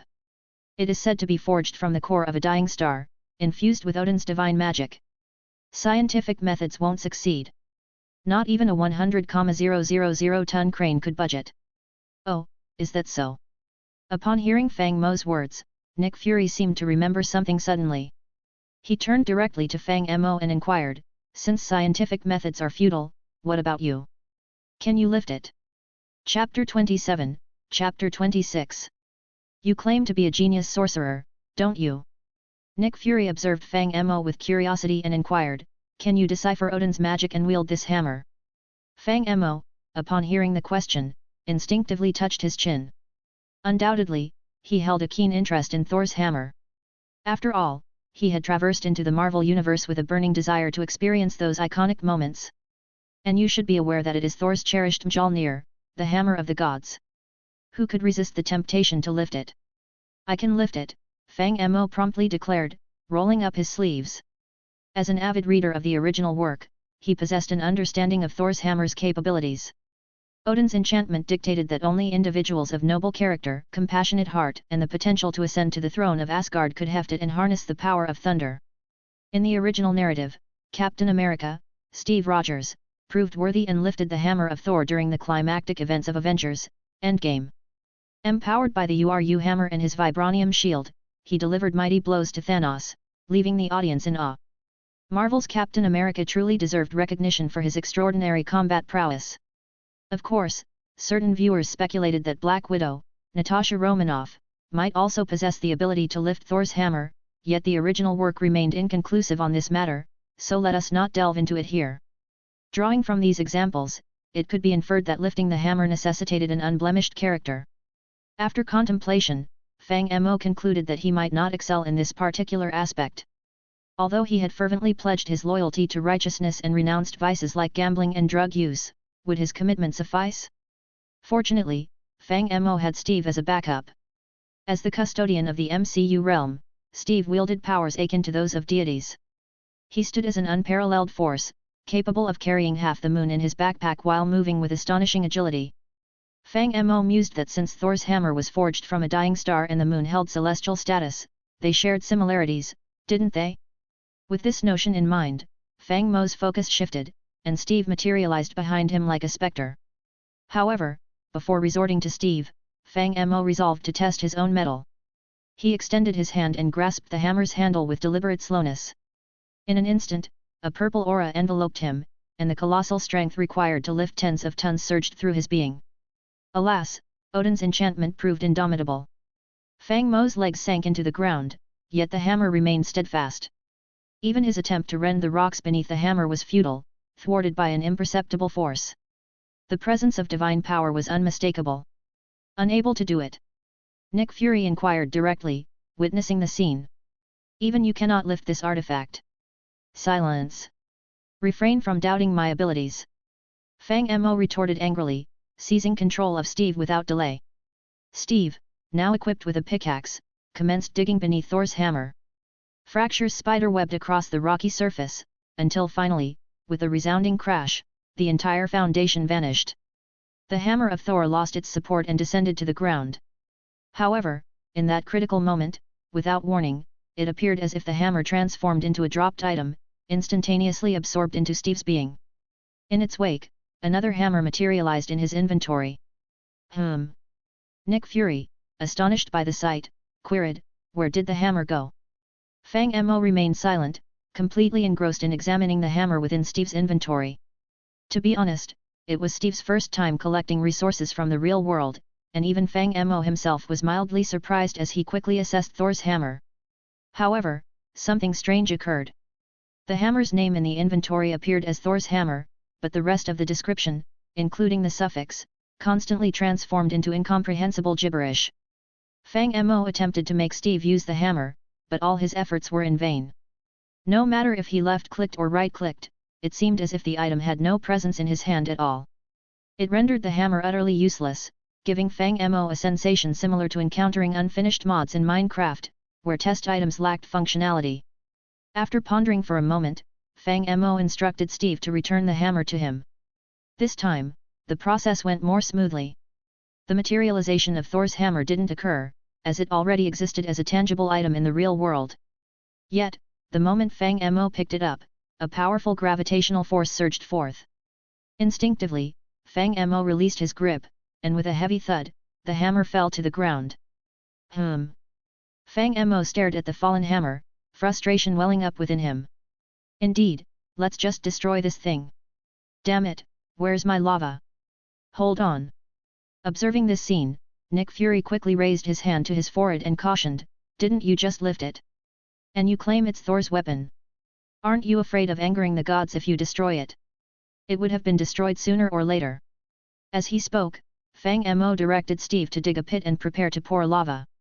However, what Fang Mo didn't anticipate was that after Steve excavated a 1-meter square pit, a miniature block appeared on the ground. The sight of this block left Fang Mo utterly stunned. Damn! What's wrong now?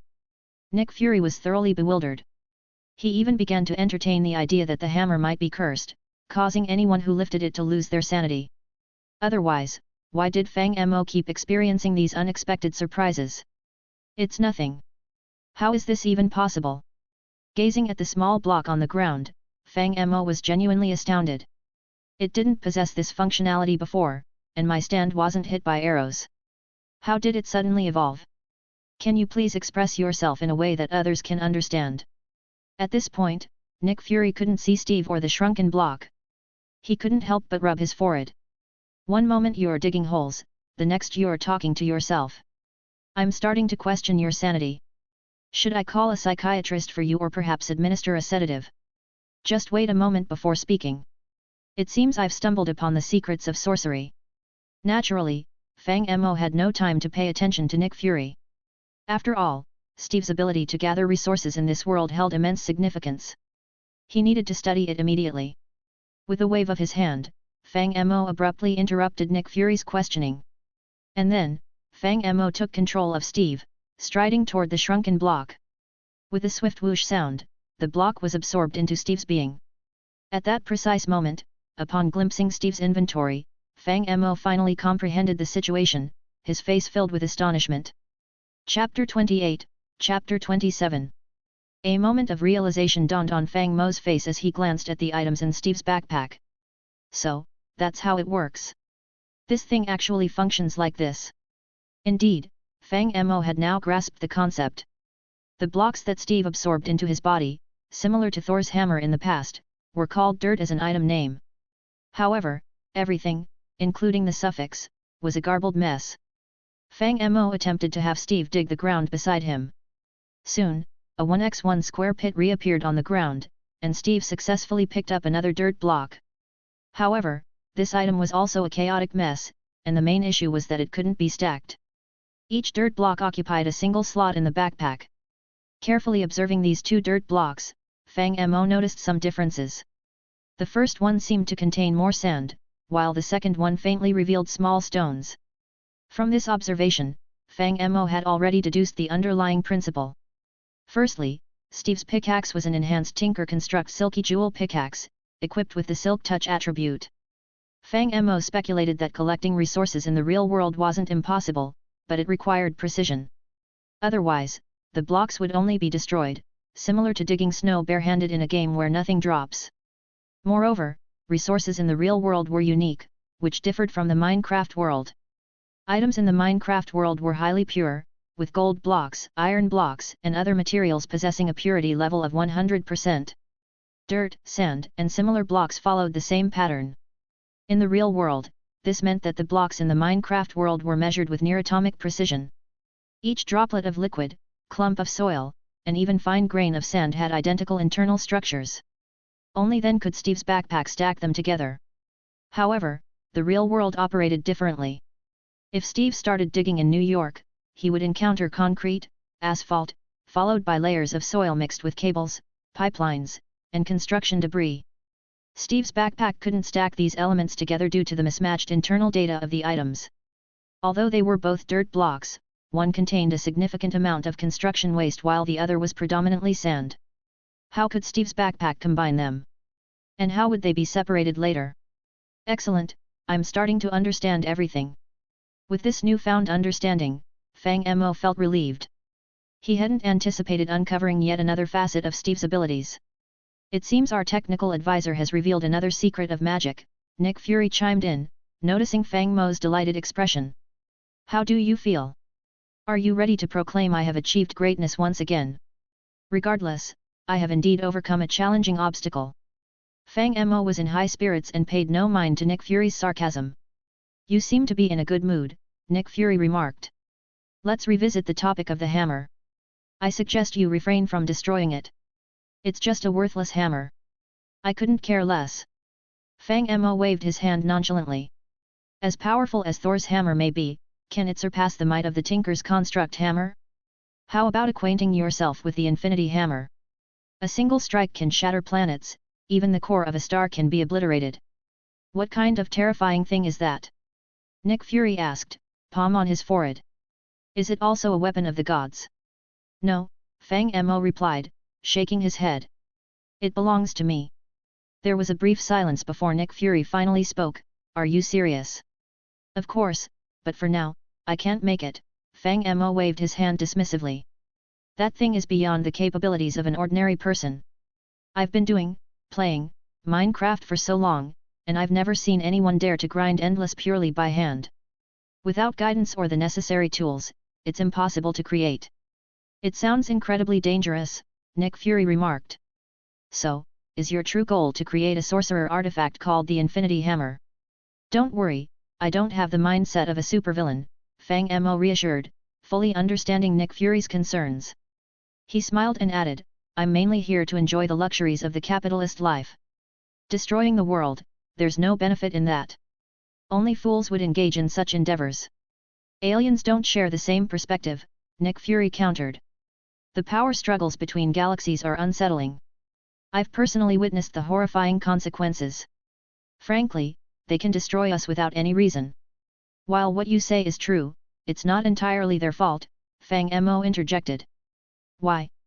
Nick Fury appeared puzzled. If not them, then who should we blame? Should we blame ourselves for being too weak? It's not that, Fang Mo shook his head thoughtfully. Actually, have you ever considered, with so many planets in the universe, why do villains always target Earth? Instead of pointing fingers, it's better to reflect on ourselves. Perhaps we've been making too much noise and drawing the attention of extraterrestrial beings. Your way of thinking.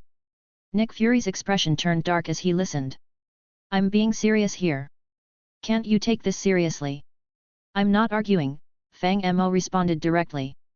I've heard of the Kree, but as far as I know, Earth is indeed the most vulnerable planet to invasion. After all, humans tend to repeat the same mistakes. Don't you study history as part of your spy training? Don't you understand this? That's why S.H.I.E.L.D is dedicated to protecting Earth, Nick Fury replied promptly. Forget it, Fang Mo chuckled. S.H.I.E.L.D is nearly infiltrated by Hydra. I don't even know how much of the gold I gave you has ended up in Hydra's pockets. How about I capture a live Hydra and bring it to S.H.I.E.L.D headquarters? Those creatures are all over the Twilight Forest. You can keep it there, then you'll see how many people salute the Hydra every day. What did you just say? Nick Fury's expression suddenly changed. Even Hawkeye, who had remained silent, couldn't help but frown tightly.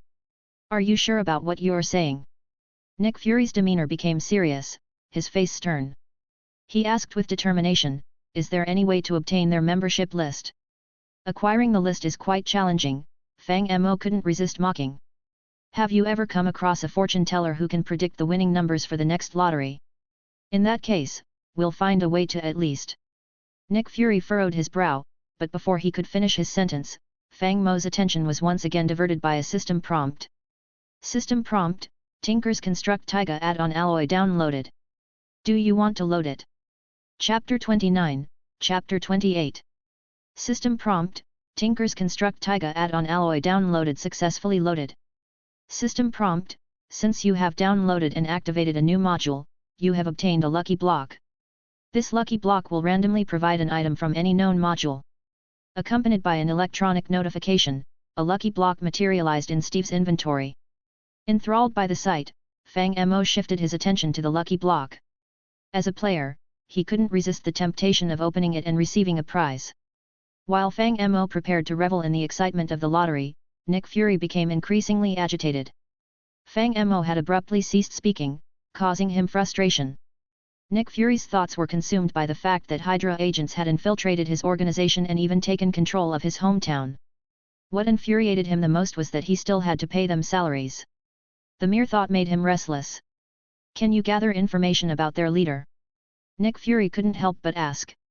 I need details such as their name, appearance, or position. I'll find a way to investigate them myself. The secrets of heaven must remain concealed, Fang Mo dismissed the request. He was occupied with the lottery and had no time or interest in engaging with the other party. He immediately instructed Steve to right-click and open the lucky block. However, perhaps due to Nick Fury's vexation, the flash of white light resulted in no extraordinary artifact materializing in Steve's hand. Instead, a U-shaped magnet appeared. What's this? Fang Mo was taken aback and promptly examined the item. It was called the ore magnet, an item he recognized from his favorite mod, Twilight Forest. As for its function, it aligned with the ground, and a right click would bring buried ores to the surface. At first glance, it seemed quite potent, capable of attracting ores. But in reality, the magnet had limited durability. After several uses, it would completely disintegrate. Furthermore, its range of attraction was minimal, retrieving only a few pieces of iron ore at most each time. If the lackluster items in the Minecraft world were ranked, this would undoubtedly be classified as T0 level, a symbol of worthlessness. Damn! Fang Mo couldn't help but curse upon seeing this. In the next moment, as if a sudden realization struck him, Fang Mo turned his gaze directly to Nick Fury in front of him. It must be you. Fang Mo stared at Nick Fury's face, unable to resist the urge to facepalm. I knew it. Next time, I'll have to burn incense and worship Buddha. It seems you've encountered yet another setback, Nick Fury remarked. According to your Eastern saying, is this the price for leaking secrets? If I were to face retribution every time I leaked secrets, the heavens would have struck me with lightning and killed me long ago, Fang Mo retorted, rolling his eyes. Based on my penchant for wildly spoiling information, it's no longer a matter of leaking secrets. I'm practically taunting the gods. So, was what you said earlier true or not? Nick Fury's concern about the previous topic was evident as he persistently inquired, did S.H.I.E.L.D. truly have numerous Hydra agents undercover? Do you possess any evidence? Do you believe everything I say? Fang Mo curiously inquired. At the very least, it's worth considering, Nick Fury honestly replied. We have analyzed your personality, and you never speak meaningless lies. Oh? You've analyzed my personality? Fang Mo became intrigued. Tell me more. You're aggressive, have a strong desire for attention, and hold grudges, Nick Fury explained. Based on reports from multiple psychological agents, you are an extremely arrogant and conceited person. You show no mercy to enemies, but because of this, you disdain lying and engaging in deceptive tricks. Of course, it doesn't rule out the possibility that you're planning something grand, like world destruction. As I said before, I have no interest in destroying the world, Fang Mo rolled his eyes. What's the point of killing everyone? I'd rather have thousands of gold blocks and indulge in the sinful life of capitalism. If you have so much money that you don't know what to do with it, can you spare me a few gold blocks? Nick Fury couldn't help but ask. No, even if Fukurina asks her sugar daddy for money, doesn't she have to send a couple of selfies first? Fang Mo retorted. You're always asking for money. Even biological fathers don't get such treatment. Then what do you want? Should I send you a couple of selfies as well? Nick Fury inquired. Get lost, Fang Mo imagined that scenario and felt like he would lose his mind. If you have nothing else to do, go back and apprehend Hydra. Don't bother me while I'm studying sorcery. Indeed, Nick Fury was occupied. After failing to elicit any answers from Fang Mo, he swiftly departed on his Quinjet. That mirrored the original storyline quite closely, as only Agent Coulson and Hawkeye appeared in Thor. It was likely that Nick Fury had other pressing matters, such as attending to the recently awakened Captain America. If Fang Mo hadn't contacted him, he probably wouldn't have shown up. Once Nick Fury left, Fang Mo secured a nearby room for himself. Since he had no pressing engagements, he could utilize this opportunity to interact with Thor and experiment with the real-life manifestation of Minecraft items. The night passed swiftly. Early the next morning, Agent Coulson approached Fang Mo with a stack of information. Mr. Fang Mo, we have discovered some leads. Coulson handed the information to Fang Mo and said, the town nearby lacks advanced technology and surveillance cameras. However, we received a report this morning about a peculiar man attempting to purchase a horse at a pet store. He had also previously assaulted hospital staff and forcefully slammed a coffee cup on the ground after drinking from it. That's our guy, Fang Mo nodded. Has he been apprehended? That man is quite swift, Coulson shook his head. But as per the director's instructions, we have disseminated information about the hammer. If that man, if he truly is Thor, he should come charging in soon upon receiving the news. Chapter 30, Chapter 29. Thor is currently trying to find a way to hurry over. However, there is still some distance between the meteor crater and the town. Otherwise, he wouldn't have needed to go to the pet store to buy a horse, right? Fortunately, he received assistance from Jane Foster, who was part of the original work, and Dr. Eric Selvig. After successfully convincing them of his identity as the God of Thunder, the group began planning how to retrieve Thor's hammer.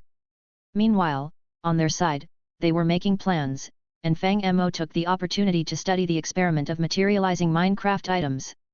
As mentioned earlier, before the time travel, Fang Mo specifically filled Steve's backpack and alchemy bag with various items, including golden apples, enchantment tables, redstone, potions, weapons, ender hand, the giant hammer, fishing rods, milk, lava, buckets, shulkers, ender pearls, and even essence berries from the Tinker's Construct mod, among others. In short, even the alchemy bag was nearly full. There was no other option because Fang Mo wanted to test too many things. Let's consider the ender hand as an example. After being materialized, this item transformed directly from a physical object into a special psychic field, enabling Fang Mo to effortlessly lift objects weighing tens of tons.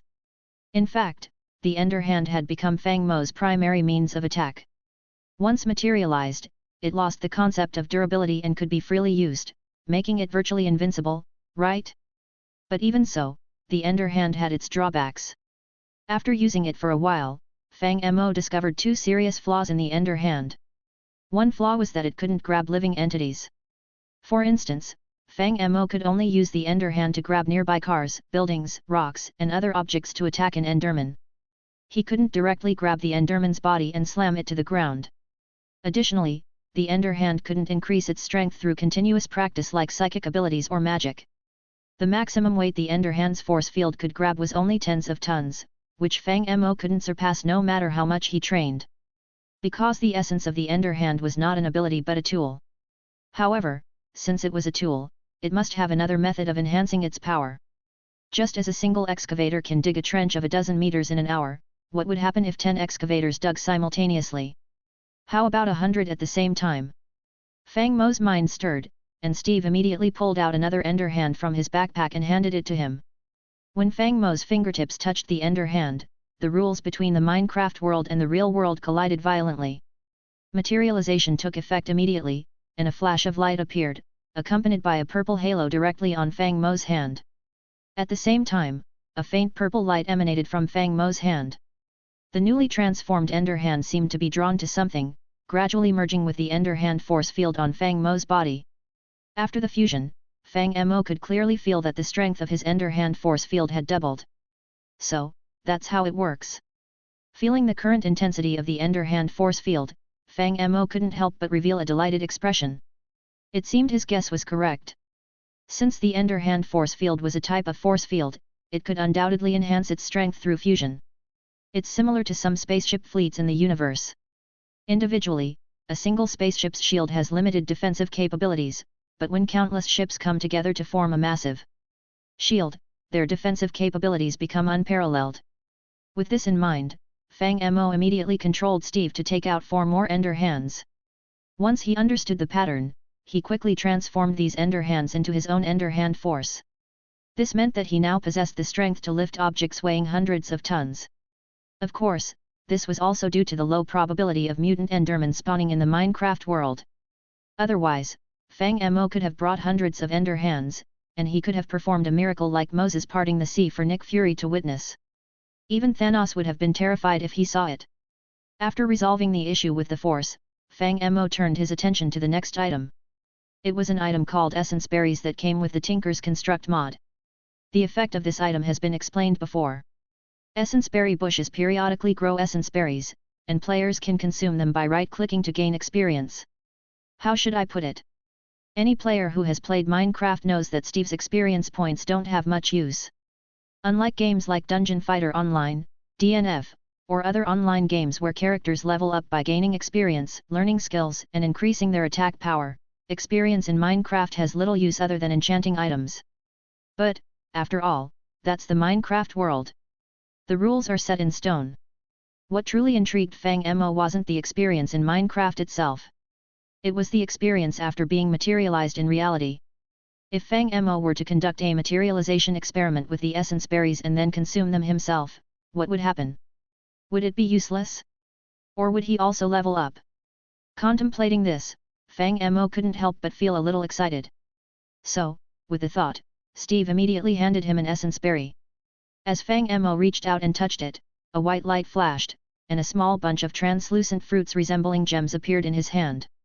After observing them for a moment, he noticed that these fruits looked like miniaturized grapes. The stems were covered with round, tender green fruits emitting a soft, colorful halo, which looked dazzling.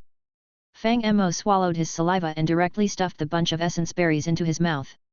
However, they didn't taste as sweet and delicious as he had imagined. Instead, a nauseating, sulfur-filled, almost rotten fart-like smell filled his senses. Ugh! Instinctively, Fang Mo spat everything out of his mouth. Damn! Is this what the devil fruit tastes like? Although he tried his best to expel it, it seemed that some green liquid had been swallowed, making him feel extremely nauseous. It felt as if he had swallowed half a pound of sulfur, blocking his entire respiratory system and making breathing a torment.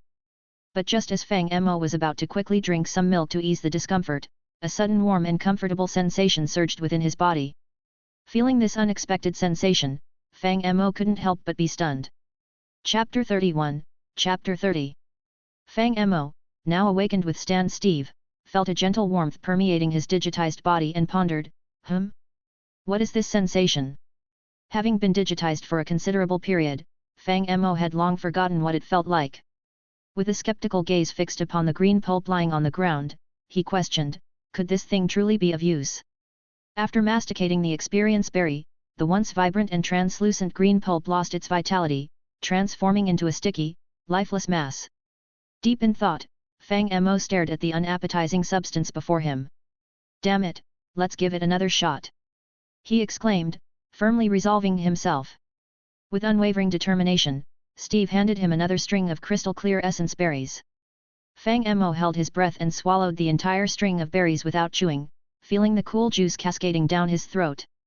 Instantly, a strange surge of power coursed through his body, reminiscent of jumping into a hot spring after a freezing winter night.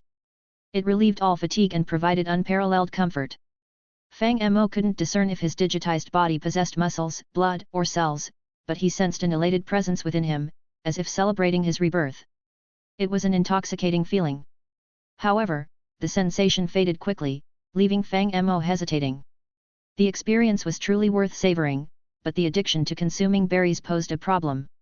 Despite their disgusting taste, the essence berries confirmed Fang Mo's suspicions about their ability to enhance his strength. Although he had only consumed one essence berry, Fang Mo could sense that he had become slightly stronger than before.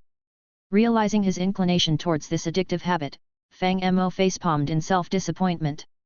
The Minecraft world provided an abundant supply of essence berries, and Fang Mo had brought an entire group of essence berry bushes with him. However, the thought of swallowing such repugnant-tasting things in large quantities was difficult to accept. After a period of internal struggle, Fang Mo's desire for power ultimately triumphed over his taste buds' protests. With determination, Fang Mo pinched his nose and forced the essence berries into his mouth one by one. Eerie swallowing sounds echoed in the room, overwhelming even Fang Mo himself. To alleviate the overwhelming taste, Fang Mo had Steve retrieve 2 baked potatoes. He chewed them while observing the changes in his body.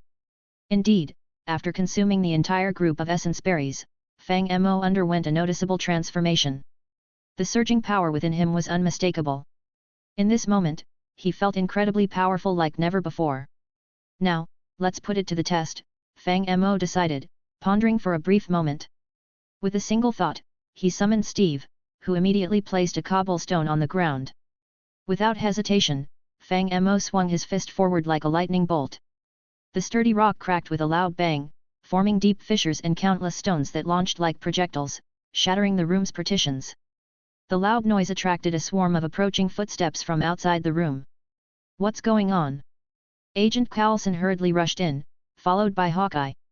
Their faces were filled with vigilance as they scanned the surroundings for enemies. A group of agents flooded in, bewildered by the absence of any signs of a battle. Did that guy come to attack us? Coulson asked, puzzled. Preparing to explain, Fang Mo rubbed his chin and said, I know you're anxious, but don't worry for now. Interrupting, Coulson's anxiety evident in his voice, he asked, did he come to take the hammer? How powerful is he? Did you get hurt? Reassuringly, Fang Mo smiled and said, I'm invincible. Thor hasn't come to steal the hammer yet. This is a new magic I just researched called Water Stream Rock Smashing Fist. Hawkeye chimed in, unable to resist commenting, that name doesn't sound much like magic. It sounds more like martial arts. Dismissing their concerns with a wave of his hand, Fang Mo said, don't worry about those details. Anything that science can't explain is all magic. Coulson's relief was evident after hearing Fang Mo's explanation. He said, I was worried he would descend from the sky, wield his hammer, and blast us into ashes with lightning before leaving coolly. Smirking, Fang Mo said, don't worry, his powers are sealed. He's full of crap. He's probably just slightly stronger than an average person. One gunshot can kill him, so you don't have to worry too much. Speculating, Coulson pondered, his powers are sealed in this hammer? He's trying to get it back to restore his divine power. Confirming, Fang Mo said, he can't lift this hammer. He got punished by his dad because he got too cocky. It's like a trial or something. If he can't complete it, he can never restore his divine power. Raising a question, Hawkeye asked, then why did he come here? Shrugging, Fang Mo replied, he doesn't even know about all this. Not everyone can read fortunes, you know. How many people in this world have my level of insight into the mysteries of the heavens and the earth, the yin and yang, and the fortunes and misfortunes, from the highest heavens to the deepest abyss? At a loss for words, Coulson was about to respond when an agent rushed over, whispering in Coulson's ear about a suspicious vehicle parked nearby on the hillside and seeking instructions. Receiving the report, Coulson looked at Fang Mo and said, "Well, it seems that guy has really come this time." Translator's note. All notes and announcement will be posted in author's note in the near future. Please read. Thanks. Vote, share, and maybe check my Patreon as well.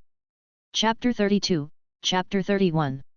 Coulson's subordinate's report is accurate. Thor quietly approached the meteorite crater on a nearby hillside. Despite Jane Foster and Dr. Selvig offering their assistance, Thor politely declined. He believed the government had sealed off the heavily guarded area around the crater, and he didn't want these kind-hearted Midgardians to risk themselves. However, Thor had overestimated his abilities. As the god of thunder, he relished direct confrontations and relied on his physical strength. Infiltration was unfamiliar to him, especially since he had lost his divine powers. Though he believed his infiltration skills to be exceptional, he couldn't have anticipated what awaited him. Unbeknownst to Thor, every move he made was captured by the surveillance cameras.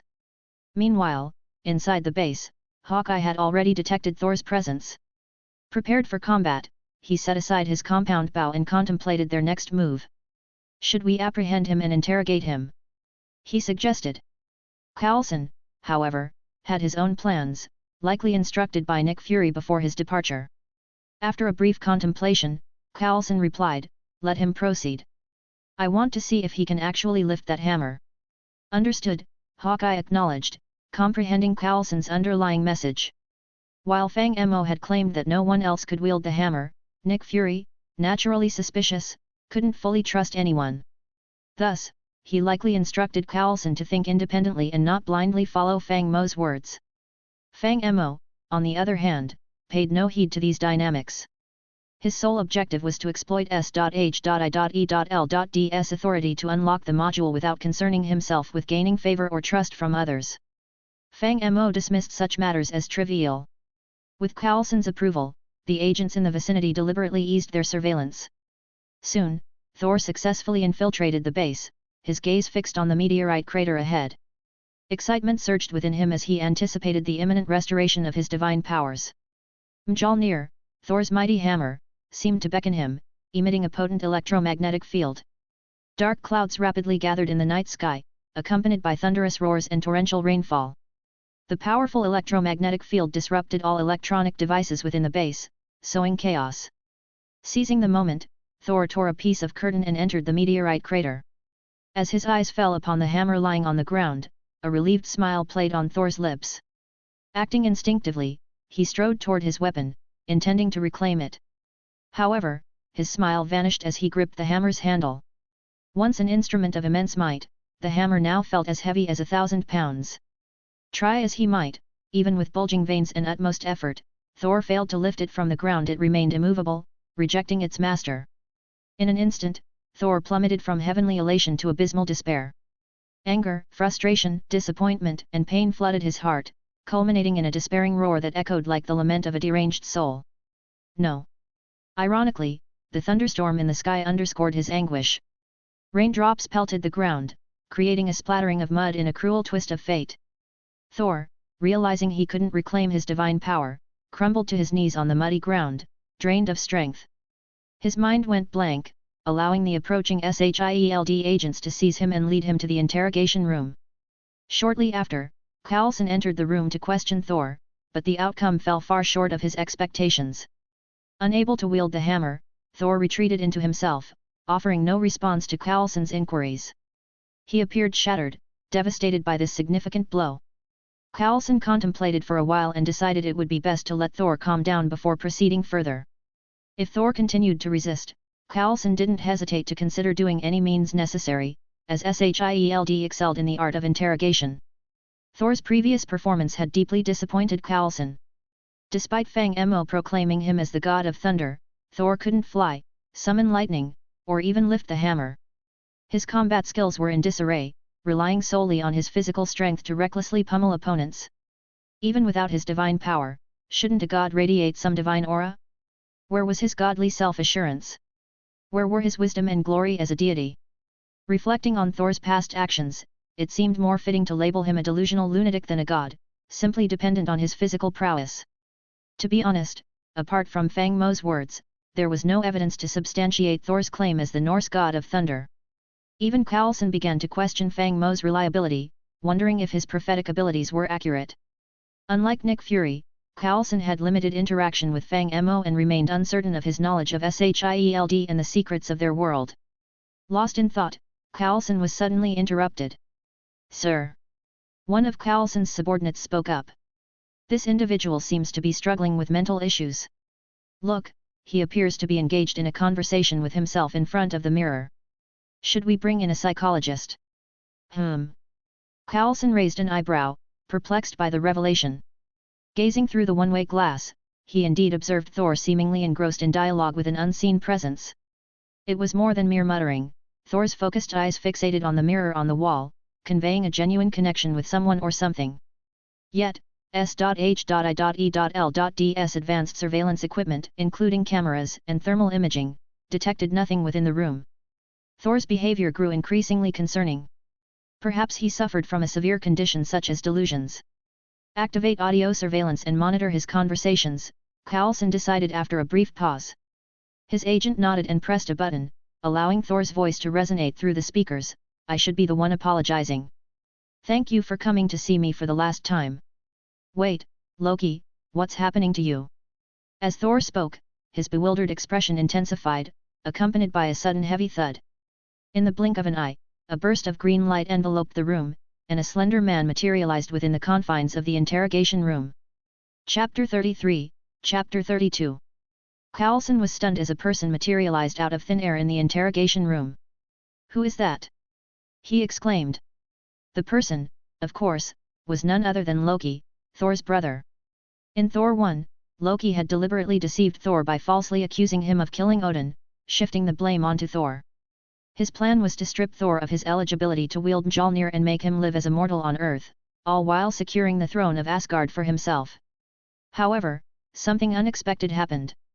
Just as Loki was about to employ his deceitful words, he noticed a blocky and tall creature lurking in the corner. This creature stood silently, emanating an eerie presence. Surprisingly, Loki, who was accustomed to instilling fear in others, felt genuine fright. He instinctively entered combat mode and threw a knife at the creature. Thor was intrigued by this sudden turn of events and questioned Loki about it. It became evident that Loki's combat abilities were lacking when the creature remained unharmed by his small throwing knife. In fact, the creature took a step forward, compelling Loki to retreat. As a result, Loki's illusion was dispelled, revealing his true presence to Coulson and the other agents. While they were still stunned, Fang Mo had already reached the door of the interrogation room. Without waiting for a response, he entered. Coulson was momentarily stunned but quickly composed himself and followed Fang Mo inside. "What day is it today? Are we celebrating something in the Nine Realms?" Fang Mo immediately began speaking. "Why are Odin's two sons here on Earth, or Midgard, I presume?" As Fang Mo spoke, Steve's stand reappeared behind him. Loki cautiously observed Fang Mo and asked, "Who are you?" "No, wait, what exactly are you?" "I am Fang Mo," he responded directly, also known as a stand user. Loki remained silent but instinctively narrowed his eyes. He had no knowledge of Fang Mo, and if it weren't for the formidable creature accompanying him, Loki would have dismissed Fang Mo as an ordinary mortal. However, it was clear that Fang Mo possessed extraordinary abilities, but Loki couldn't sense any aura from him. The mystery surrounding Fang Mo unsettled Loki as he couldn't discern his true nature. Direct confrontation was not Loki's style, especially with a group of troublesome mortals standing behind Fang Mo. After considering for a moment, Loki cast a spell, leaving an illusion in his place before circling behind. It's worth noting that Fang Mo and his stand shared a vision, allowing him to see Loki from Steve's point of view. In response, Fang Mo directly stated, "Enough with the pretense. Come out now." "HHMM, who?" Coulson was thoroughly perplexed. With Loki standing right in front of him, he couldn't comprehend whom Fang Mo was addressing. Loki momentarily paused upon hearing Fang Mo's words. "You can see him." Even Thor, sitting on the side, was momentarily stunned. "My stand has seen through your tricks," so don't even think about sneaking up on me, Fang Mo declared, crossing his arms and staring at the hidden Loki. After hearing this, Loki chose to dispel the illusion. What? Coulson widened his eyes as he saw Loki vanish and suddenly reappear from behind. It was the first time he had witnessed such a bizarre thing. An odd intuition arose in Coulson's heart for some reason. Unlike the delusional patient claiming to be the god of thunder, he felt that this person in front of him was the real deal. Who is he? Coulson couldn't help but ask Fang Mo after a moment of contemplation. Loki, the god of mischief, Fang Mo explained. Don't Westerners believe in gods? Haven't you heard of the famous Loki? Well. Coulson hesitated for a moment. We mostly believe in Jesus over here. Oh, I see, Fang Mo nodded, then suddenly asked, so, let me ask you, who do you think is stronger, Odin or Jesus? Hey! Not only Coulson, but even Thor and Loki on the other side were taken aback. After all, Odin was their father. Discussing their father's power in front of his sons, what was the intention behind it? Of course, Coulson was also baffled. They were currently in a standoff with two gods, and he suddenly brought up this topic. Was it really appropriate? But before Coulson could respond, Fang Mo continued, saying, actually, I think Odin is stronger. Of course, All-Father is stronger, he's the king of gods. Thor instinctively replied. However, he immediately remembered the news of his father's death, caused by his own incompetence as a son. He fell into sorrow, saying, the glory of our father, Odin, will forever last in the history of the 9 realms. Bleep, for patron-only experience.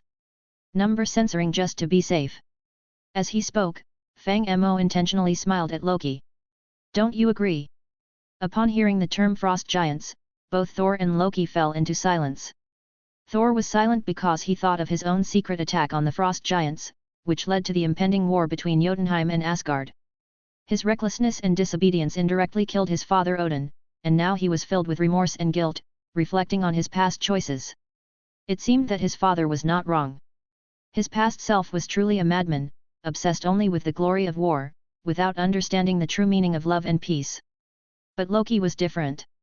He felt that Fang Mo was deliberately targeting him. Chapter 34, Chapter 33. Loki was convinced that Fang Mo had deliberately targeted him, but he couldn't understand how Fang Mo had discovered his true identity. Recently, during Thor's ill-fated invasion of Jotunheim, Loki had learned that he was actually a frost giant. The magic of the frost giants had revealed his lineage, showing that he was not Odin's son but rather a despised enemy of Asgard, a frost giant. Instead of sharing this revelation with Thor and their comrades, Loki had chosen to confront Odin directly. To his surprise, the elderly Odin had succumbed to Loki's scolding and entered a deep slumber known as Odin's sleep. Witnessing Odin's collapse, Loki realized the depth of his affection for the old king. Despite his resentment towards Odin's favoritism towards Thor, Loki had never harbored thoughts of harming him. However, a kingdom required a ruler, and with Odin incapacitated, Asgard urgently needed a temporary replacement. Since Thor was in exile, all eyes naturally turned to Loki. Being Odin's son and with no one else aware of his frost giant heritage, they believed him to be a suitable candidate. Consequently, Loki seamlessly and logically assumed the role of the acting king of Asgard.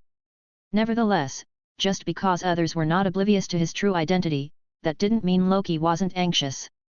He dreaded the exposure of his secret. While Odin had accepted his frost giant lineage, Asgard was not defined solely by Odin's acceptance. If his true nature were to be unveiled, Loki risked becoming a pariah, despised by all. As the god of mischief, Loki swiftly devised a cunning plan.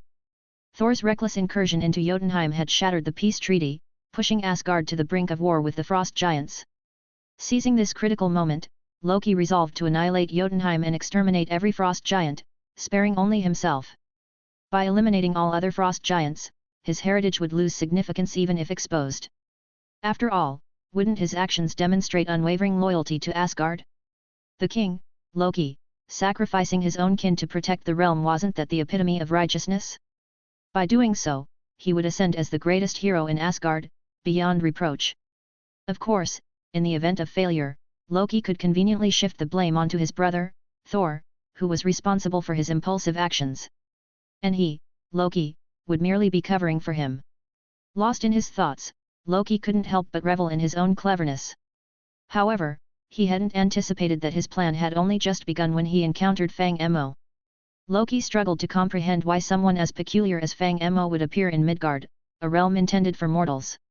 From every angle, Fang Mo appeared far from ordinary. "Who are you?" Loki fixed Fang Mo with a stern gaze and inquired. "I am the king of Asgard, entrusted with protecting the 9 realms. Clearly, you do not belong to Midgard. Pray, tell me, what are you?" To boost his confidence, Loki brandished Odin's weapon, Gungnir. "Isn't Odin the king of Asgard's weapon?" Fang Mo asked cheerfully. "When did it become yours?" "Our father is already dead," Thor replied, bowing his head in deep remorse. He explained on Loki's behalf, "It's all because of my foolish recklessness that led to these consequences. According to our mother's wishes and everyone else's, I will forever be banished here as a sinner, and Loki should rightfully become the new king of Asgard." Thor's straightforward and simple nature made him particularly susceptible to deception. His brother, however, was the god of mischief, and Thor had yet to realize he had been tricked. He still believed Odin to be truly dead and, despite his own anguish, he spoke up for Loki. "Odin is truly dead?" Fang Mo rubbed his chin and deliberately inquired. "He is the great king of the gods. Can't he be killed just because of a little disagreement with his son? Could there be some hidden information behind this?" Thor was suddenly stunned by Fang Mo's words.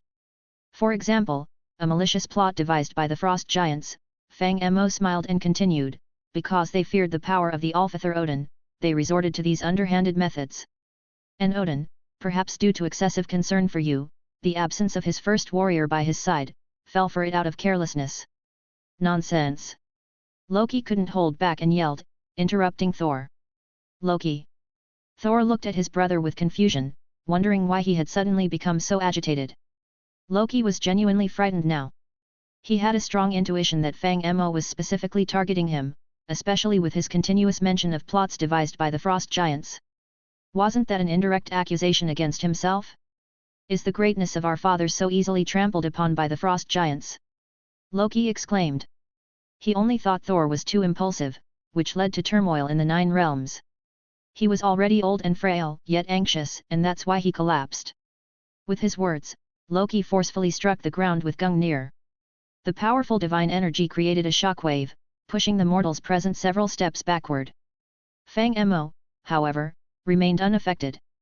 After devouring a whole group of essence berries, a punch from Loki wouldn't even make him flinch.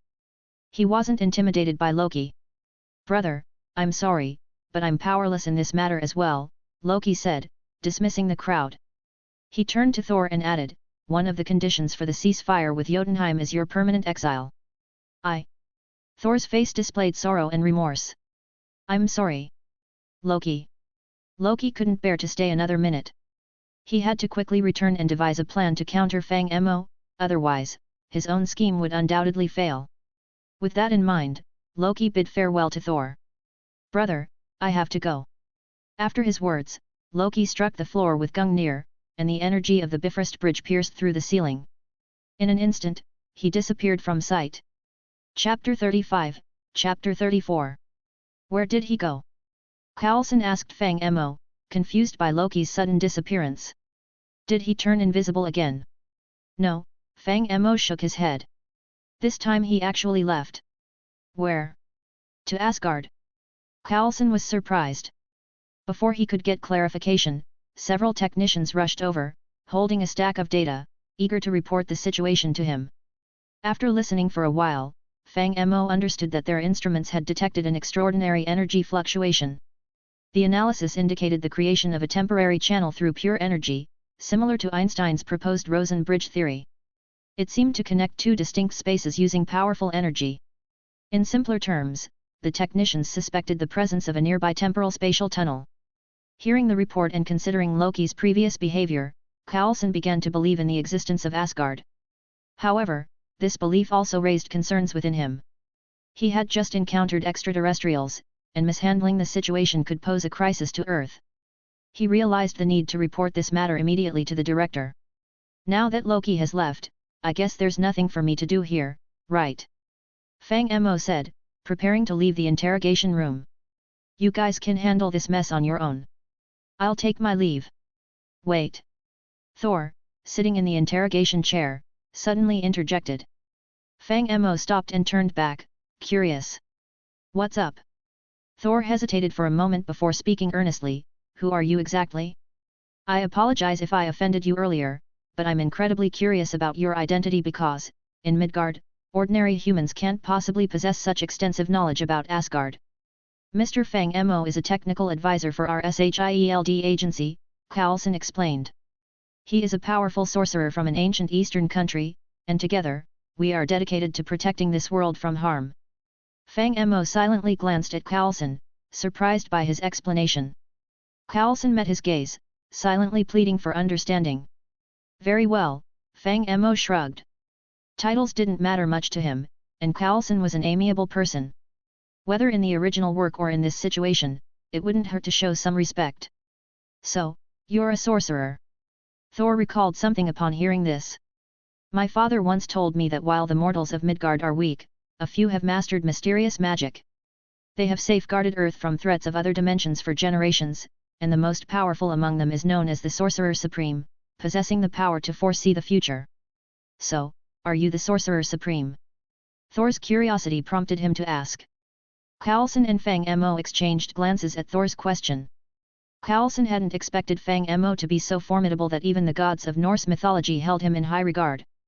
But before Coulson could fully comprehend the situation, Fang Mo's next words left him perplexed once again. Sorcerer Supreme. Fang Mo shrugged and calmly responded, isn't the Sorcerer Supreme the Ancient One? It's not me, and it has nothing to do with me. Both Coulson and Thor were surprised by this revelation. Thor was surprised because he had assumed Fang Mo was the Sorcerer Supreme due to his extensive knowledge of Asgard. Even without his godly powers, Thor sensed a hint of fear from Loki towards Fang Mo, indicating the mage's formidable strength. He might even surpass the Sorcerer Supreme, the mightiest protector among mortals. Coulson, on the other hand, was genuinely perplexed.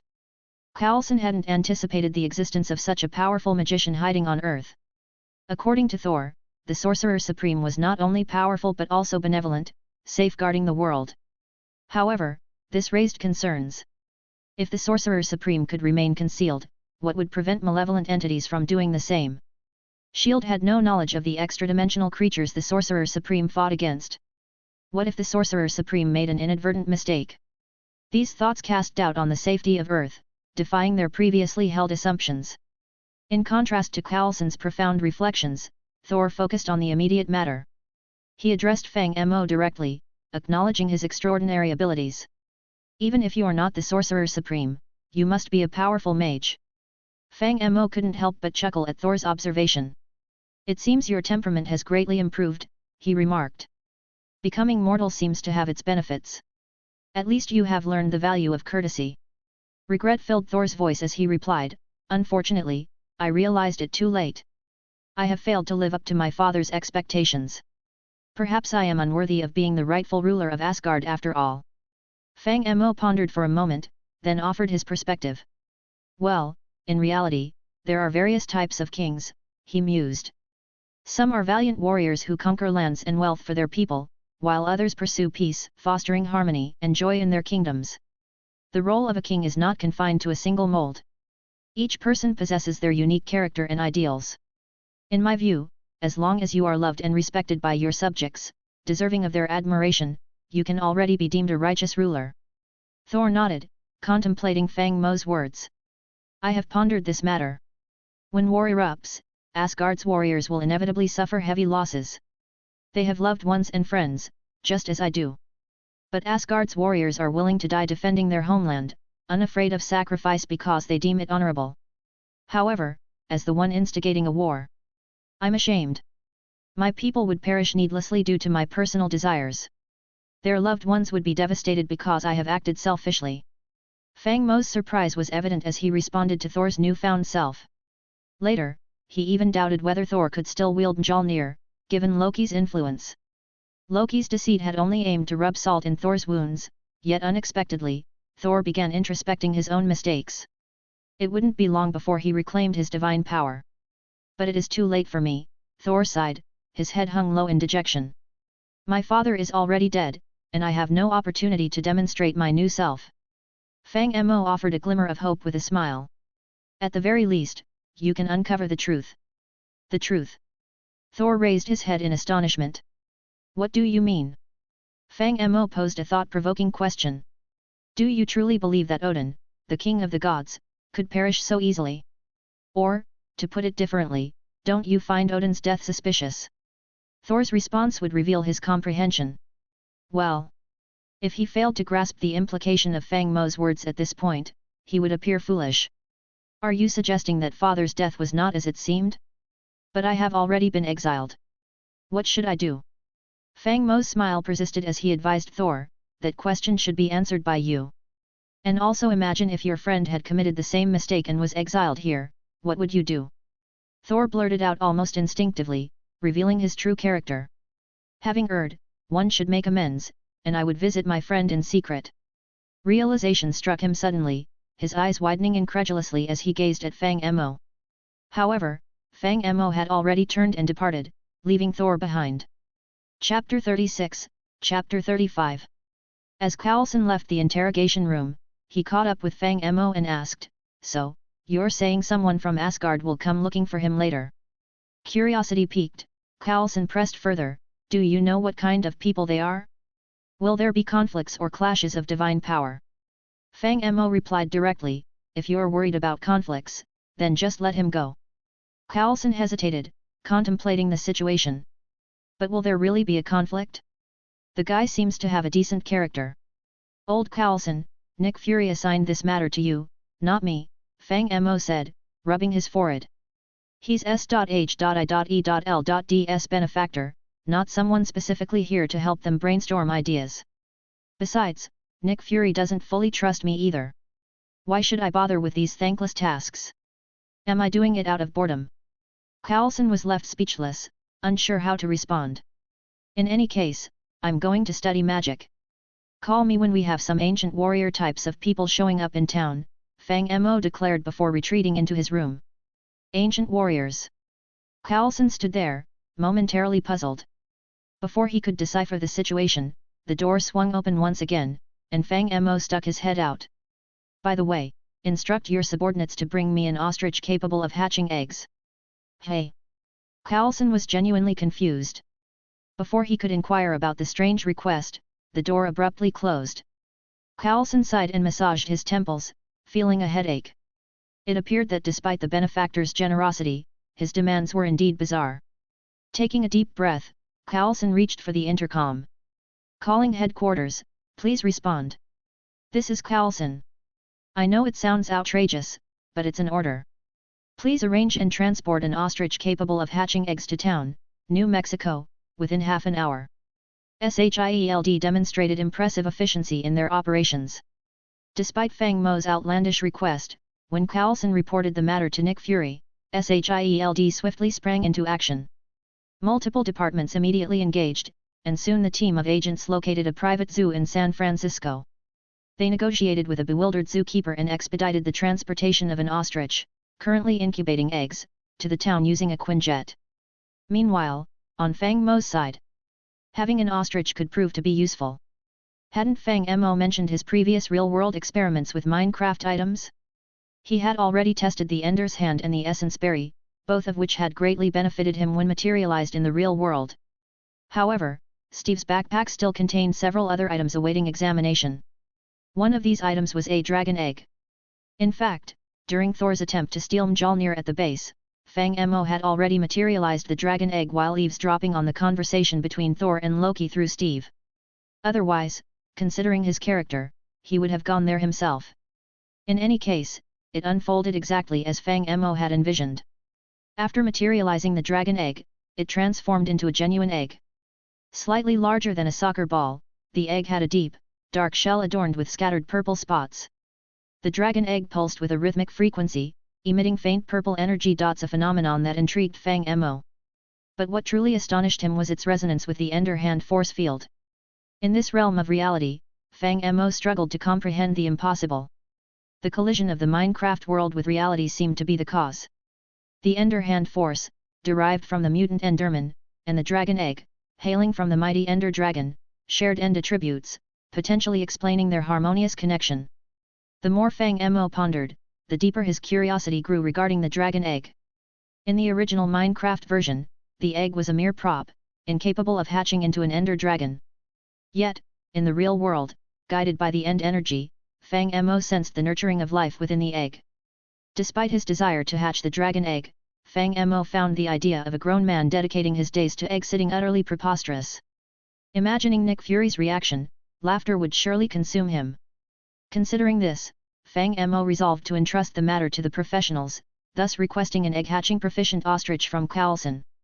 Thanks to his previous gesture of offering a gold ingot to Nick Fury, Fang Mo now enjoyed the unwavering support of S.H.I.E.L.D, their efficiency unparalleled. Within a mere half-hour, an ostrich arrived at Fang Mo's room. His gaze fixated upon the nervous creature, unsettled by the sudden environment change and jarring transportation.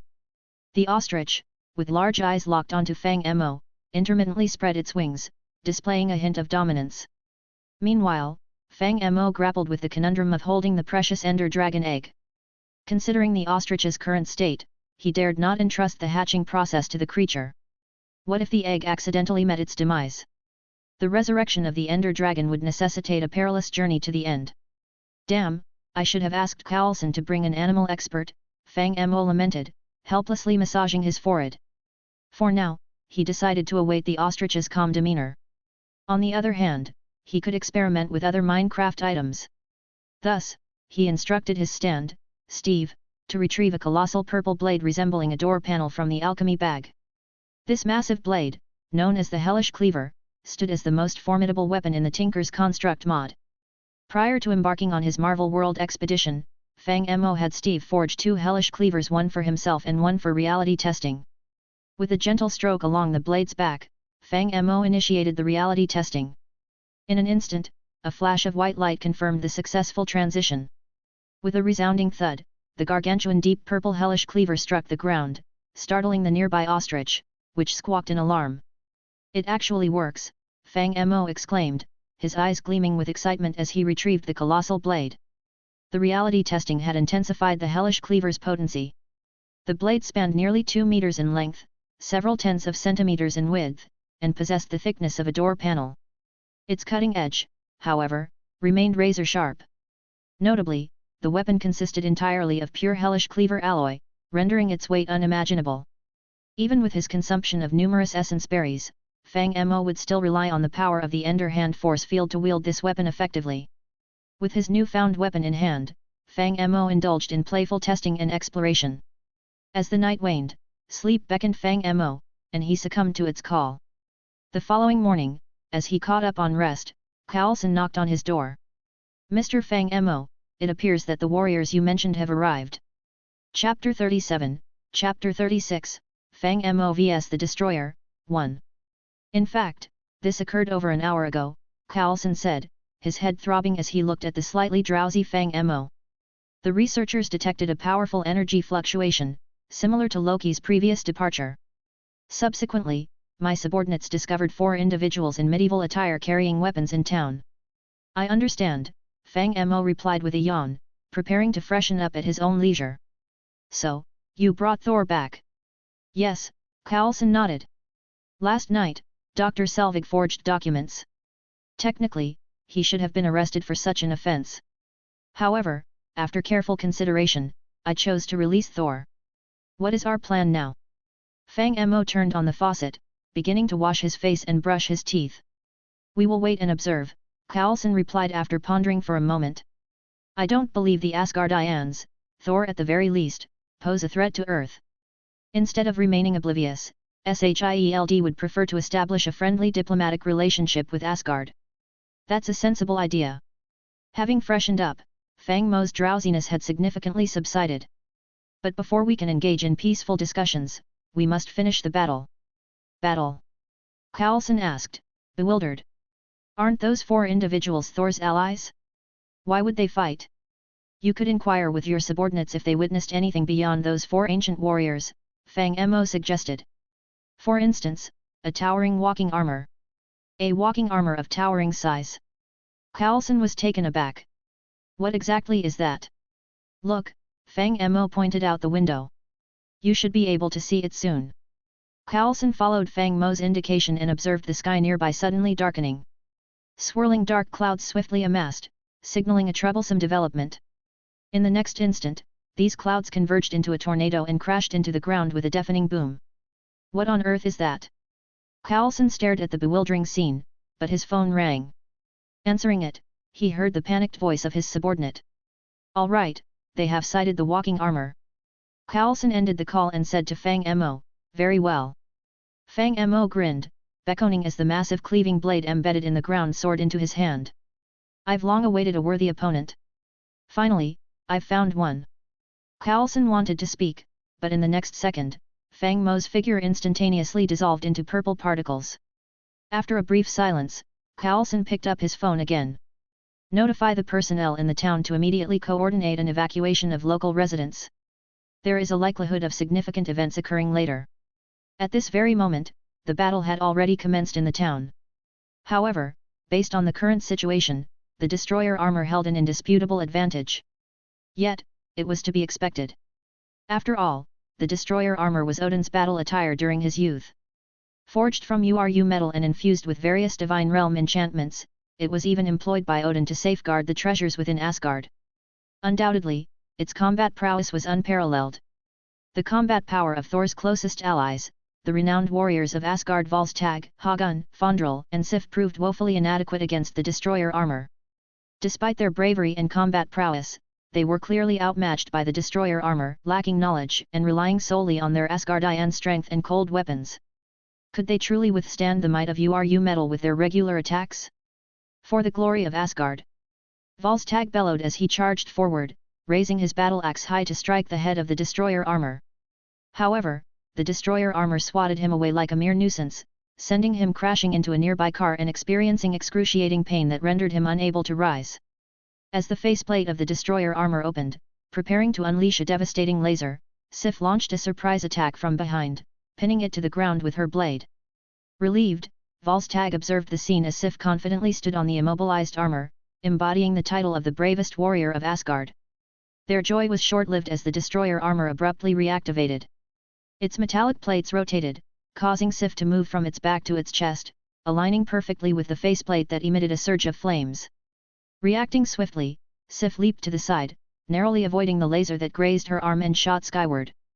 Recognizing their inability to defeat the destroyer armor, the group hastily retreated, seeking distance and strategizing. However, the relentless destroyer armor provided no respite, sweeping its laser across the ground, propelling Sif into the air and striking the others as they attempted a rescue, sending all four hurtling through the air. Volstagg crashed into a shop at the street corner, struggling to regain his bearings as he witnessed the destroyer armor aiming at him.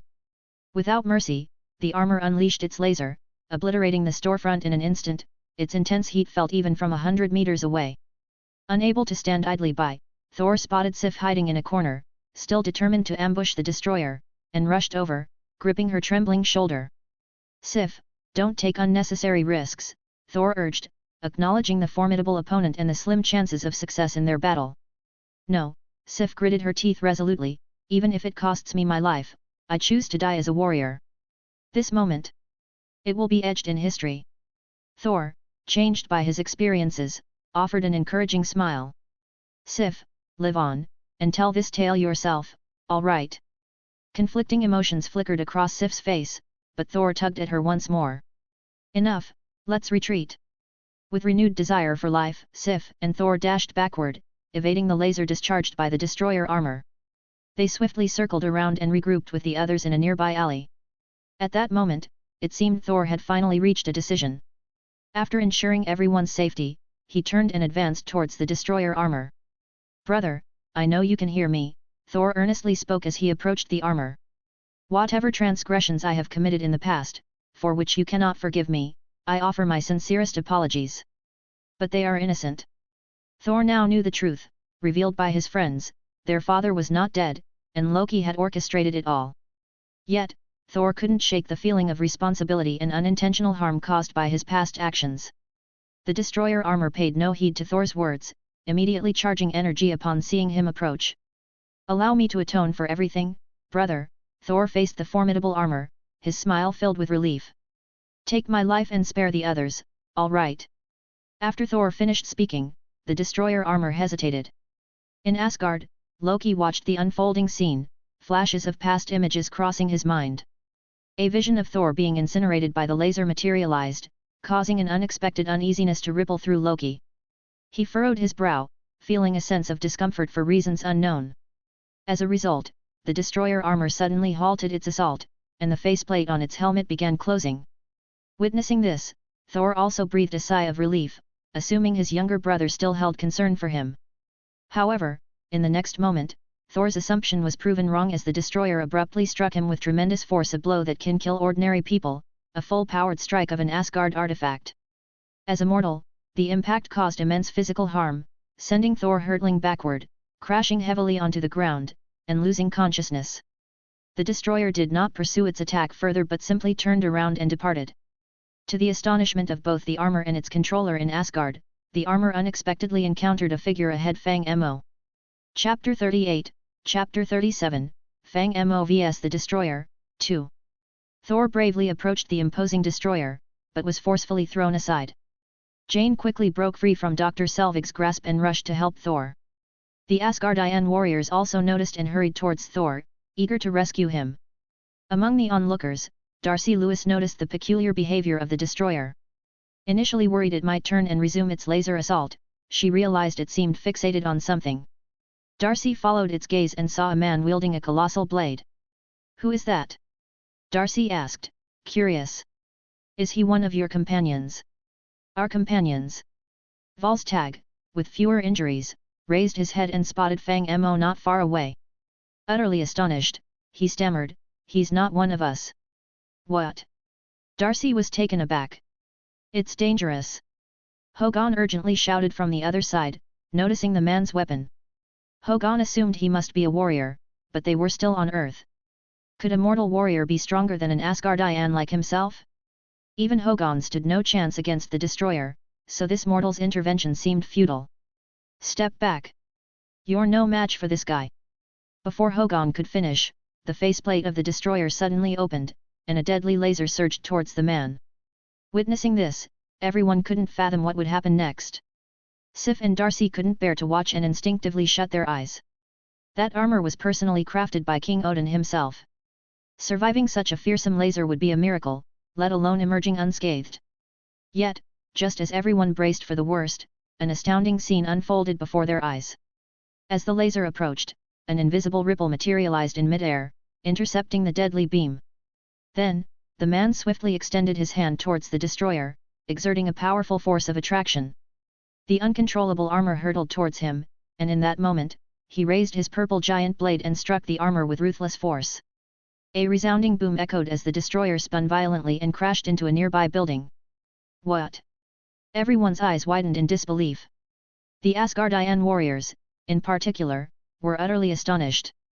Their confidence and understanding shattered completely. Had a mortal truly sent the destroyer flying with a single blow? Surely, this must be a joke. They had battled so long without leaving a scratch on their formidable foe. Yet now, a being from Midgard had effortlessly sent the destroyer flying with one strike?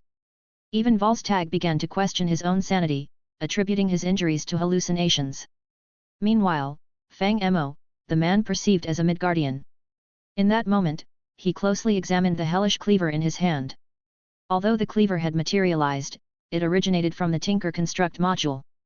To test its attributes, Fang Mo deliberately set its durability at level 5, making it unbreakable. However, Fang Mo remained uncertain if this property could be inherited in the real world. And this is how the scene unfolded at the beginning. Fang Mo tested the weapon against the destroyer. The result confirmed that even after colliding with Asgard's toughest URU metal, the hellish cleaver showed no signs of damage or dulling. It seems that attributes can be materialized as well, Fang Mo thoughtfully nodded after inspecting the cleaver. Suddenly, a nearby building exploded, engulfed in smoke, and the destroyer emerged unscathed. After all, it was Odin's battle armor, and its durability proved extraordinary. But that was exactly what Fang Mo desired. "I've finally found someone worthy of a fight," Fang Mo's excitement was palpable. Since returning to the Marvel world, he had developed numerous new things. However, he grew bored without opponents to test his skills. Once a god of war in the virtual realm, now awakened with his stand, his fighting spirit was fully unleashed. He found greater satisfaction in personally defeating the movie's bosses than in the tedium of crafting and browsing crafting tables. As for the destroyer, it represented the silent villains. At that moment, it made no additional moves. Walking out of the sea of fire, it directed a laser beam at Fang Mo. A purple light flickered at Fang Mo's fingertips, and the ground beneath the destroyer quaked. In the next second, rocks, dust, and soil rushed towards it from all directions, enclosing it within a massive sphere of rock. However, the surface of the rock sphere turned red, and scorching heat erupted from within. The rock transformed into searing lava, cascading onto the ground. The destroyer struggled to break free. Yet, before it could emerge fully, Fang Mo hurled the hellish cleaver directly at it. With a loud bang, the headpiece of the destroyer split in half, but the armor swiftly began repairing itself. Just like when Sif impaled it to the ground, the restored destroyer continued to rise. It broke free from the lava sphere, retrieved the hellish cleaver lodged in its head, and cast it aside. Observing this, Fang Mo nodded instinctively. Perhaps this was a characteristic of the destroyer to possess some degree of immunity against physical attacks. However, that worked in Fang Mo's favor. With a simple command, Fang Mo's stand, Steve, swung a sword at the destroyer. The armor stiffened slightly, revealing a cut on its chest. Sensing the attack, the destroyer lowered its head, fixing its gaze upon Steve, preparing to unleash a laser. Witnessing this, Fang Mo swiftly gestured with his fingertip, activating the Ender Hand force field. The ground beneath the destroyer surged upward, causing the laser to miss Steve's head and strike a nearby street instead. The awakened destroyer glared at Fang Mo, recharging its laser. However, in the next moment, the massive hellish cleaver lying on the ground shimmered with a purple aura, levitating in the air. Its blade aimed at the back of the destroyer, swiftly piercing through its chest. Before the armor could react, a gust of wind blew in its face. Fang Mo, now wielding a hammer, descended from the sky, delivering a mighty blow to the top of its head. With a deafening roar, the entire small town seemed to tremble as the ground beneath the destroyer shattered, creating a colossal crater. Author's note: in the previous chapter, I included some plot points from the original work. Upon noticing that some readers found it repetitive, allow me to provide an explanation separately. How should I put it? Well, even if I didn't incorporate the original work, I could still write the story. However, I couldn't resist including certain original plot points, considering there are readers who appreciate the main character, MC, but aren't familiar with the Marvel Universe. The author believed that certain scenes from the original work were well portrayed, making it easier for Marvel fans who love the MC but aren't well versed in Marvel to understand the characters. To maintain conciseness, I actually downloaded the movies I needed to write about and watched them repeatedly. The Marvel series alone occupies over 600 GB. I meticulously observed each action, detail, and subtitle, striving to depict them using the fewest words possible. Please forgive me if my writing skills aren't yet proficient enough. As a novice, expressing all my thoughts in a few sentences is challenging, but I gave it my best effort. After all, the protagonist now resides in the familiar Marvel Universe.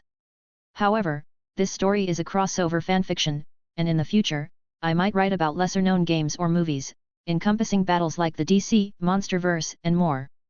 By reaching this point, you're undoubtedly a Marvel enthusiast. Nevertheless, there might be works you haven't encountered or instances when you don't grasp the plot.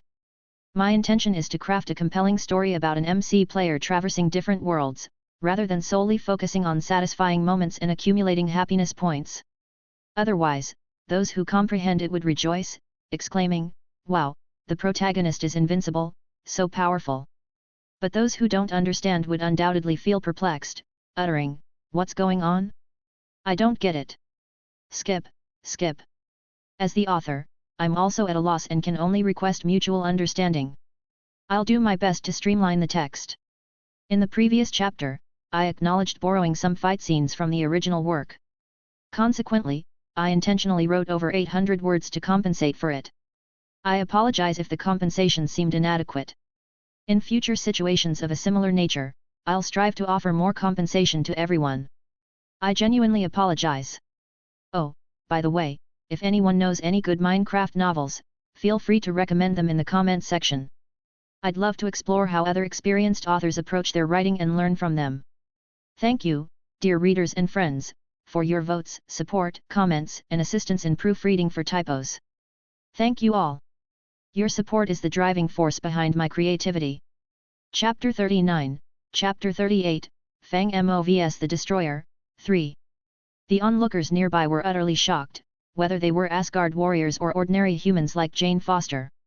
They had just witnessed the raw power of the Destroyer firsthand, and it was truly terrifying. This formidable machine unleashed astonishing laser power and appeared virtually indestructible. They were at a loss for how to confront such a threat. Yet, astonishingly, this monstrous engine of destruction was now being mercilessly pummeled by a lone individual, leaving it unable to retaliate. The sight of the Destroyer being ruthlessly slammed into the ground left the crowd awestruck, particularly the Asgard warriors. Fang Mo's swings of the hammer transformed him into a heroic figure, blending with their perception of Thor, the god of thunder. Is it over? Darcy asked, her voice laced with disbelief. Has that iron monster been defeated? Probably, right. Jane replied, her tone tinged with confusion. I can't fathom anyone enduring such an assault. However, as soon as she finished speaking, the Destroyer rose from the ground, its armor pieces fluidly shifting and reforming. In the blink of an eye, all the previously damaged parts on its body were restored. All eyes turned to Jane, seeking an explanation. This. Jane herself was momentarily stunned before whispering in defense, well, we must acknowledge that it's merely armor, devoid of a living being. Meanwhile, on the other side, Fang Mo, gripping the hammer, also experienced a measure of surprise. It wasn't the Destroyer's ability to endure relentless battering that astonished him, but rather an unexpected electronic prompt that materialized in his mind. Hey! Fang Mo was taken aback by the unforeseen sound. It perplexed him since he had unlocked the mutant creatures module when he defeated Abomination, but that was because Abomination was deemed a mutant organism. Now, he was contending with the Destroyer, so what kind of module could be unlocked by this entity? Fang Mo had no inkling, yet he viewed it as a golden opportunity to access a new module. If he failed to comprehend its usage, he could simply leave it be and still receive a lucky block. It appeared to be a win-win situation. With anticipation coursing through him, Fang Mo recognized the Destroyer as an excellent punching bag. It could withstand his blows and provided a gratifying sensation. However, his present disposition no longer inclined him to continue assaulting a mere target. Achieving high scores through his strikes couldn't rival the exhilaration he experienced when drawing a card. Well, it seems the time has come to unveil my true skills. Yielding to the enticement of the lucky block, Fang Mo suppressed his playful demeanor and inhaled deeply, his countenance turning solemn. With a commanding wave of his hand, the once ferocious Destroyer was sent hurtling through the air. As mentioned earlier during Fang Mo's confrontation with Obadiah, his Ender Hand force field lacked control over living beings. However, since the Destroyer was merely an inanimate suit of armor, Fang Mo had already emerged triumphant. In midair, the Destroyer aimed its laser beams at Fang Mo, but with a swift wave of his hand, the hammer spun and hurtled toward the armor, producing a resounding impact that knocked its head askew. In a split second, Fang Mo transformed into particles of light, teleporting directly behind the Destroyer. Swinging the hellish cleaver, he brought it crashing down on the armor's head, forcefully driving it into the ground like a cannonball. However, the battle was not yet over. Fang Mo summoned the hammer back into his hand, while the lower half of the Destroyer remained firmly embedded in the earth, struggling to free itself with its hands planted firmly. Here, Fang Mo's stand exhibited its superiority. Unlike Steve's game attacks, it was not constrained by attack speed. The strength of Fang Mo's spiritual will influenced the speed of his stand's assaults. The wide and sturdy hellish cleaver, reminiscent of a door, unleashed a flurry of illusions with its astonishing attack speed, leaving no opportunity for the Destroyer to retaliate. As the Destroyer endured the relentless assault and endeavored to extricate its legs from the ground, Fang Mo took action. He swiftly launched the hellish cleaver from his grip. Controlled by the Ender Hand force field and infused with tremendous force, the blade slashed across the top of the Destroyer's head. The metallic friction reverberated as the blade tore through the armor's head plate, deeply embedding itself in its chest. Heavily damaged, the Destroyer stiffened, activating the magic runes inscribed within it, preparing to initiate self-repair of its pieces. However, seizing the moment, Fang Mo descended like a shooting star. Before the Destroyer could react, the hammer, enveloped in an overloaded Ender Hand force field, dealt a devastating blow to the hellish cleaver. The scene appeared momentarily frozen. Then, an eruption of kinetic energy ensued. The hammer, lacking the unbreakable attribute, exploded upon impact. Simultaneously, the tremendous force propelled the hellish cleaver through the chest plate of the destroyer, creating sparks as it descended. Ultimately, the armor was cleaved in two, while the hellish cleaver, carrying its undiminished momentum, crashed heavily onto the ground and vanished within it. Having accomplished these feats, Fang Mo raised his hands and made a tearing motion, preventing the armor from regenerating. The Ender Hand force field emitted a faint glow, lifting the armor's body from the ground. It swiftly flew in two divergent directions, causing soil and rocks to cascade from the ground and encase the armor's form. Growing larger, akin to a snowball rolling downhill, it eventually came to rest outside the town. With the tasks completed, the destroyer lay motionless. At that opportune moment, a prompt resounded in Fang Mo's mind. System prompt: you have acquired the relevant structure of the destroyer. You have obtained 80% download permission for new modules. However, upon hearing this prompt, Fang Mo was dumbfounded. What in the world is this? Fang Mo was instantly afflicted by a headache. Hey, what's the deal with this module's progress bar? I've already defeated this boss, and now you decide to notify me? I'm left with only 20%. Where on earth am I supposed to find the remaining components for you? Chapter 40, Chapter 39. Fang Mo was utterly bewildered, struggling to comprehend the current module he faced. His system remained frustratingly unresponsive, activating only under specific trigger conditions, regardless of how vehemently one cursed at it. Damn, unbelievable. With a sense of numbness, Fang Mo fixated on the meager 20% progress bar lingering in his mind. Regarding his ability to unlock new modules using his stand, Fang Mo grappled with uncertainty. Was his current predicament a mere impasse in progress, or did it require unlocking one module before accessing others? Could he possibly unlock multiple modules simultaneously? For instance, if he inadvertently triggered an inaccessible technology-related module, could a visit to the Sorcerer Tower of Camartage and random interactions with objects unlock a magic-related module? Engrossed in these ruminations, a sudden sound jolted Fang Mo from his thoughts. He gazed upward and beheld a small dot hurtling through the sky, veering towards Asgard. In a flash, a lightning bolt crashed down, engulfing the town in a blaze of blinding white light. Rising from the ground, the thunder transformed into resplendent armor and a majestic cape. It was unmistakably Thor, having reclaimed his divine power.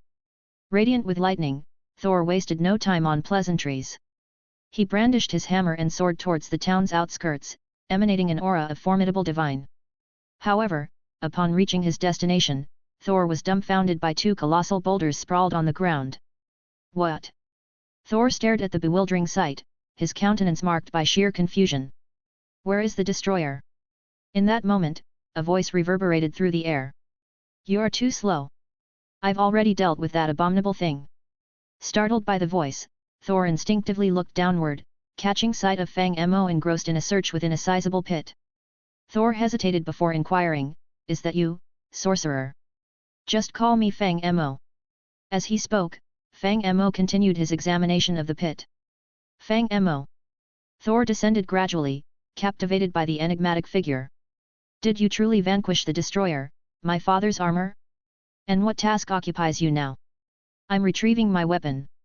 Fang Mo extended his hand and pointed towards the ground. During their clash with the destroyer, Fang Mo had exerted immense force, embedding his hellish cleaver deep within the earth. Fortunately, he activated the Ender Hand force field, causing the ground to tremble. In the next instant, the colossal hellish cleaver, as wide as a door panel, emerged from its subterranean abode, finding a firm grasp in Fang Mo's hands. Thor stood dumbfounded, beholding the spectacle. "Is this your weapon?" "It is forged from a unique alloy of adidate ore and cobalt blue, found exclusively in the depths of hell. I call it the Hellish Cleaver." Fang Mo nonchalantly rested the weighty blade upon his shoulder. "Moreover, I have bestowed upon it an indestructible magical blessing, rendering it on par with Asgard's weaponry." "But..." Thor appeared puzzled. "Aren't you a sorcerer? Do you possess knowledge of magic? Are you a sorcerer?" Fang Mo countered directly. Although magic casting usually requires specific mediums like rings or small accessories at Camartage Tower, or wands at Hogwarts, who's to say that a magical medium cannot take the form of a sword? "Well..." Thor was left dumbfounded. For some reason, he found himself strangely inclined to agree with the other's words. Yes, his younger brother Loki was indeed a mage. Due to his physical frailty, he couldn't become a mighty warrior like Thor. Their mother, Frigga, took pity on Loki and passed down her magic to him. However, Loki didn't exhibit the typical behavior of a mage. Among the vast repertoire of powerful spells, he focused solely on illusion magic, using it to deceive enemies directly in combat while launching hidden attacks with a small dagger from behind. That small dagger was a gift from Frigga to Loki, and it possessed genuine magical properties. Upon reflection, it seemed plausible that magical mediums could take the shape of a sword. Perhaps Loki's powers were too feeble to wield a massive sword, so he opted for a smaller blade instead. But weren't mages supposed to possess weak physical strength and formidable spells? What was the true nature of the person standing before him? Could anyone truly wield such an enormous blade? Well, perhaps I have been ignorant, Thor eventually relinquished his ponderings. Regardless, I appreciate your assistance, Fang Mo. However, I must return now and have a serious conversation with my brother. If an opportunity arises in the future, I will extend an invitation for you to visit Asgard as an honored guest. Upon uttering these words, Thor began to spin his hammer, preparing to take flight. Wait! Fang Mo suddenly interjected. Thor halted, ceasing his movements. What is it? No need to wait for the future, Fang Mo smiled and remarked, who knows when the Bifrost Bridge might be destroyed? So, I have decided to accompany you back to Asgard now. This. Thor hesitated, while we gods are indeed hospitable, I am returning this time to confront a crisis. My brother intends to kill our father and seize the throne of Asgard. Don't worry, your brother isn't as malicious as you believe, Fang Mo waved his hand dismissively. He still cares about all of you. He simply desires to eradicate Jotunheim and eliminate all the frost giants. Hey! Thor was utterly perplexed. No, why would he do such a thing? Because he himself is a frost giant. When Odin was conquering Jotunheim, he discovered an abandoned baby in the ice palace.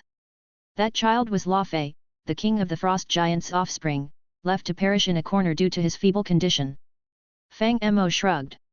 Now Loki knows the truth, and his mental state is unstable. But to be fair, his actions are somewhat understandable. It's akin to living as a demon in the human world, only to find out through exposure to demon magic that you belong to the same race as the enemy of humans, in your case, the Asgardians, who committed unspeakable atrocities. If that doesn't shatter your mentality. Are you saying Loki is a frost giant? Thor widened his eyes in disbelief and exclaimed, how is that possible? His skin is not blue. I've been saying, I mean, Odin bestowed him with magical blessings, Fang Mo sighed, rubbing his forehead. When he comes into contact with the power of ice, his true heritage awakens. Initially, he had no knowledge of his true identity. It was you who insisted on bringing them to invade Jotunheim, leading Loki to encounter the frost giant's magic and learn the truth. This. Hearing this revelation, Thor staggered back 2 steps, shocked. Could it be that I am the cause of all this? Thanks for listening.